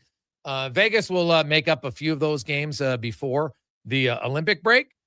But games in hand are nice, but it also means you've got a condensed schedule. I've talked about this lots. I've looked at it. I've written it at Oilers Nation. The Oilers schedule pretty good now for their final 32 games. They only play 3 games where they are playing their third game in 4 nights. The rest of the season, only 3. Their next 4 games, their opponents are all playing third game in 4 nights and second half of a back-to-back. So the Oilers definitely have the schedule advantage on this homestand. Now it's up to them to take advantage of it, but they definitely have the scheduling advantage here on this homestand, and maybe they can win 3 in a row. Who knows? 4, maybe 5. Dare to dream. Dare to dream, Oiler fans. We'll see if they get there. Let's get to the 2-minute warning now. Cam Tate, brought to you by Legacy Heating and Cooling, where the rates never change. No overtime charges. That's how you build a legacy at legacyheating.ca. Cam Tate, longtime journalist in town. Cam, born with cerebral palsies and wheelchairs, never let him slow him down. He's always wanted to be in radio, and now through the wonders of technology, Cam's words come to life in the 2-minute warning. You know, the Edmonton Oilers have been around since 1972, started as a founding team of the World Hockey Association, then joined the NHL in 79. And here's something that'll blow your mind. According to Wikipedia, by the end of the 2022-23 season, 600 players had suited up for the Oilers. That's 539 skaters, your forwards and defensemen, plus 61 goalies. 600 players. And yet, only one guy has played all 1,000 of his NHL games with the Edmonton Oilers. 1. We saw it last night when Ryan Nugent-Hopkins hit that milestone. Drafted by Edmonton back in 2011, the guy they call Nuge scored his first NHL goal on October 11th of that same year. And then, he just kept showing up. Head down, no complaining, just getting the job done, day after day, season after season. Now look, we all know, especially in recent weeks, about the incredible play of Connor McDavid. And with absolutely no disrespect to McDavid, I decided to ask the question, is Ryan Nugent-Hopkins actually the face of the Edmonton Oilers? So we threw up a poll on X, or Twitter, whatever you want to call it these days, and set a new record with over 700 votes. 33.7% said yes. 66.3% said no. Pretty clear, right? Nugent-Hopkins isn't the face of the Oilers. But from where I sit, I think he's certainly the team's heart. 2-minute warning. Gregor, Halley, Kruger, who told me he stayed in an 8-star hotel on the weekend. Penthouse Suite says there was a hole in the roof, and he counted 8 stars. Me, Tater, Sports, 1440. Sounds like Deck's dream vacation for sure. You know what? There's lots of excitement around Nugent-Hopkins, and rightfully so. It's you know what? He's a player that fans have. He's stuck around. You know, like Baby Nuge from day one. You know what? He's fought a few times, which I think resonates with some fan base and done pretty well. Not the flashiest guy, but yes, wisely people voted no. He's not the face of the franchise. Come on, he's a really good player, but. And, you know, and is deserving of all of the love that he received last night. There's no question about it. He's a very integral piece of the team. I would be interested in if the Oilers won the cup. I think McDavid would probably hand it to Nuge first because of seniority. right? And Draisaitl wouldn't care. He won the cup. That's all they care about. They don't really care who gets it first. But I think they'd probably hand it to Nugent Hopkins for longevity first. I would think at that point, and away you go. So he's meant a lot to the franchise. We've had a lot of texts from people who think the Oilers should change their rules, that he should have his jersey retired. I'm not one of them. I'm going to say that right now. I'm not one. Without rules, there's anarchy. And right now, I think it's a little bit of an emotional one, right? We had a lot of people saying, well, suggesting that, hey, if he gets to 1,000 points, he should be a Hall of Famer. I'm like, I don't think you realize how many Hall of Famers or non-Hall of Famers have over 1,000 points, right? There's like 20 guys. Some guys have over 1,200 points, aren't in the Hall of Fame. Like Bernie Nichols had a 150-point season. He had 70 goals, not in the Hall of Fame, right? Vinny Danfus had a really good career, right? Over 1,200 points, not in the Hall of Fame. So, Ryan Nugent-Hopkins will, without question, lock, guaranteed, be in the Oilers' Ring of Honor. No doubt in my mind. Now, could the organization in however many years and after Nugent-Hopkins retire, would they change the rule for the jersey? They might, but I don't think it would be a wise decision. I really don't. I think if you make that your decision, that, you know what, after Al Hamilton, they said, hey, from now on, guys whose jerseys are retired, you're going to be in the Hall of Fame. So it creates less conflict and discussion over people that are very close, right? Because a generation before would have said, hey, Ryan Smith should have his jersey retired. Many people thought he should. And understandable so. And now it's Ryan Nugent-Hopkins. So I get it. But for me, I wouldn't change the rule. I love that rule. Now, other organizations, if I'm running my company, just because other companies do something doesn't mean I have to run my company that way. Right? So you look at it, and it's good to have strict rules for something like jersey retirement is supposed to be for the best of the best. Right? That's what it's for. So, could you see a situation, Gregor, where, like, let's say 20 years down the road, Nuge is long gone, he's in the Oilers Hall of Fame, someone wants 93, where they just politely say no? Or do you think, like, maybe 94 is in that category too, where it's like, you know what, we're not going to issue that one. It's not officially retired, but that's Nuge. That's Smitty. It's a good question. I don't, like, first of all, like, well, 93 became, that's Nugent Hopkins, it's your birth year. That kind of became a thing now, right? So I wonder in 20 years, will it be, still in to wear the high 90 numbers? Yeah, it's a good right? point. Like, honestly, because they were never real, like Gretzky had 99, but no one else wore like 91 or 92, not very often. And now you got into lots of kids like 97's McDavid, 87's Crosby, birth years. So who knows? Like, by the time in 20 years, it might be, well, I want to be 27 because that's the year I was born, for instance. Right. So, yeah, I don't. And honestly, like, if I'm Ryan Nugent-Hopkins and my jersey isn't retired and there's a player who wants to wear it, it's probably going to be a pretty decent player. That's probably the way I would look at it. Right. Like, I remember Taylor Hall, Kevin Lowe said you can wear number 4. So I don't see Nugent-Hopkins, maybe out of respect, the kid would ask, but I would guess that he'd probably wear 93. I mean, like, other sport, but look at 88 with the Cowboys. Like, it's an honor to wear that, right? I don't think they've ever had any issues with retiring it. They let Des wear it after the playmaker, now CD Lamb. So I kind of like that too, where it's like, yeah, we think this highly of you. Wear the number. Represent it well, though. Yeah, sure.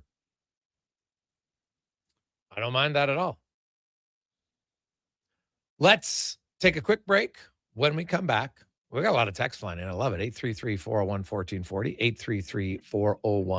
833-401-1440. We have Dennis Bernstein will join us from the fourth period, because we saw, and sometimes all it takes is one. We've seen our first coaching change. Will we see more? And what about trades? We just saw Anderson get traded from Calgary. If you missed it, Anderson, of course, going to Vegas. Today, Kiefer Sherwood is traded for 2 second rounders and a young prospect. Goes to San Jose. The Sharks, no contract extension, but I would be very surprised if they don't sign him, because you just look at what does San Jose miss in their top 9 wingers? They don't have anybody who's physical. They don't. They have a lot of smaller forwards, and they're looking. You got to have different dimensions to your team.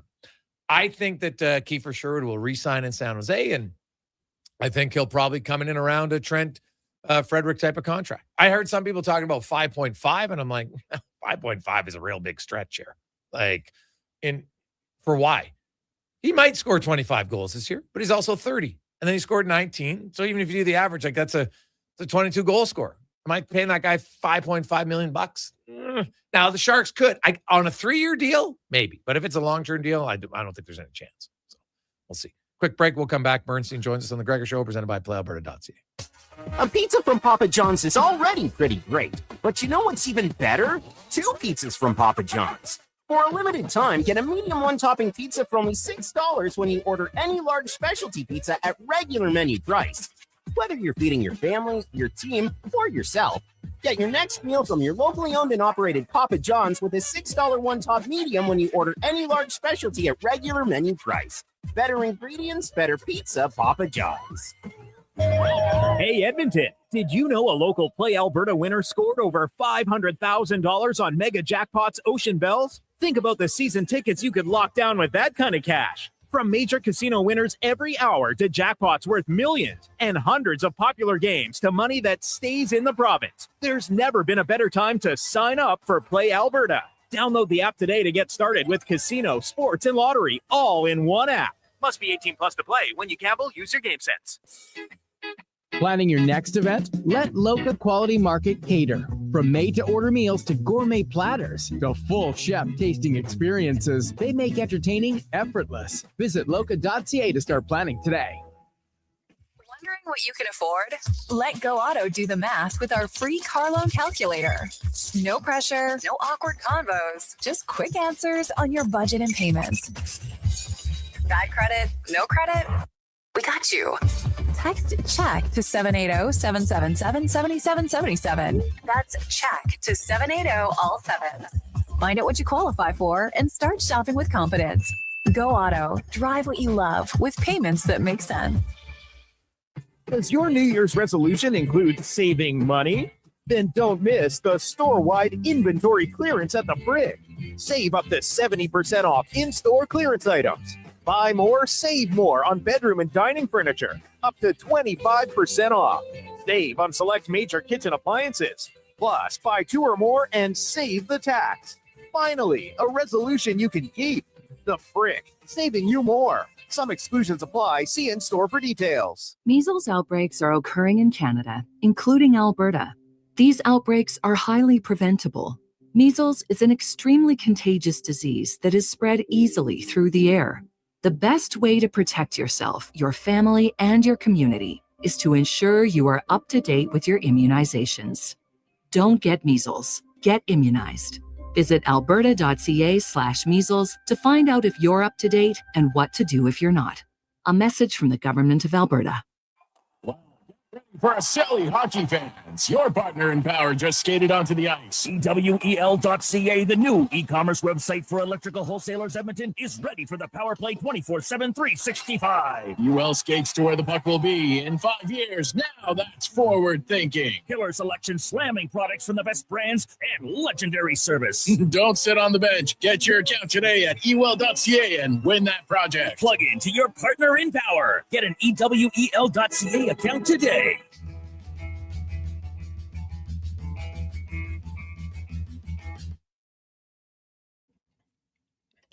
Portions of this hour brought to you by Culligan for all your residential water needs. Your local water treatment company, more than just big bottles, Culligan.com.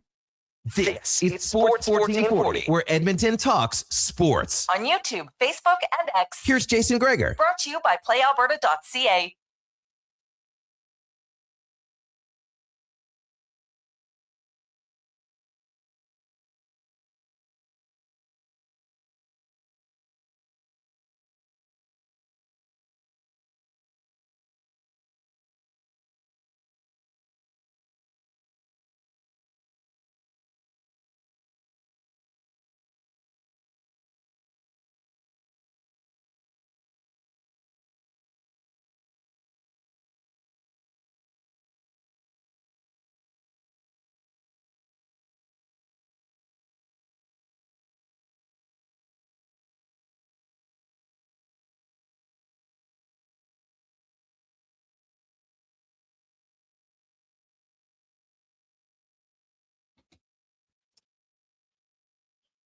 426. Welcome back, Jason Gregor. Connor Halley, Sports 1440, sports1440.ca, YouTube, Facebook, X, and Instagram. Hope you are having a lovely Monday afternoon. Probably had a good weekend. Well, unless you were, well, that's what's funny. Imagine being a Broncos fan. Like, you won the game. You're so excited. And literally moments after the game, you're like, ugh, our quarterback's out. Like, I'm trying to think of another scenario that I can recall that happening, because he finished the game. Right? Like, he was on the field. It's not like we saw him have to get carted off the field.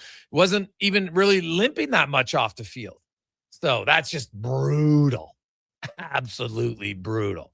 Like, Cons, can you think of a time where you win a big game and like, there's been teams that lost a player beforehand that we knew got hurt, and you're like, oh, that's a tough one. But I can't think of a game where you lost, everyone celebrated, and then literally a few minutes afterwards go, we're going to have surgery on our ankle for Bo Nix. Like, Bronco fans must be like, pardon? What? They're hitting refresh. That can't be right. We just won. Like, that would suck, man. That'd be brutal. I thought it was a fake Schefter account. I was like, no way. He was fine. And then you go back and you see the limping. No, nothing really comes to mind. The Sam Darnold injury that popped up, but that's not right after a game or anything like that. Like, it immediately took the wind out of the sails for Broncos fans. Because with Bo, you got a chance. It's going to be a lot tougher now. Oh, way tougher. Way tougher. Let's go around the NHL. Brought to you by McDonald's. And hey, if you're out in Sherwood Park, McDonald's on 590 Baseline Road, guess what? They're going through a big renovation coming up in a few weeks. So stop in beforehand and you'll get a discount card that you can use at any other Sherwood Park McDonald's after February 2nd. So there you go. So you'll get to pay for your slight inconvenience of that location not being open. They'll get you savings at the other one. Check it out right now at McDonald's. As we welcome in our good friend of the show from the fourth period, Dennis Bernstein joins us. DB, how you doing, my man? Never better. I'm a Rams fan. Of course I'm doing great. Yeah. Let's go, Jason. Oh, that was a close game. Now, let's be honest, DB. Oh. When you watch, like, that's one of the greatest scrambles I've ever seen. Right? I have no confidence in my team. None. Yeah. It was over. Like, that shows the testament to that team, what they did and how they came back. But, Jason, probably the best play ever. Yeah. 40 yards on a dime. The guy went back 25 yards and threw the ball. It was an incredible game, but that sport makes us all crazy, Jason, so for sure. Oh, buddy. It was like, we were talking about it earlier. Like, imagine being a Broncos fan. You're jubilant, you won, and then you finally, like 3 minutes later, you're like, what? Like, what's happening? Like, that would be brutal. It's like, the Kings win the conference final, and 2 minutes after, they're like, Drew Doughty's out for the cup final. You're like, what? Like, it's brutal. And Jason, imagine this. Imagine if Sam Darnold's oblique gets worse, and you have Jason Stidham against Drew Lock in the Super Bowl. It could happen. Who knows? Well, hey, man, the Seahawks looked really good. What a great start for them. Them and the Rams. That'll be a hell of a game. The NFC, it's not surprising, really. Seahawks beat the 49ers, and now it's the Rams and the Seahawks. Two of the NFC West teams in the NFC Championship is probably fitting this year. The LA Kings, all of a sudden, the Kings, the Sharks, the Ducks, the Kraken, they all got 51 points. The Kings are in a little bit of free fall mode here, DB. What's gone wrong? Well, other than Vegas and Edmonton, you know what this division is? I call it a dog's breakfast. It's a mess. It's not good hockey. The Sharks are in a playoff spot. They're a minus 20 goal differential. What's going on with the Kings? Where do you want to start? I'll start where most fans don't start, which is not with Ceci and Dumoulin. They're the fourth best defensive team in the league. They're 30th in scoring. They're 27th on the power play. Here's the problem, Jason. I'm going to break it down for you. How do you win in this league? Two of the generational players in Edmonton are centers. Let's talk about the Kings centers. Yeah. The second overall pick has 9 goals. The second line center right now, because Kopitar is out, is playing out of position. He's a winger. The third line center is the 5th overall pick. He has 3 goals. The fourth line center is a project center who has, I believe, 5 goals in 72 games. And you wonder why they can't score? That's why they can't score, Jason, because, and people want to lay this on Ken Holland, poor asset management. It's a bunch of crap. I ran through the numbers. Like, this is on Rob Blake, totally, and he's not here anymore, so he doesn't have to own it, right? You go through the drafting and development of this team where you don't, like example, if you waived Cece and Dumoulin today, they'd be claimed. You know who two guys would be called next? Or would be Kyle Burrows and I think Otto Salim. Who? Like, there's no depth on this organization, Jason. So, and not only that, but look, it's been tough here, right? I think there's 18 one-goal losses. And if you add in the empty net goals, it's 23 one-goal losses. They've lost 12 games when they're tied after 2 periods. So you can lay this on the players, but you got to lay it on the coach as well, Jason. So it's an organizational failure. And not only that, when Kopitar leaves next season, who's the second-line center behind Byfield? It's a mess. And the only thing propping up, Jason, is the division. Like, if any other year, they'd be out of it. Hiller might be out of a job, but I don't never advocate. This is their families involved, people's livelihood. I'm never going to say fire a coach. But what's propping this team up are the teams that you just mentioned. They're not any good. None of them are good. So I think that's the issue. But it's solely, I mean, it's 95% scoring with respect to the Kings.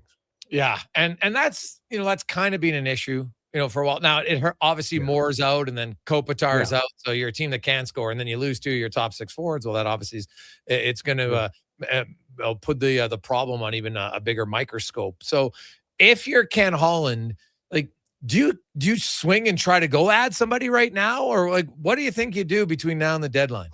Well, I wouldn't go crazy. I wouldn't trade for 3 players. I wouldn't trade my first-round pick. Probably not going to trade for a rental or Greentree, who's their number 1 prospect, right? Well, I'll give you the name. It's been surfacing. Evander Kane. Imagine that, Evander Kane. And I've asked around about Evander Kane, and people kind of soft pedal it.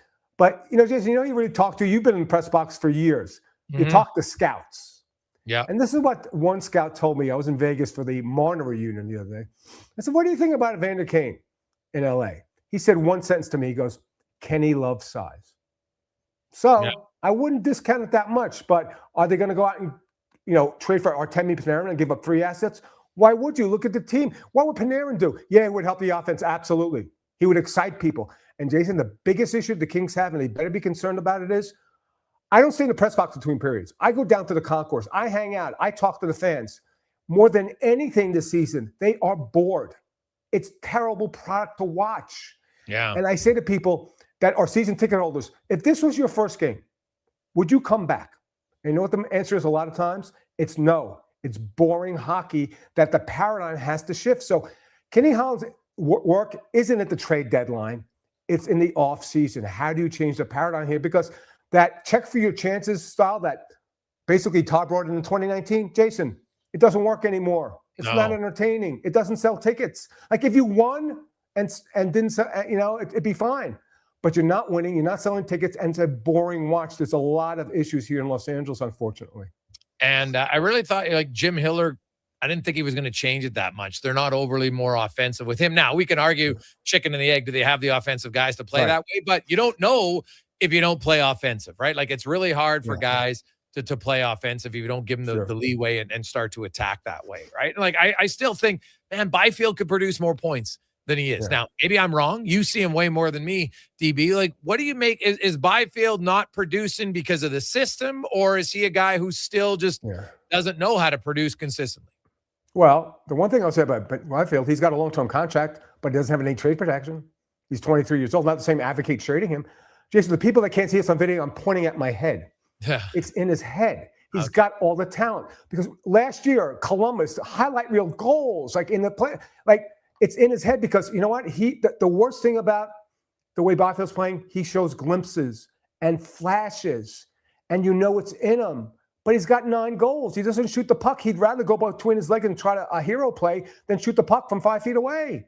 Like, it's in his head. He's got to do it. And maybe it's still lingering from Game 4 last year. Maybe that's still lingering, Jason. But it's in his head. Like, he needs to come back. He needs to be, you wouldn't talk – when you want to be an elite center, who are the elite centers? Jack Eichel, Mark Scheifele, Austin Matthews. Because they're, you know what? They're dogs. They carry the team. And maybe he's been too deferential. Like, he should be carrying this team. Kopitar this year, Jason, he should have been the role that Joe Thornton was when he was at the end of his career, a 3C. They would have been a great team. He's got it in him. he's got to let it go. He's got to be, he's got to be an elite player. He's got to be a dog. He's got to be come in and change his mindset. If he does that, then he has hope.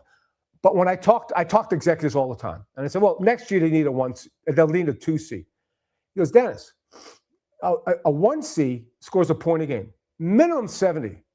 Byfield's on a pace for 45. Guess what? Kings might need a 1C next year. And that's a challenge for Quentin Byfield going into the next season. He really has to play and produce like a 1C. Yeah, for sure. Dennis Bernstein joined us. How's Corey Perry looked all year? Great. He's great. He's the same guy. He just plays that straightforward. The injury to start the season, he's been fantastic. I grade him out probably a B this season only because he's been injured. It's the only reason he's not an A. But what you see is what you get with Corey, a straight line player. He goes to the net. The other night in Dallas, when they had an issue in beef, he dropped the gloves because this team, to be honest, is kind of soft, Jason, to be honest with you. And all the fans could probably agree with me, and you can as well. So he's been great. He's been absolutely great. And the guy who's also been great, who's finally coming back from injury, Joel Armia has been fantastic. Okay. So when the people want to criticize CeCe and Doolman acquisitions, they never talk about Armia and Perry. They have been fantastic. Their combined cap hit, I think, is $4.5 million. Both those players have been great. Corey's been great. He's been great in the room. He's been a leader. He leads by example the way he plays. Yeah, CeCe's numbers are never going to look great, especially on a team that doesn't score, right? You're a defensive-minded defenseman. It's funny that, hey, if CeCe wasn't on the team, I'm like, yeah, but that's not going to limit you from scoring. Like they don't score when he's off the ice, right? He's a sixth defenseman. Right, yeah. He's a sixth defenseman. Compare him to others. Don't compare him to Cale Makar, please. Compare him to other sixth defensemen in this league. He'll come out favorably. That's it. And for the people that want to, who left the team was Gavrikov and Spence. Okay, let's talk about Gavrikov and Spence. Have you seen Gavrikov's numbers since Adam Fox got hurt? I have. Last 11 games, 1 goal, -11. Adam Fox propped them up. Jordan Spence, he's playing third pair. His numbers are all over the place.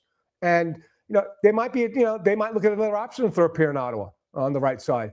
So to say if they kept these guys, no, I'm sorry. It's the scoring, right? So they're going to have to address it. I don't know how they do it in the offseason, Jason, because here's the thing. If you're Panarin and you go to free agency and you come and you look at a roster and our style is we check for chances. Do you think there's any way this guy's going to sign here? Never. And that's a challenge. That's why the paradigm has to shift here. And that's why I was wondering, do you think they would look and say, okay, if we're thinking big picture, because Panarin might be the only big free agent who makes it to free agency, because most of the other ones have already signed. So, and I'm not even sure he will, but if that's your choice, and LA does have an advantage. It's a city, it's nice weather, there's lots of perks there, no question. But you would have to have a coach in place. So okay, I know how we're doing. And that's where I wonder, although the risk, or not the risk, but the challenge of if you fire a coach midseason is, a lot of the best candidates you don't get to interview, right? You can do it in the offseason if there's an assistant coach you like. So the Kings might be better off just to wait. Or I guess you let go of the coach, you just promote your assistant, so he holds the chair for 3 months. A couple things on that, Jason. When the fans do hashtag fire Heller, teams don't care. They don't care. No. They don't care. They care about the paying people, not you sitting at your home and doing hashtag fire Taylor. Here's what look, I asked around. Here's the situation. Unless the bottom falls out of this team, where they have a losing streak like Vancouver, Jim Hiller isn't going to be fired. And if you think you might pull the trigger on him, if they do that, well, who would be the assistant? DJ Smith. But DJ Smith is Todd McClellan is Trent Yarney. You'd have to, and he's the defensive. You'd have to, because of the loyalty, you'd probably have to get rid of them both. And then it leaves you with Newell Brown, who runs the offense that's 30th in scoring. So they're not changing the coach as much as some of the fans want it. And I'll say this one thing about Jim Hiller, and it's not going to be nice. His behavior in post-game press conferences, when I asked him your team has lost 12 of 17, what are you going to do to turn it around? He says, you know what, we're playing well. We're playing fine. And look, we talk about the Rams. I'm a big fan of Sean McVay. They won a great game last night. What's the first thing he did? I need to be better. Jim never takes accountability. He's never once said this season, I need to be better. My team needs to be better. I need to coach better. Because when you lose that many games in the third period, you're probably not making the right moves, regardless of the roster. There's been no accountability. I think that's the biggest critique I have for Jim, other than his coach, is that he has to take more accountability, and he hasn't all season.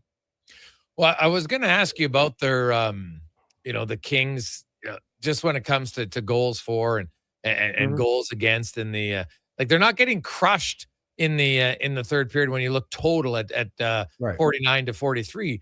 But lately they have been, right? So on the season, no. But if you look in their last 20, 15 games, then yes, they have been. What are they just collapsing? Are other teams attacking? What's been the problem? Or is it a combination, different things every game?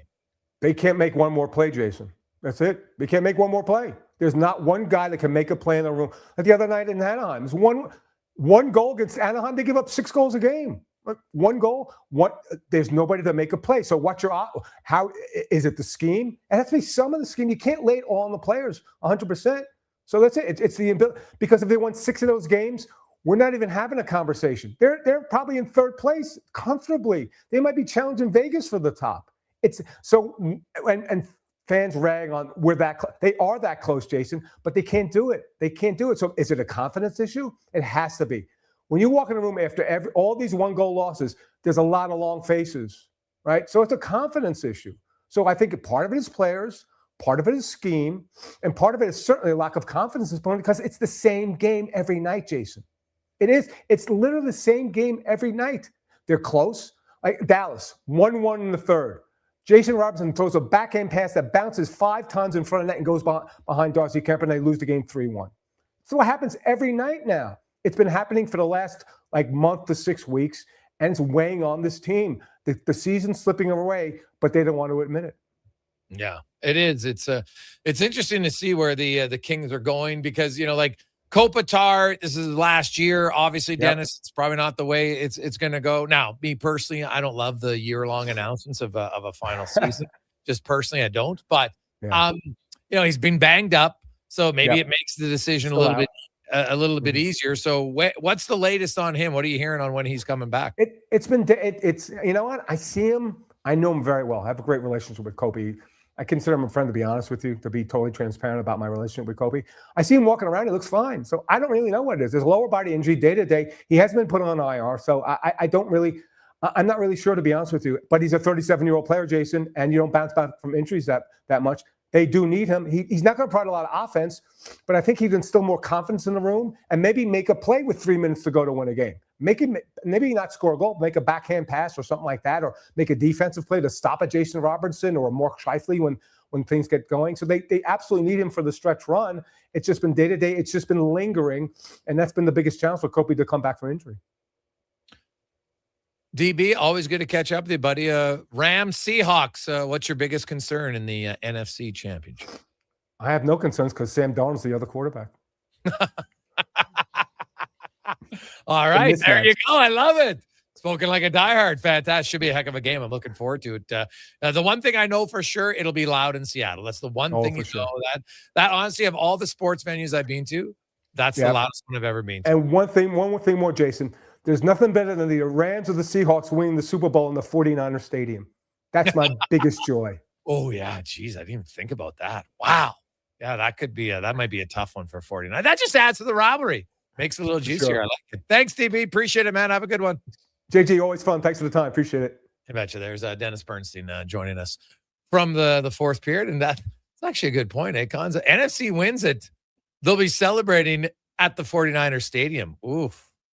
Wonder how that will go over amongst 49er fans. Now, hey, from Montana to Rice, how do you think about that one? That'll be tough to do, right? It'll be tough to handle, but that's just how it goes.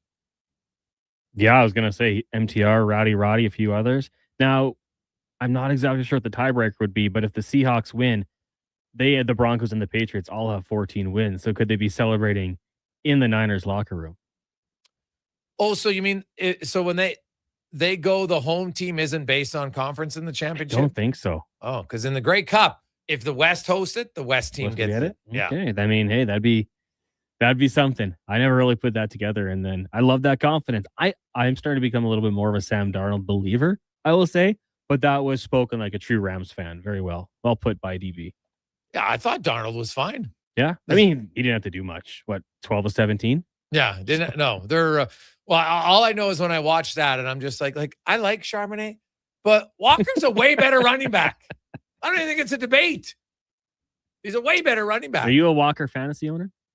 Yeah, but that's not why. But I had him in the league that, in in my guillotine league. I obviously didn't play him. I don't think he's the top running back then. Yeah. But when I watch him, he's just more dynamic. I've long thought that, and then I never understand why they go Charbonnet in the red zone. But yeah, Kenneth Walker, 3 scores yesterday. That was Saturday night. Sorry. Is this the last year? Is he a free agent? Might be. I'll take a quick look. Yeah, I want to check that out because I thought he might be, because if he is, his free agent stock will be rising significantly. If he is, I thought he was, but I could totally be wrong. Maybe he has 1 year after this. So might have to text Brad. He would know. Quick break. We'll return. It is the Jason Gregor Show. Sports 1440, sports1440.ca, presented by YouTube, Facebook, on YouTube, Facebook, X, and Instagram, presented by playalberta.ca, where you want to get in. You can check out some odds boost tonight for the Gregor Show. Of course, we're going a little NCAA. We're taking Indiana to win by 8 and total points over, and we're taking Vegas to win, and Winnipeg and Chicago to actually score 6 goals. Cons that one. Hey, you got to go offense, so you can check it out. Playalberta.ca. A pizza from Papa John's is already pretty great, but you know what's even better? 2 pizzas from Papa John's. For a limited time, get a medium 1-topping pizza for only $6 when you order any large specialty pizza at regular menu price. Whether you're feeding your family, your team, or yourself, get your next meal from your locally owned and operated Papa John's with a $6 1-top medium when you order any large specialty at regular menu price. Better ingredients, better pizza, Papa John's. Silent Ice Sports and Entertainment is an innovative market leader across Western Canada. Properties include the Spruce Grove Saints, the Junior Prospects Hockey League, Silent Rides Charter Company, the Hockey Super League, and the newly launched Female Super League. Silent Ice also owns the Western Hockey League Seattle Thunderbirds and operates the Morinville AAA Arena. The Silent Ice Center, a new state-of-the-art entertainment facility in Nisku, features 2 sheets of ice, a 1,600-seat arena, as well as Summit Restaurant. Learn more at silentice.com. Legacy Heating and Cooling offers no payments and no interest for 1 year on your new furnace. So when you wake up to no heat, Call Legacy.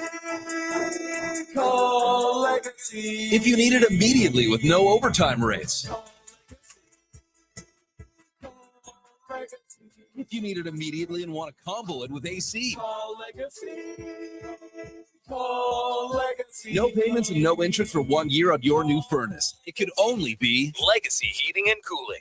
Scott McGilvery here, HGTV host and renovation expert. The one upgrade I know homeowners will love: better, fresher Culligan water straight from the tap. Culligan's Aquasential reverse osmosis filtration system takes your water to the next level. With up to 7 stages of filtration and 14 filter options, they're certified to reduce over 90 contaminants. Your tap water is about to get a major upgrade. Safer water that tastes great. Get started with a free in-home water test at Culligan.com. Culligan, water you love. It's like a locker room minus the smell. Ew. Kevin Carius brings the banter, the buzz, and the bold sports talk. Weekday mornings from 7 to 11 on Sports 1440, Edmonton's home for sports. Sure, your couch is comfortable, but watching the game is always better and on the rocks. With crystal clear TVs, you won't miss a single play, and the specials are a major league win. Pre-game warm-up starts with specials 30 minutes before the puck drops. Get 69-cent wings and $5.75 Molson Canadian and Coors Light drafts, and play score and win every game for your chance to win big. Be part of the action this hockey season. See the menu online at ontherocksyeg.com.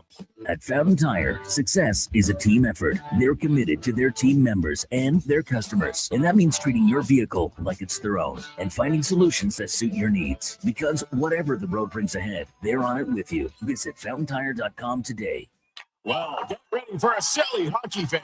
Your partner in power just skated onto the ice. EWEL.ca, the new e-commerce website for electrical wholesalers Edmonton, is ready for the power play 24/7, 365. UL skates to where the puck will be in 5 years. Now that's forward thinking. Killer selection, slamming products from the best brands, and legendary service. Don't sit on the bench. Get your account today at ewell.ca and win that project. Plug into your partner in power. Get an EWEL.ca account today. Does your New Year's resolution include saving money? Then don't miss the store-wide inventory clearance at the Brick. Save up to 70% off in-store clearance items. Buy more, save more on bedroom and dining furniture. up to 25% off. Save on select major kitchen appliances. Plus, buy 2 or more and save the tax. Finally, a resolution you can keep. The Brick, saving you more. Some exclusions apply. See in store for details.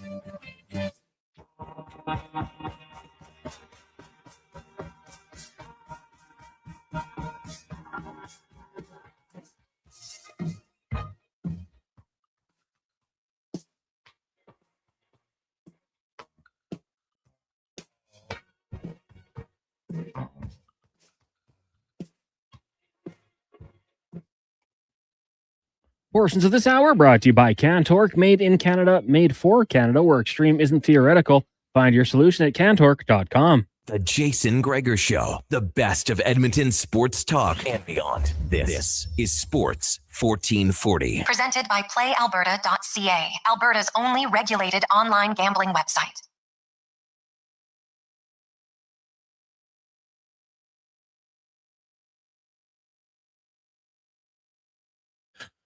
$450. Gregor, Halley, Declan Kruger with you. Sports 1440, sports1440.ca. It is Championship Monday, of course. The NCAA football championship. Seems like forever. It took way too long. That's just my note for them. But it'll be going tonight. Indiana looking to just finish off an absolutely dominant season for a program that's really never been dominant before. Meanwhile, Miami looking to get in their way. I think there's going to be some points in this game, but man, I like Indiana. So I'm taking Indiana for sure. The U beat it.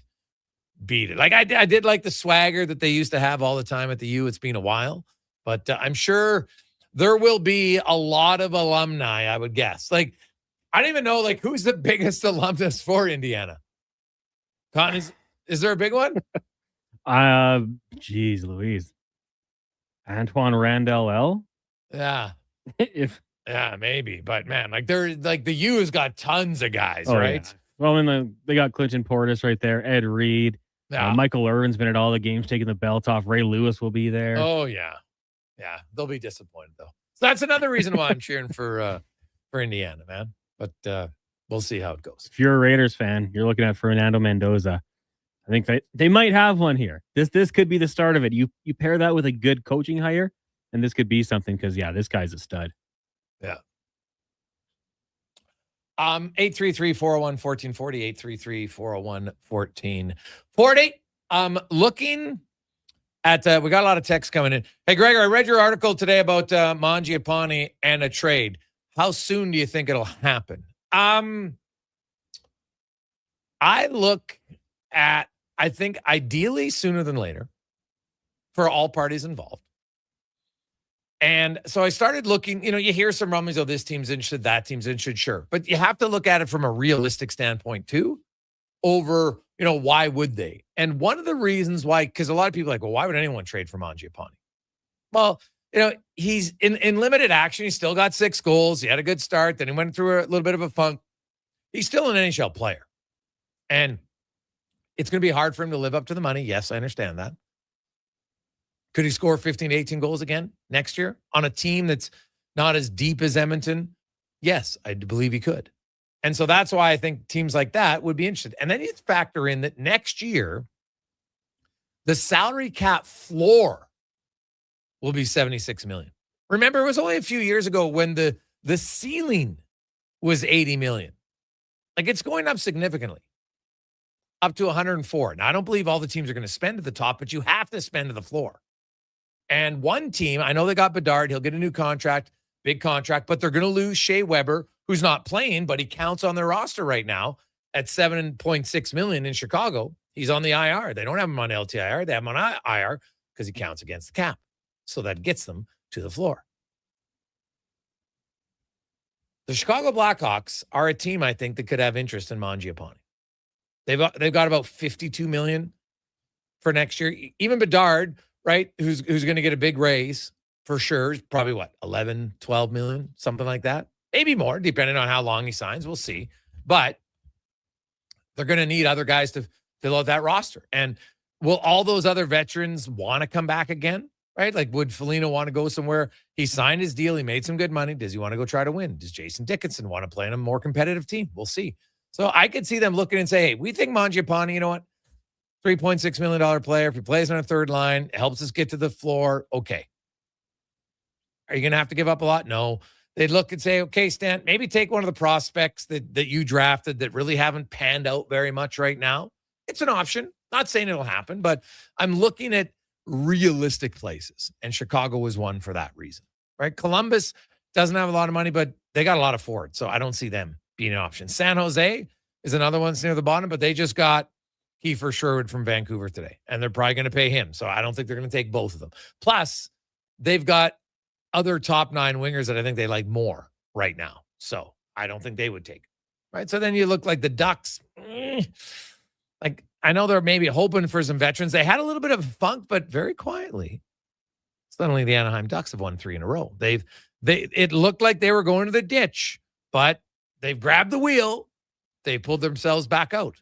And that's good because the Ducks, for that organization, you want to take a step forward. And so they might look, say, geez, if we get Mangiapane, if we think he can help us because he's maybe more competitive, blah, blah, blah, blah, blah, maybe they consider it. But I think Chicago is one that has a plausible landing spot for him, right? I could see it.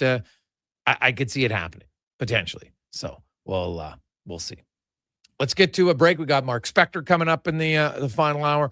More on the Oilers. Hey, what about Curtis Lazar filling in nicely for Draisaitl? Somewhat tongue in cheek, but he is a point of game player in the absence of Leon Draisaitl. So that's been good. We'll get to all that, but first, let's get to the Con Man of Sports 1440 update brought to you by Northgate Buick GMC Chevrolet. If you're looking for a great vehicle to start the 2026, stop in, see Mike and the gang, and they're hoping to continue off their success of 2025, not only in vehicles, but also in doing what they do charity-wise and helping feed families. Check it out, northgategm.com. The Sports 1440 update. The Vancouver Canucks have traded pending unrestricted free agent forward keeper Sherwood to the San Jose Sharks in exchange for defenseman Cole Clayton and 2 second-round picks. Sherwood has 17 goals, 23 points in 44 games this season. On the ice today, Avalanche up on the Caps 5-2, just wrapping up. Getting going into the third, the Penguins have a 3-2 lead over the Kraken, and after 20 minutes, Sharks and Panthers are scoreless. Later tonight, the Wild take on the Leafs. Golden Knights host the Flyers, Jets in Chicago, Flames and Devils. Canucks up against the Islanders and the Rangers in Anaheim. Earlier today was the Hurricanes victorious, knocking off the Sabres 2-1. In the association in the third quarter, Mavs up on the Knicks 90-69, and in the fourth, the Spurs lead the Jazz 98-82. Later tonight, Sixers host the Pacers. You got the Suns and the Nets, Pistons and Celtics, and the Heat head to the Bay to take on the Warriors. College football national championship tonight. Number 1 Indiana taking on number 10 Miami. Kickoff set for 5:30. In the NFL, Buffalo Bills firing head coach Sean McDermott after 9 seasons. The Dolphins close to hiring Jeff Hafley as their next head coach. He spent the last 2 seasons in Green Bay as their defensive coordinator. And Seahawks running back Zach Charbonnet done for the rest of the season with a torn ACL. Coming up in hour 4 of the Jason Gregor Show, we'll be joined by Mark Spector of Rogers Sportsnet, and we'll talk to Denver Broncos sideline reporter Susie Worgan. I'm Connor Halley. This has been a Sports 1440 update. Sports 1440 in West Edmonton Mall and Wetaskiwin. CKJR is a Stingray radio station. Download the free radio player app and listen wherever you go. Action Electrical Solar Team is now making a play for sustainability and savings. They're specialists in powering up for a greener future. That's the strategy, designing and installing high-efficiency solar panels. They're helping homes and businesses combat rising utility costs by harnessing the power of the sun. A smart move for efficiency and the environment. Hire the Action Electrical team to bring home a win for your project. Visit actionelectrical.net. Think your credit's not good enough for a new ride? Think again. Go Auto's car loan calculator is here to help. No commitments, no credit hits, just real answers. You tell us a few things, and we'll show you what you can afford. Text credit to 780-777-7777. That's credit to 780 all sevens. Go Auto. We do the math, so you can do the driving. Come for Canada's largest trade shows, the biggest names in entertainment, exhilarating sporting events, and more. And stay for the experience at the Edmonton Expo Centre. Looking for the perfect place to host your next big event? From trade shows to galas, meetings, and concerts, the Edmonton Expo Centre has the space, event expertise, and service to make your next event unforgettable. With over 522,000 square feet of flexible event space, in-house catering, and operational expertise, they bring your biggest vision to life. Learn more at edmontonexpocentre.com today. The new double cheesy melt at McDonald's. We're talking 2 juicy, mouth-watering 100% Canadian beef patties, 2 slices of cheesy goodness, with even more melty, cheesy sauce on top. Topped It's with flying pickles, by. then crispy and grilled onions. The way it all comes together, you don't just eat it, you melt it. Welcome back, Jason The Gregor. double cheesy melt, only at McDonald's.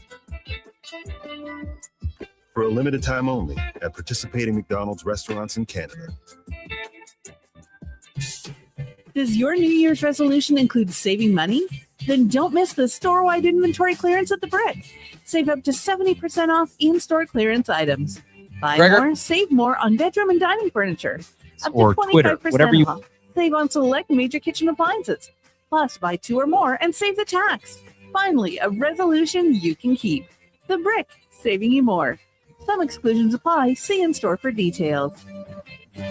Escape the cold and catch the hottest sports action at Selly's Sports Bar and Lounge. Not a bad seat in the house. All the games and tons of big screens. Plus, Selly's menu has something for everyone, along with game night food and drink features. And this January, Oilers watch parties continue. So bring your friends and cheer loud and proud. Selly's Sports Bar and Lounge at all 3 Century Casino locations: Edmonton, St. Albert, and Century Mile. Every day is game day at Century Casino. Measles is very dangerous during pregnancy, increasing the risk of many severe health-related complications. If you're planning to become pregnant, make sure you have received 2 doses of the vaccine at least 1 month before conception. Don't get measles, get immunized. Visit alberta.ca/measles to find out if you're up to date and what to do if you're not. A message from the Government of Alberta.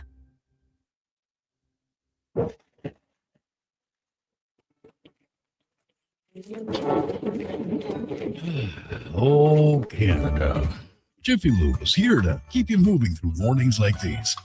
Full synthetic oil changes, quality Pennzoil products, tire checks, battery tests, and everything else your car needs to get through our winters. Stop by Jiffy Lube for fast, easy, warranty-approved service. No appointment, no hassle. Just dependable service right when you need it. Jiffy Lube, keeping you moving through this. Hey, Edmonton, did you know a local Play Alberta winner scored over $500,000 on Mega Jackpots Ocean Bells? Think about the season tickets you could lock down with that kind of cash. From major casino winners every hour to jackpots worth millions and hundreds of popular games to money that stays in the province, there's never been a better time to sign up for Play Alberta. Download the app today to get started with casino, sports, and lottery all in one app. Must be 18 plus to play. When you gamble, use your game sense.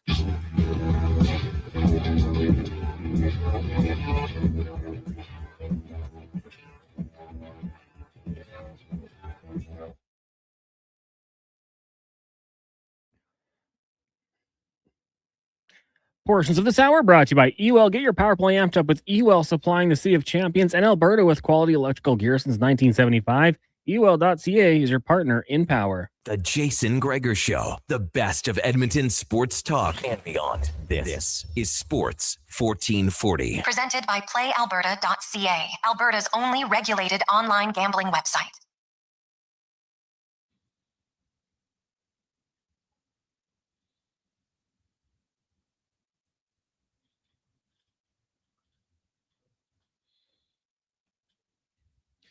Just after 5 o'clock. Let there be light, let there be drums. Hey, let there be some wins, Oiler fans. You got back-to-back wins. Good final way to wrap up the week for the Oilers. They had 5 games in 7 days. Started on Monday. Got a win. Then they lost in overtime. Then they had actually played really well against the Islanders, lost, but then wrap it up with wins against Vancouver and St. Louis. So you go 3-1-1 in the week. But more importantly, no goals allowed in the last 2 games. Only 1 goal in their last 3 games.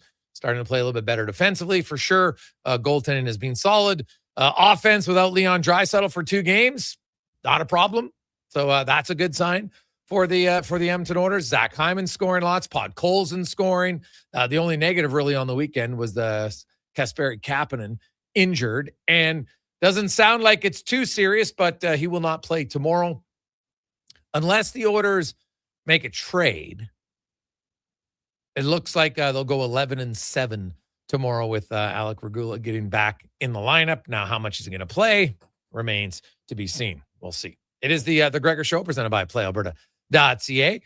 Go to PlayAlberta.ca, of course, every day, and you can see the Jason Gregor Show odd boosts. Give you a little bit better action. Good luck there.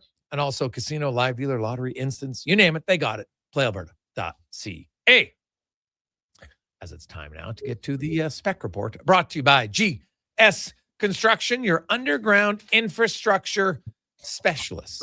If you need running water, you need to drive on the road, well, they do all the stuff underground to get it going. GS Construction, as Mark Spector from Rogers Sportsnet joins us once again. Spec, obviously an extremely successful weekend for the Oilers, 11 goals for, 0 goals against.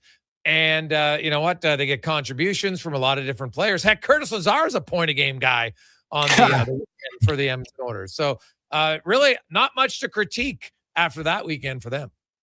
No, they're kind of, I would say to you, things are rolling into form. Like if this is a slow starting team, we're halfway through the year. We're past the slow start. They found their game here. Now they found their offensive game. They've been scoring lots of goals. Their power play is excellent. Now they're starting to find a defensive game. I think the goaltending is all of a sudden become at some point, are we going to start to talk about Connor Ingram as the sneaky trade of the year in the National Hockey League? I don't know if we're there yet, but I can see it from here. So, you know what? The components are coming together. And when this team puts all the components together, well, that's why they got the 2 Stanley Cups. They're a good team. Oh, yeah. No, they're a good team. I watched Nugent Hopkins play center on the weekend, Spec. Pretty good. Yeah. I was thinking of you. I will keep pounding the drum. Nugent Hopkins, third line center. Go get a winger. To me, that's the best scenario for the group. I was thinking of you, man. He was good. He was really good in Vancouver, and real good too the next night. So good. Hey, listen, I'm not a dissenter. I don't think that I think I'm probably still of the same mind though, Jay, that he leaves you an option. What he does is he loosens. Oh, sure. Yes. He loosens it up for Stan Bowman at the trade deadline. If Bowman finds a deal he likes on a real good third line center, that's the deal you make. If he finds a left winger that he likes a lot, that's the deal you make. Right now, it's easier to find the deal you want when you have the more choices you have, and that's what Nugent Hopkins does for his GM. Is he leaves him in that position where he can shop the market for a couple different things, right? Yeah. I agree. I just, priority number 1 to me is a scoring winger for the Edmonton Oilers for sure. Because, hey, you can always load up McDavid and Draisaitl to get another scoring winger. Then he can play with Nugent Hopkins. You have lots of options. Roslovic for a game could play center if need be, and away you go. The only negative I said on the weekend was the Kasperi Kapanen injury, because it was just, it looked so harmless. You just caught an edge. And the good news is, I saw him, and I don't know if you saw him, Spec, after the game. He was like beelining through the locker room, no limp, walking fast. Knobloch said afterwards, it doesn't sound like it's serious. So that's good news. But man, the guy just can't take a break. Maybe the Olympic break will be what he needs just to completely heal up and get back. And hopefully the injuries are behind him, because I'll say this, when he come back, he has played really well. This is the best hockey he's played. This is the best hockey he's played. He's held his own playing on the second line. He's been a top 6 forward since his return and deserved every shift of it. My opinion on him, and I think it's fair, is he's really become a good top 9 guy, and maybe on a real good team, a 4th line guy. That's what he's been the last few years. That's what he was for Edmonton the last, since he joined them. But he's taken a step here. They put him on the second line. I remember saying to you, well, he did it for a couple games. Let's see how long this lasts.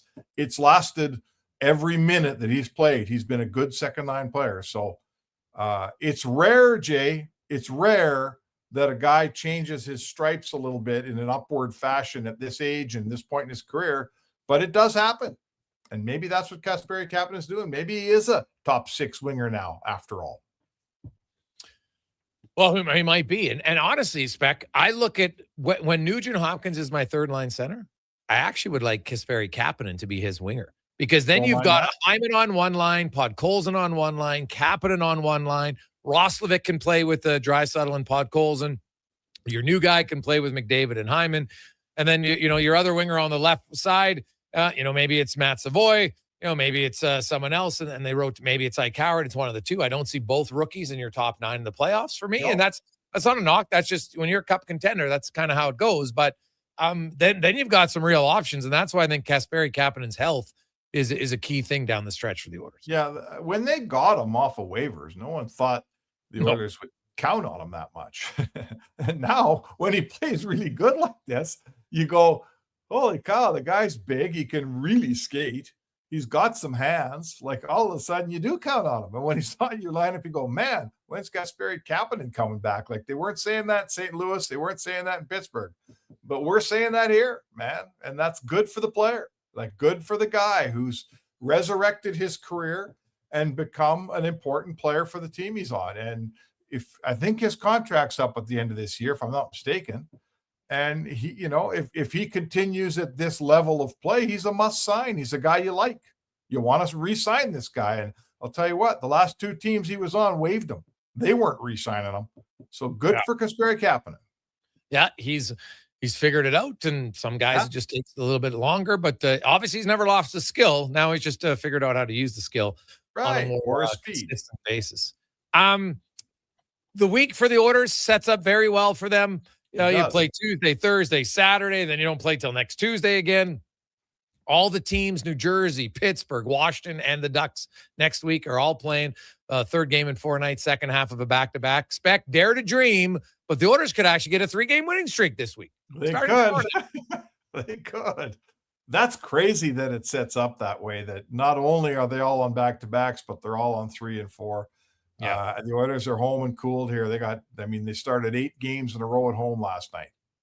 Heading to the Olympic break. One last game in Calgary at the end of the shot, and then they're done until the Olympics are over. This is what you earn when you have a hard schedule like they had in the first half. This is what you get. This is the fruit here, and this is what you have to take advantage of. All that pain and all that travel and all those games in 20 different cities and 19 different nights, blah, blah, blah, they had. This is where you got to take advantage, right? You're given a chance here to take advantage of all that and make it payback. And let's, they're starting into this 8-game stretch pretty good. A couple of shutouts. I'm really excited about their goaltending. Like, I don't remember a time that the goaltending looked this good, Jason, for a long time. Well, I guess if you went back to the 2024 regular season, the 50 games under Chris Knobloch, Stuart Skinner was like top 6 in every category. So that he was. I guess you're right. But the Oilers, hey, right now there's a lot of things going well for the team. Right, you're getting some depth scoring again. You're getting sound defense. Your goaltenders are playing really good when need be, but they're not being called upon to be out of this world good. So it's hey, winning solves a lot of things, Spec. Also last night, Ryan Nugent-Hopkins, game 1000, honored with the T-shirt. He was honored with the warm-up of everybody copying him. Then he got the silver stick, and the crowd gave him numerous chants before the game. They had the Nugent-Hopkins chant going on in the third period. And then he scores the goal, Spec. Only the 10th player in NHL history to score a goal in his first NHL game and his 1000th game. Like, it was, you couldn't have scripted a better night for Nugent-Hopkins in the Oilers. Yeah, and for the first game of the goal of the game to stand up as the winner. I mean, obviously you have to have a shutout. And the Oilers, I looked up a stat last night. Since the Oilers joined the league, right, in 79-80, there's been 33 NHL franchises move, Atlanta Thrashers and Jets and all that. And the Oilers rank 27th in shutouts in that group since they joined the league. Florida's ahead of them, and Florida's played 1,100 games less than the Oilers have played, and they got more shutouts. So the Oilers, it's never been a thing around here. Right. But anyway, they get one last night. Ingram seemed genuinely thrilled to have been part of the whole Nugent Hopkins thing. He's a real interesting cat, and he seemed like he was just pleased as punch to be able to have delivered the shutout that gave Nugent Hopkins the game-winning goal. Whole team went out for dinner afterwards, and I mean, they really, they do these things right now. The Oilers, I got to give them credit. Like when one of these things comes along, they sure do it upright. Yeah, and it was, that's actually good stats, Beck. I just looked it up as you were talking. So, got 140 shutouts in that time. The Wild have 140. Now, obviously, the Wild and Panthers came in, a little bit of the dead puck era, and everything went down because Edmonton was playing in the dead puck era too. And they were terrible. That was the they weren't getting many shutouts back then. Oh God! Like if you look in the in the 80s, Spec, I think the even in the 80s, the Oilers, they had 14 shutouts in a decade.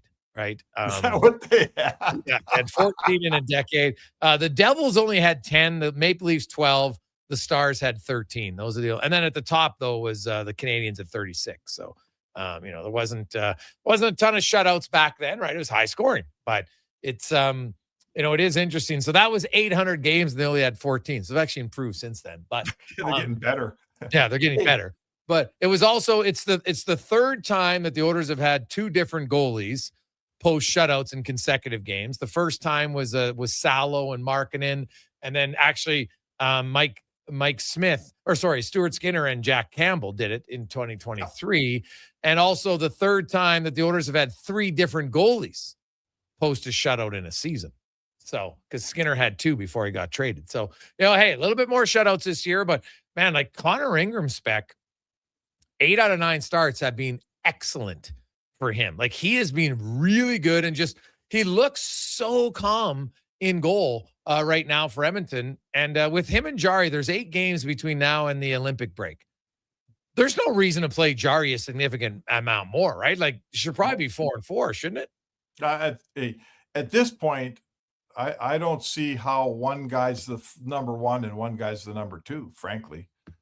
Jari has a higher pedigree and Jari came at a greater cost and Jari sort of replaced your number 1. So I guess we all look at Jari as the 1 and Ingram as the 2. But if you stripped off their nameplates and you just watched them play, I don't see how one is any better or worse than the other at this point. I'm absolutely playing them back and forth. Unfortunately, Cal Pickard probably doesn't get a start for a long time. But I'm absolutely playing them back, one after the other. And I don't know. It's the dog days of the season. Why does one guy need to play a whole bunch? Maybe Jari wants to play more. I don't think Ingram is. I think his mouth's just shut. He just plays when they tell him to play. But it's a good situation. You know what? If Jari stays healthy and finds his game, and Ingram, the way he's playing right now, oh boy, I like I say, I haven't been this bullish on the Oilers goaltending for a while, but what I'm seeing is making me pretty positive. Not since Shtelenkov was here, one of your favorites. So I like Mikhail Shtelenkov. He's a very handsome goalie. Spectre joins us. Spec, the Oilers in Vegas really starting to create a little separation in the Pacific Division. Now Vegas has 2 games, and they got some games in hand here, and they added Rasmus Andersson. Yeah, the trade. What do you make of that deal for Vegas? Well, listen, they added a really good player, so they have to get better for that. And all they did was give up things that aren't on their roster. Well, Zach Whitecloud. Yeah, okay, excuse me, but I guess my point being, the minute that Rasmus Andersson walks into your roster, I'm not sure Zach Whitecloud doesn't probably. If he's not the 6, he's the 7. And I like Zach Whitecloud. He's a nice player. Like he's good for Calgary. He's a high character guy. But anyhow, they're better. They just added the top right shot D-man available at the deadline, and they added him way before the deadline. So, beware Vegas when there's a big name out there. Somehow, they always seem to if they're in on every guy, and it seems like they get them so often. I mean, gosh, they got Pietrangelo the one year, he was the biggest name. Then they got Eichel one year, he was the biggest name. Now they got Anderson this year. I'm not sure he's not the biggest name. Like Kelly McCrimmon, man, I give him credit. He gets it done. Like he gets it done. He brings in the big horse every couple of years, doesn't he? Yeah. Oh, no question about it. And, White Cloud's going to get a huge opportunity. I probably thought he was the number 5 in Vegas, even if you added Anderson, but Korzak, I like him better than him, and Ben Sutton.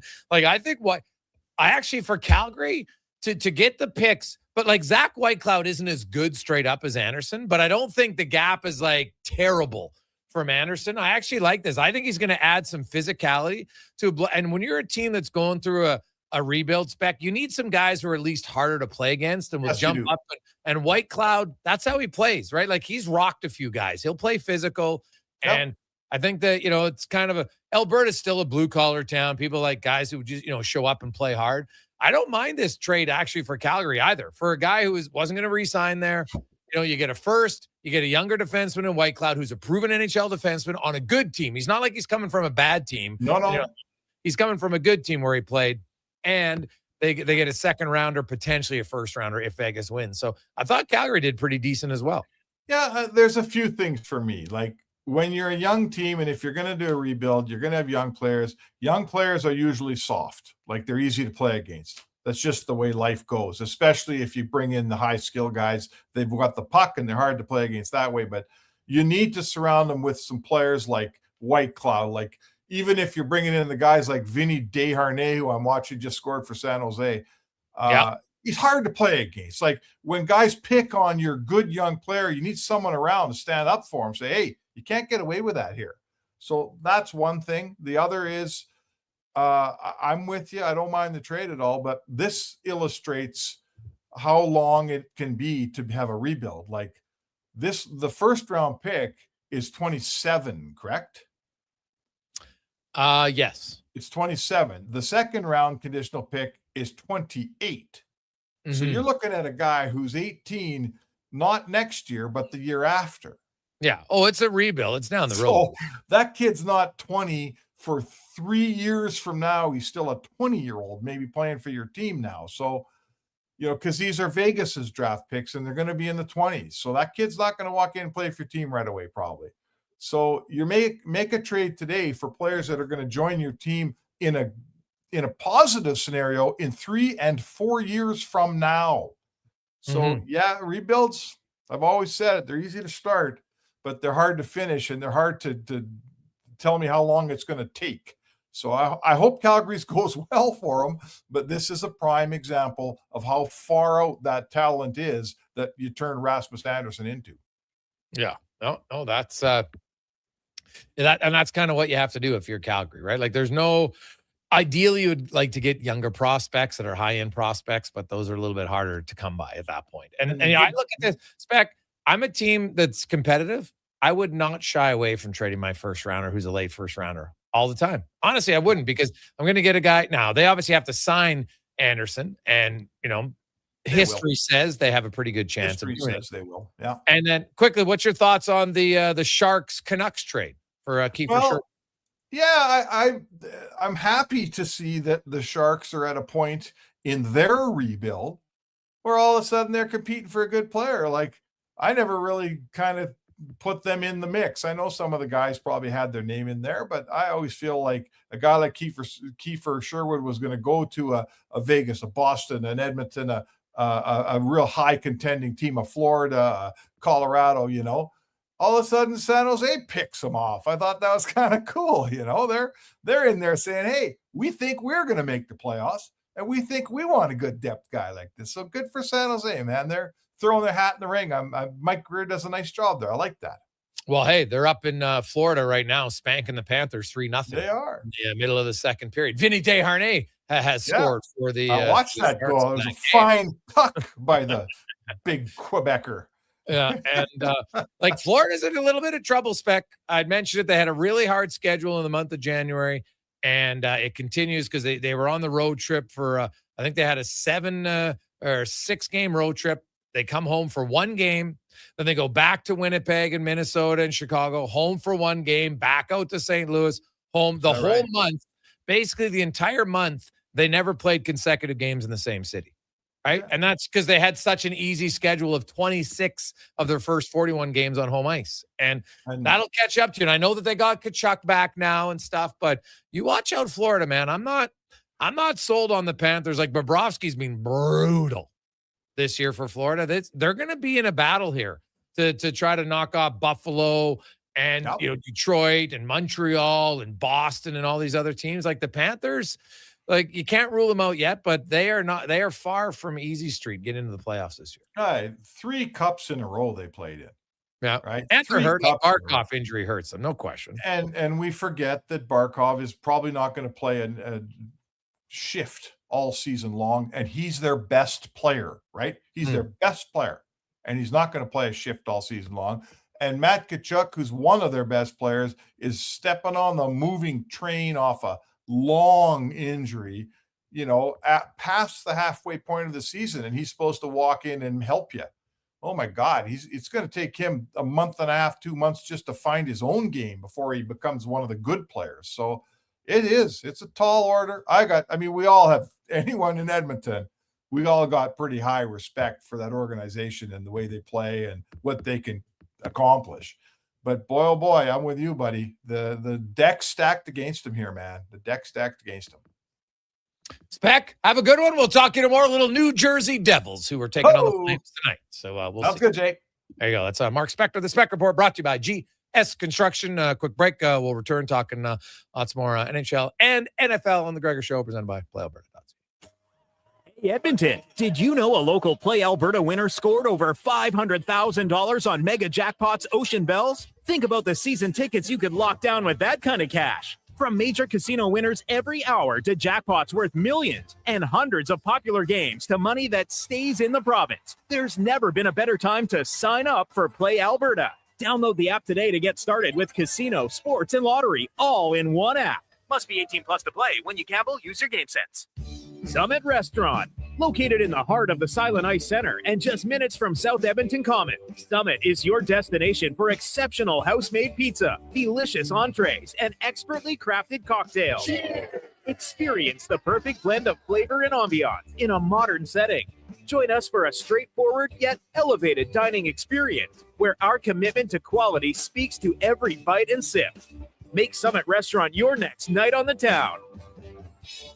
Jason Gregor isn't just a sports guy. He's a community builder. With over $3 million raised for local charities. And his Gregor Foundation, he's making a difference on and off the air. Check out Gregor weekday afternoons on Sports 1440. Top quality flooring, locally owned, and Canadian products from Beaulieu. Yeah, that's CFI. CFI what? No, CFI, Custom Floors Inc. From free estimate to professional installation, contact Custom Floors Inc. at customfloorsinc.ca. Portions of this hour brought to you by Riverside Honda. 59 years and counting as St. Albert and surrounding areas' premier Honda and Can-Am dealer. It's your dream. Ride it at riversidehonda.com. The Jason Gregor Show. The best of Edmonton sports talk and beyond. This is Sports 1440. Presented by PlayAlberta.ca, Alberta's only regulated online gambling website.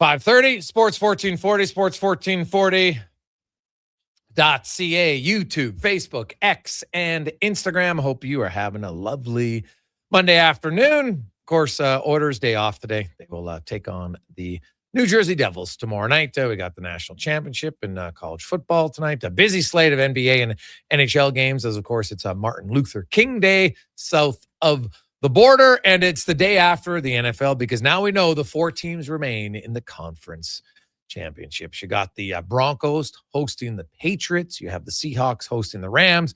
Unfortunately, the big story is who's not playing. That's Bo Nix, the quarterback of the Denver Broncos. Just terrible news. You win the game, and then literally a few minutes after the game, they announce that he's out for the season. He's going to have surgery tomorrow on his ankle. It's just brutal news as we get to our big guest of the day, brought to you by the Summit Restaurant, located in Silent Ice Center, just off of Calgary Trail out by Nisku. If you're looking for great food while you watch the game, it is perfect.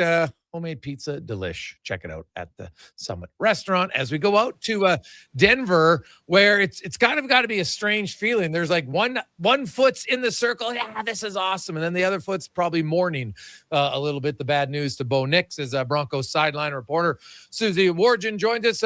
Susie, welcome back to the show. How you doing? I can't hear you, Jason. I don't know if you can hear me. I can hear you. I can hear you. I can't hear you at all. Oh, that is. I could before, so maybe we'll just do it on the phone. Oh, okay, perfect. Yeah, well, I wish I could read lips better. That's a little odd. So it went off, but we could see her. We could hear her. She couldn't hear us. So we'll get it connected a little bit better. But it is I was trying to think earlier. Can anybody think of like I know people said, well, what about Zach Hyman's injury? Yeah, but Zach Hyman at the time he left, and it wasn't the final game of the series against Dallas when he got hurt, right? But still, it was devastating, no doubt. But we're talking, and no offense, he's not Connor McDavid, right? Like your quarterback in football is so incredibly important that you lose your quarterback literally minutes after the victory. If you would have been popping champagne, the cork wouldn't even have hit the ground yet when they announced that Bo Nix was going for surgery. That was awful. And you heard, his coach talking that came off, their chest bumping the coach. And Bo Nix is like, careful. And he's like, what? What do you mean careful? That was awful. So Susie's back with us. And Susie, it's unlike anything I've really seen in football where you win the game and because he finished the game, no one saw that Bo Nix was clearly injured. Definitely didn't think he had a broken ankle. And then all of a sudden now he's out. And that's got to be devastating because he's been so good for them this season. Yeah. Can you hear me now? I can. Yes. Perfect. Okay. Yes. And I caught the end of your question. So I think I know where you're going with that. Thanks for having me, Jason. It's good to talk to you always.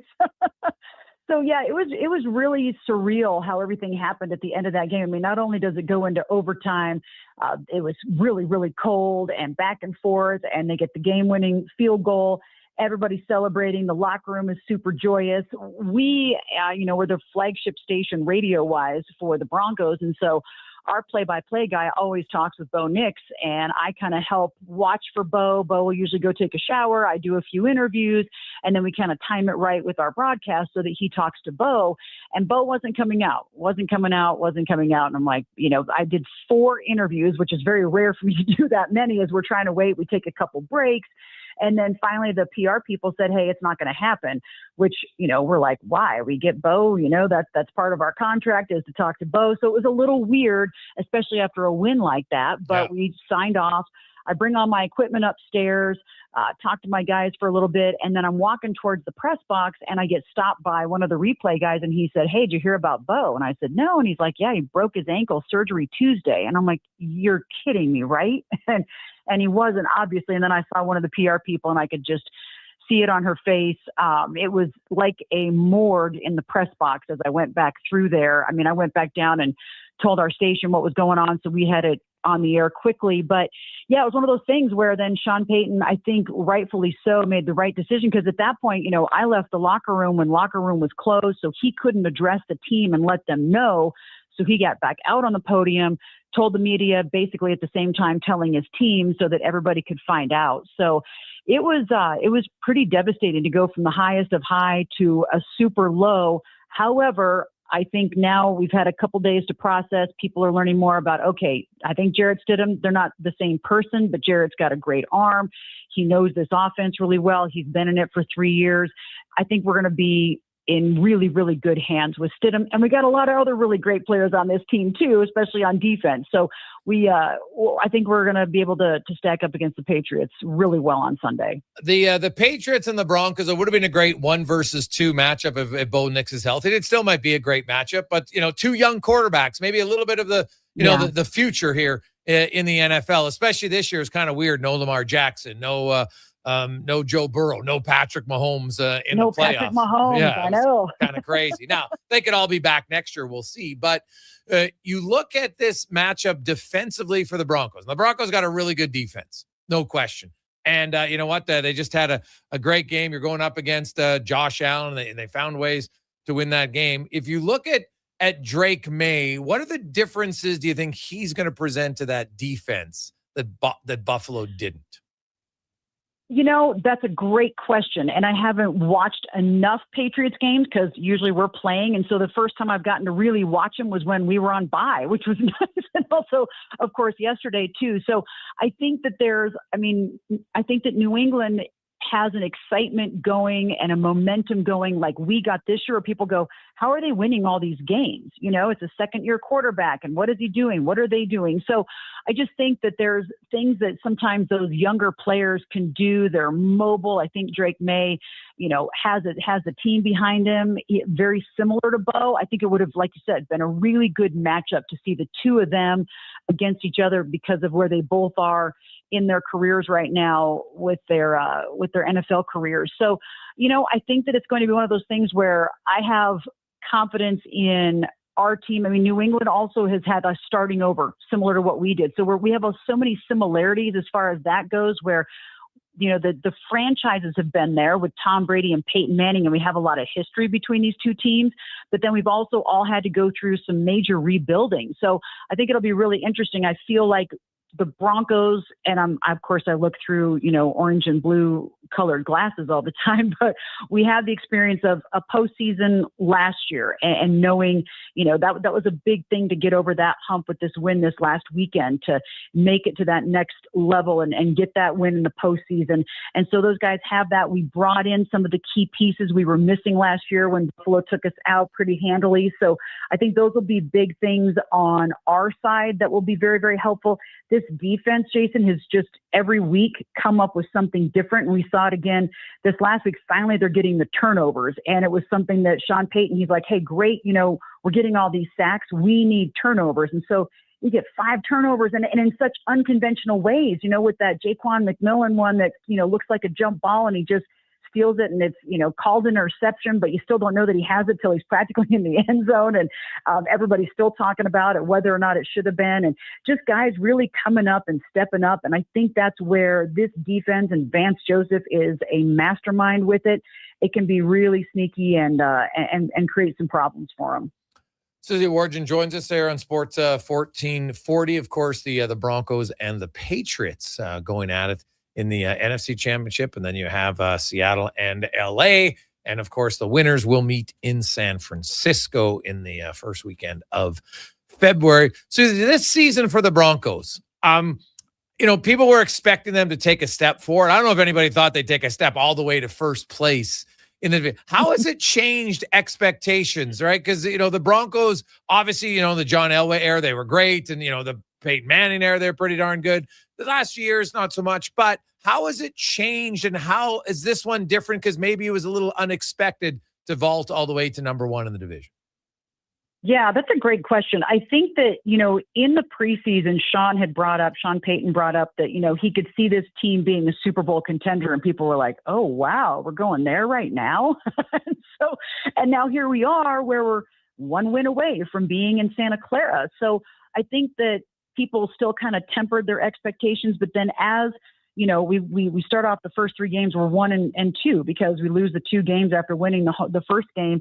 And then a string of wins, including going on the road to Philadelphia, going to London, coming home, just having like these crazy road trips and some really, a lot of games before there was a bye week. And to be the number 1 seed, I think people were like, wow, nobody saw that one coming. To win the West, people were hoping that would happen to win the AFC West. but not necessarily to be the number one seed. So I think people are like, man, we're kind of playing with house money here. This is great. How far can we go? And since there aren't those expectations of, well, we were just there last year, or we made it there, a few years ago. It's been 10 years. The last time we were in the Super Bowl, it was in Santa Clara for Super Bowl 50. So it'd be crazy if the Broncos were able to go back and be at the exact same place where Peyton Manning won our last Super Bowl. So I think that it's just, it's an excitement. It is an unexpected, place that people are just like, wow, I can't believe that we're here. Whereas I think the team all along, and I think Sean has probably preached to this team all along, that they could be there. And that was the goal. He had 3 goals. It was to win the division, get the number 1 seed, get to the Super Bowl. Well, win the Super Bowl would be the 3rd goal. So it's, Sean has kind of known all along, and it's surprised people that he brought it up so early when we were in preseason, but now here we are. So it's fun, and this town's going crazy just like it always has in the past. Football rules this city. We've got a hockey team that has the most points of anybody in the NHL right now by far, and still the Broncos rule. We love our Avs, but the Broncos rule. The Nuggets are doing really well without Nikola Jokic, and are, their 2nd, 3rd seed in the Western Conference, this last few weeks up and down, and still the Broncos. So it's just one of those things where we are a football town, and people are going to go nuts this week.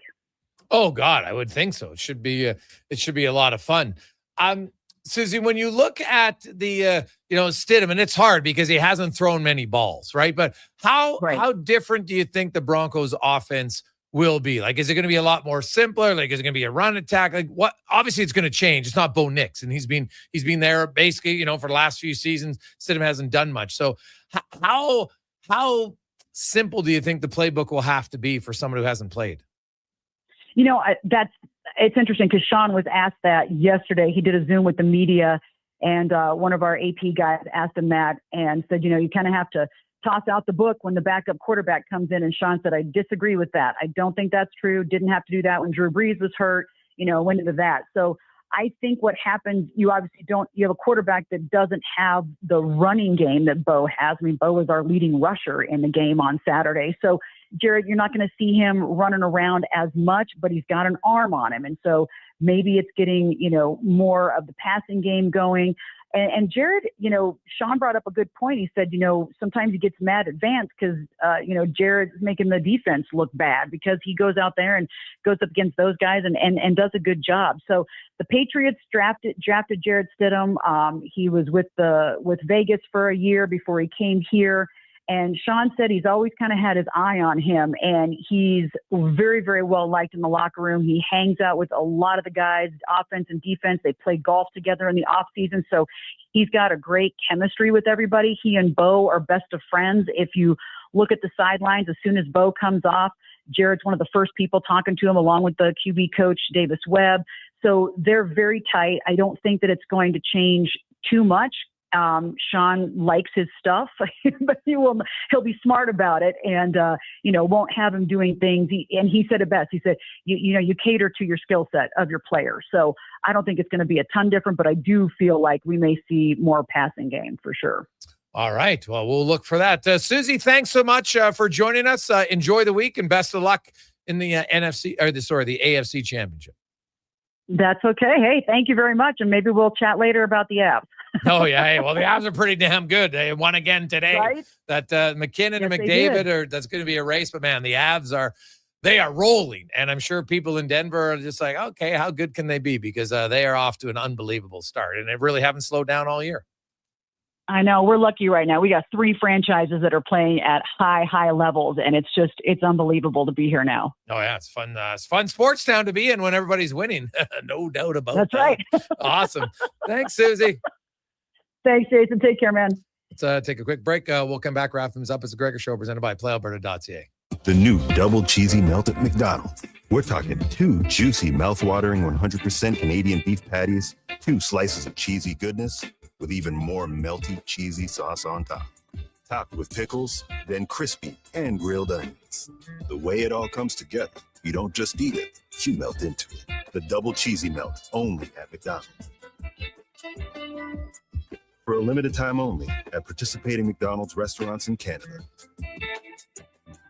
Mr. Rooter goes skiing. Sick gear, Mr. Rooter. Are you ready to hit the slopes? Not yet. I need to report a possible crime. Oh no, what's happening? I saw a bunch of hooligans discussing shredding the half pipe. As a plumber, I've taken the Hippocratic Oath to do no harm and act in the best interests of all pipes, whether PVC, copper, or otherwise. It's made of snow, Mr. Rooter. Snow? Things are worse than I had feared. There's no better plumber than Mr. Rooter. Exciting news from St. Albert Dodge. The all-new 2026 Jeep Gladiator Sport packages have arrived. They have a great selection and a bunch of colors to choose from. And if you've checked out the Sport, you know it comes in some fun colors. Rugged capability, practical off-road features, and you can get behind the wheel for as low as $49,900. That's right. Put yourself in a brand new Jeep Gladiator Sport for less than $50,000. What more can you ask for? Time to head up the trail and see how easy it is to do business at St. Albert Dodge. Does your New Year's resolution include saving money? Then don't miss the store-wide inventory clearance at the Brick. Save up to 70% off in-store clearance items. Buy more, save more on bedroom and dining furniture. Up to 25% off.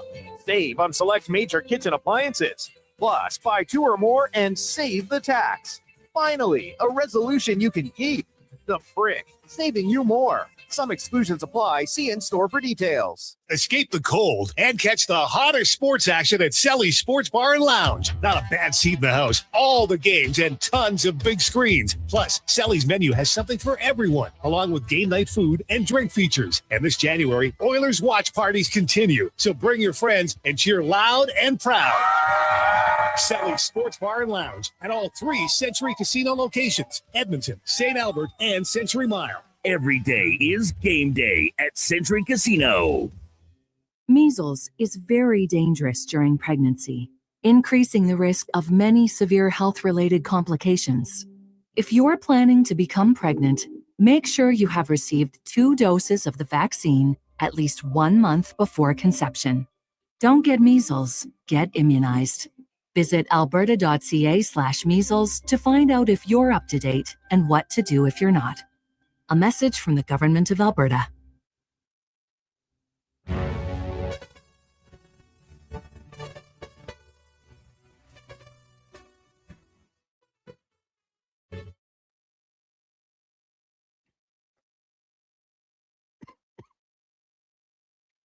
Portions of this hour brought to you by On the Rocks. The Oilers are back in action, and OTR is ready to be your hockey headquarters. $5.75 Molson Canadian, 69-cent wings, and play score and win every game. See more at ontherocks.yeg.com. The Jason Gregor Show, the best of Edmonton sports talk and beyond. This is Sports 1440. Presented by PlayAlberta.ca, Alberta's only regulated online gambling website.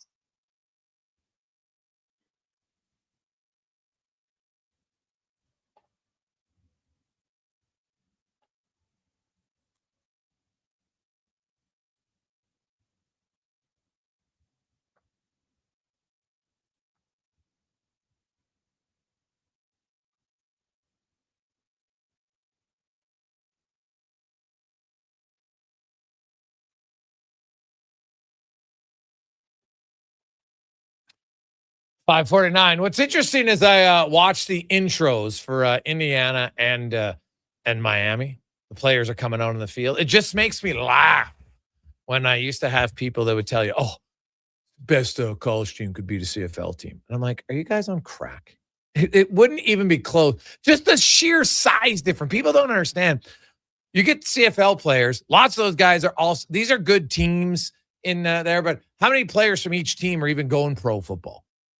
Like, it's just comical to me. It's going to be a great game. Looking forward to it. Can't wait.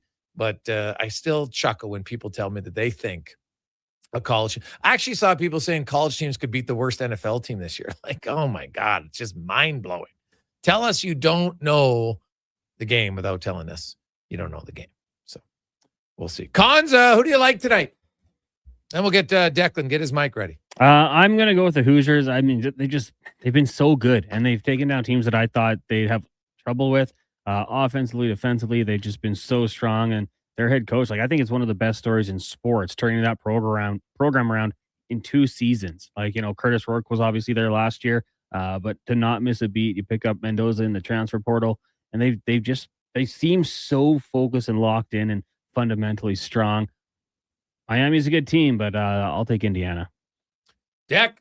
Yeah, I'm going with Indiana. I will say Miami's shown up in every big game they've had this season. Notre Dame, Texas A&M, Ohio State, Ole Miss, but there's just something about this Indiana team. It's a Cinderella run. It's magical. Give me Indiana. And at the start of the college playoffs, who did you like? Indiana. Yeah. Maybe a little Ohio State in there. Yeah, it was Ohio State, so I can't claim that. But the way they handled Ohio State and all the other teams they played, like, they just look great. And now Indiana has a very veteran-laden team. How many of their guys are they going to lose? I'm not sure the official number on starters. The roster turnover is going to be significant next year. Like, they have a lot of grad transfers. They have a lot of older guys. It's going to be a new regime coming in next year for the most part. They're already working the portal. They do have Fernando Mendoza's younger brother playing quarterback as well for this team, so maybe he kind of keeps the family tradition going, keeps the reins. But yeah, that's why I'm wondering if this is almost the season for Indiana to do it. All the more reason I want them to.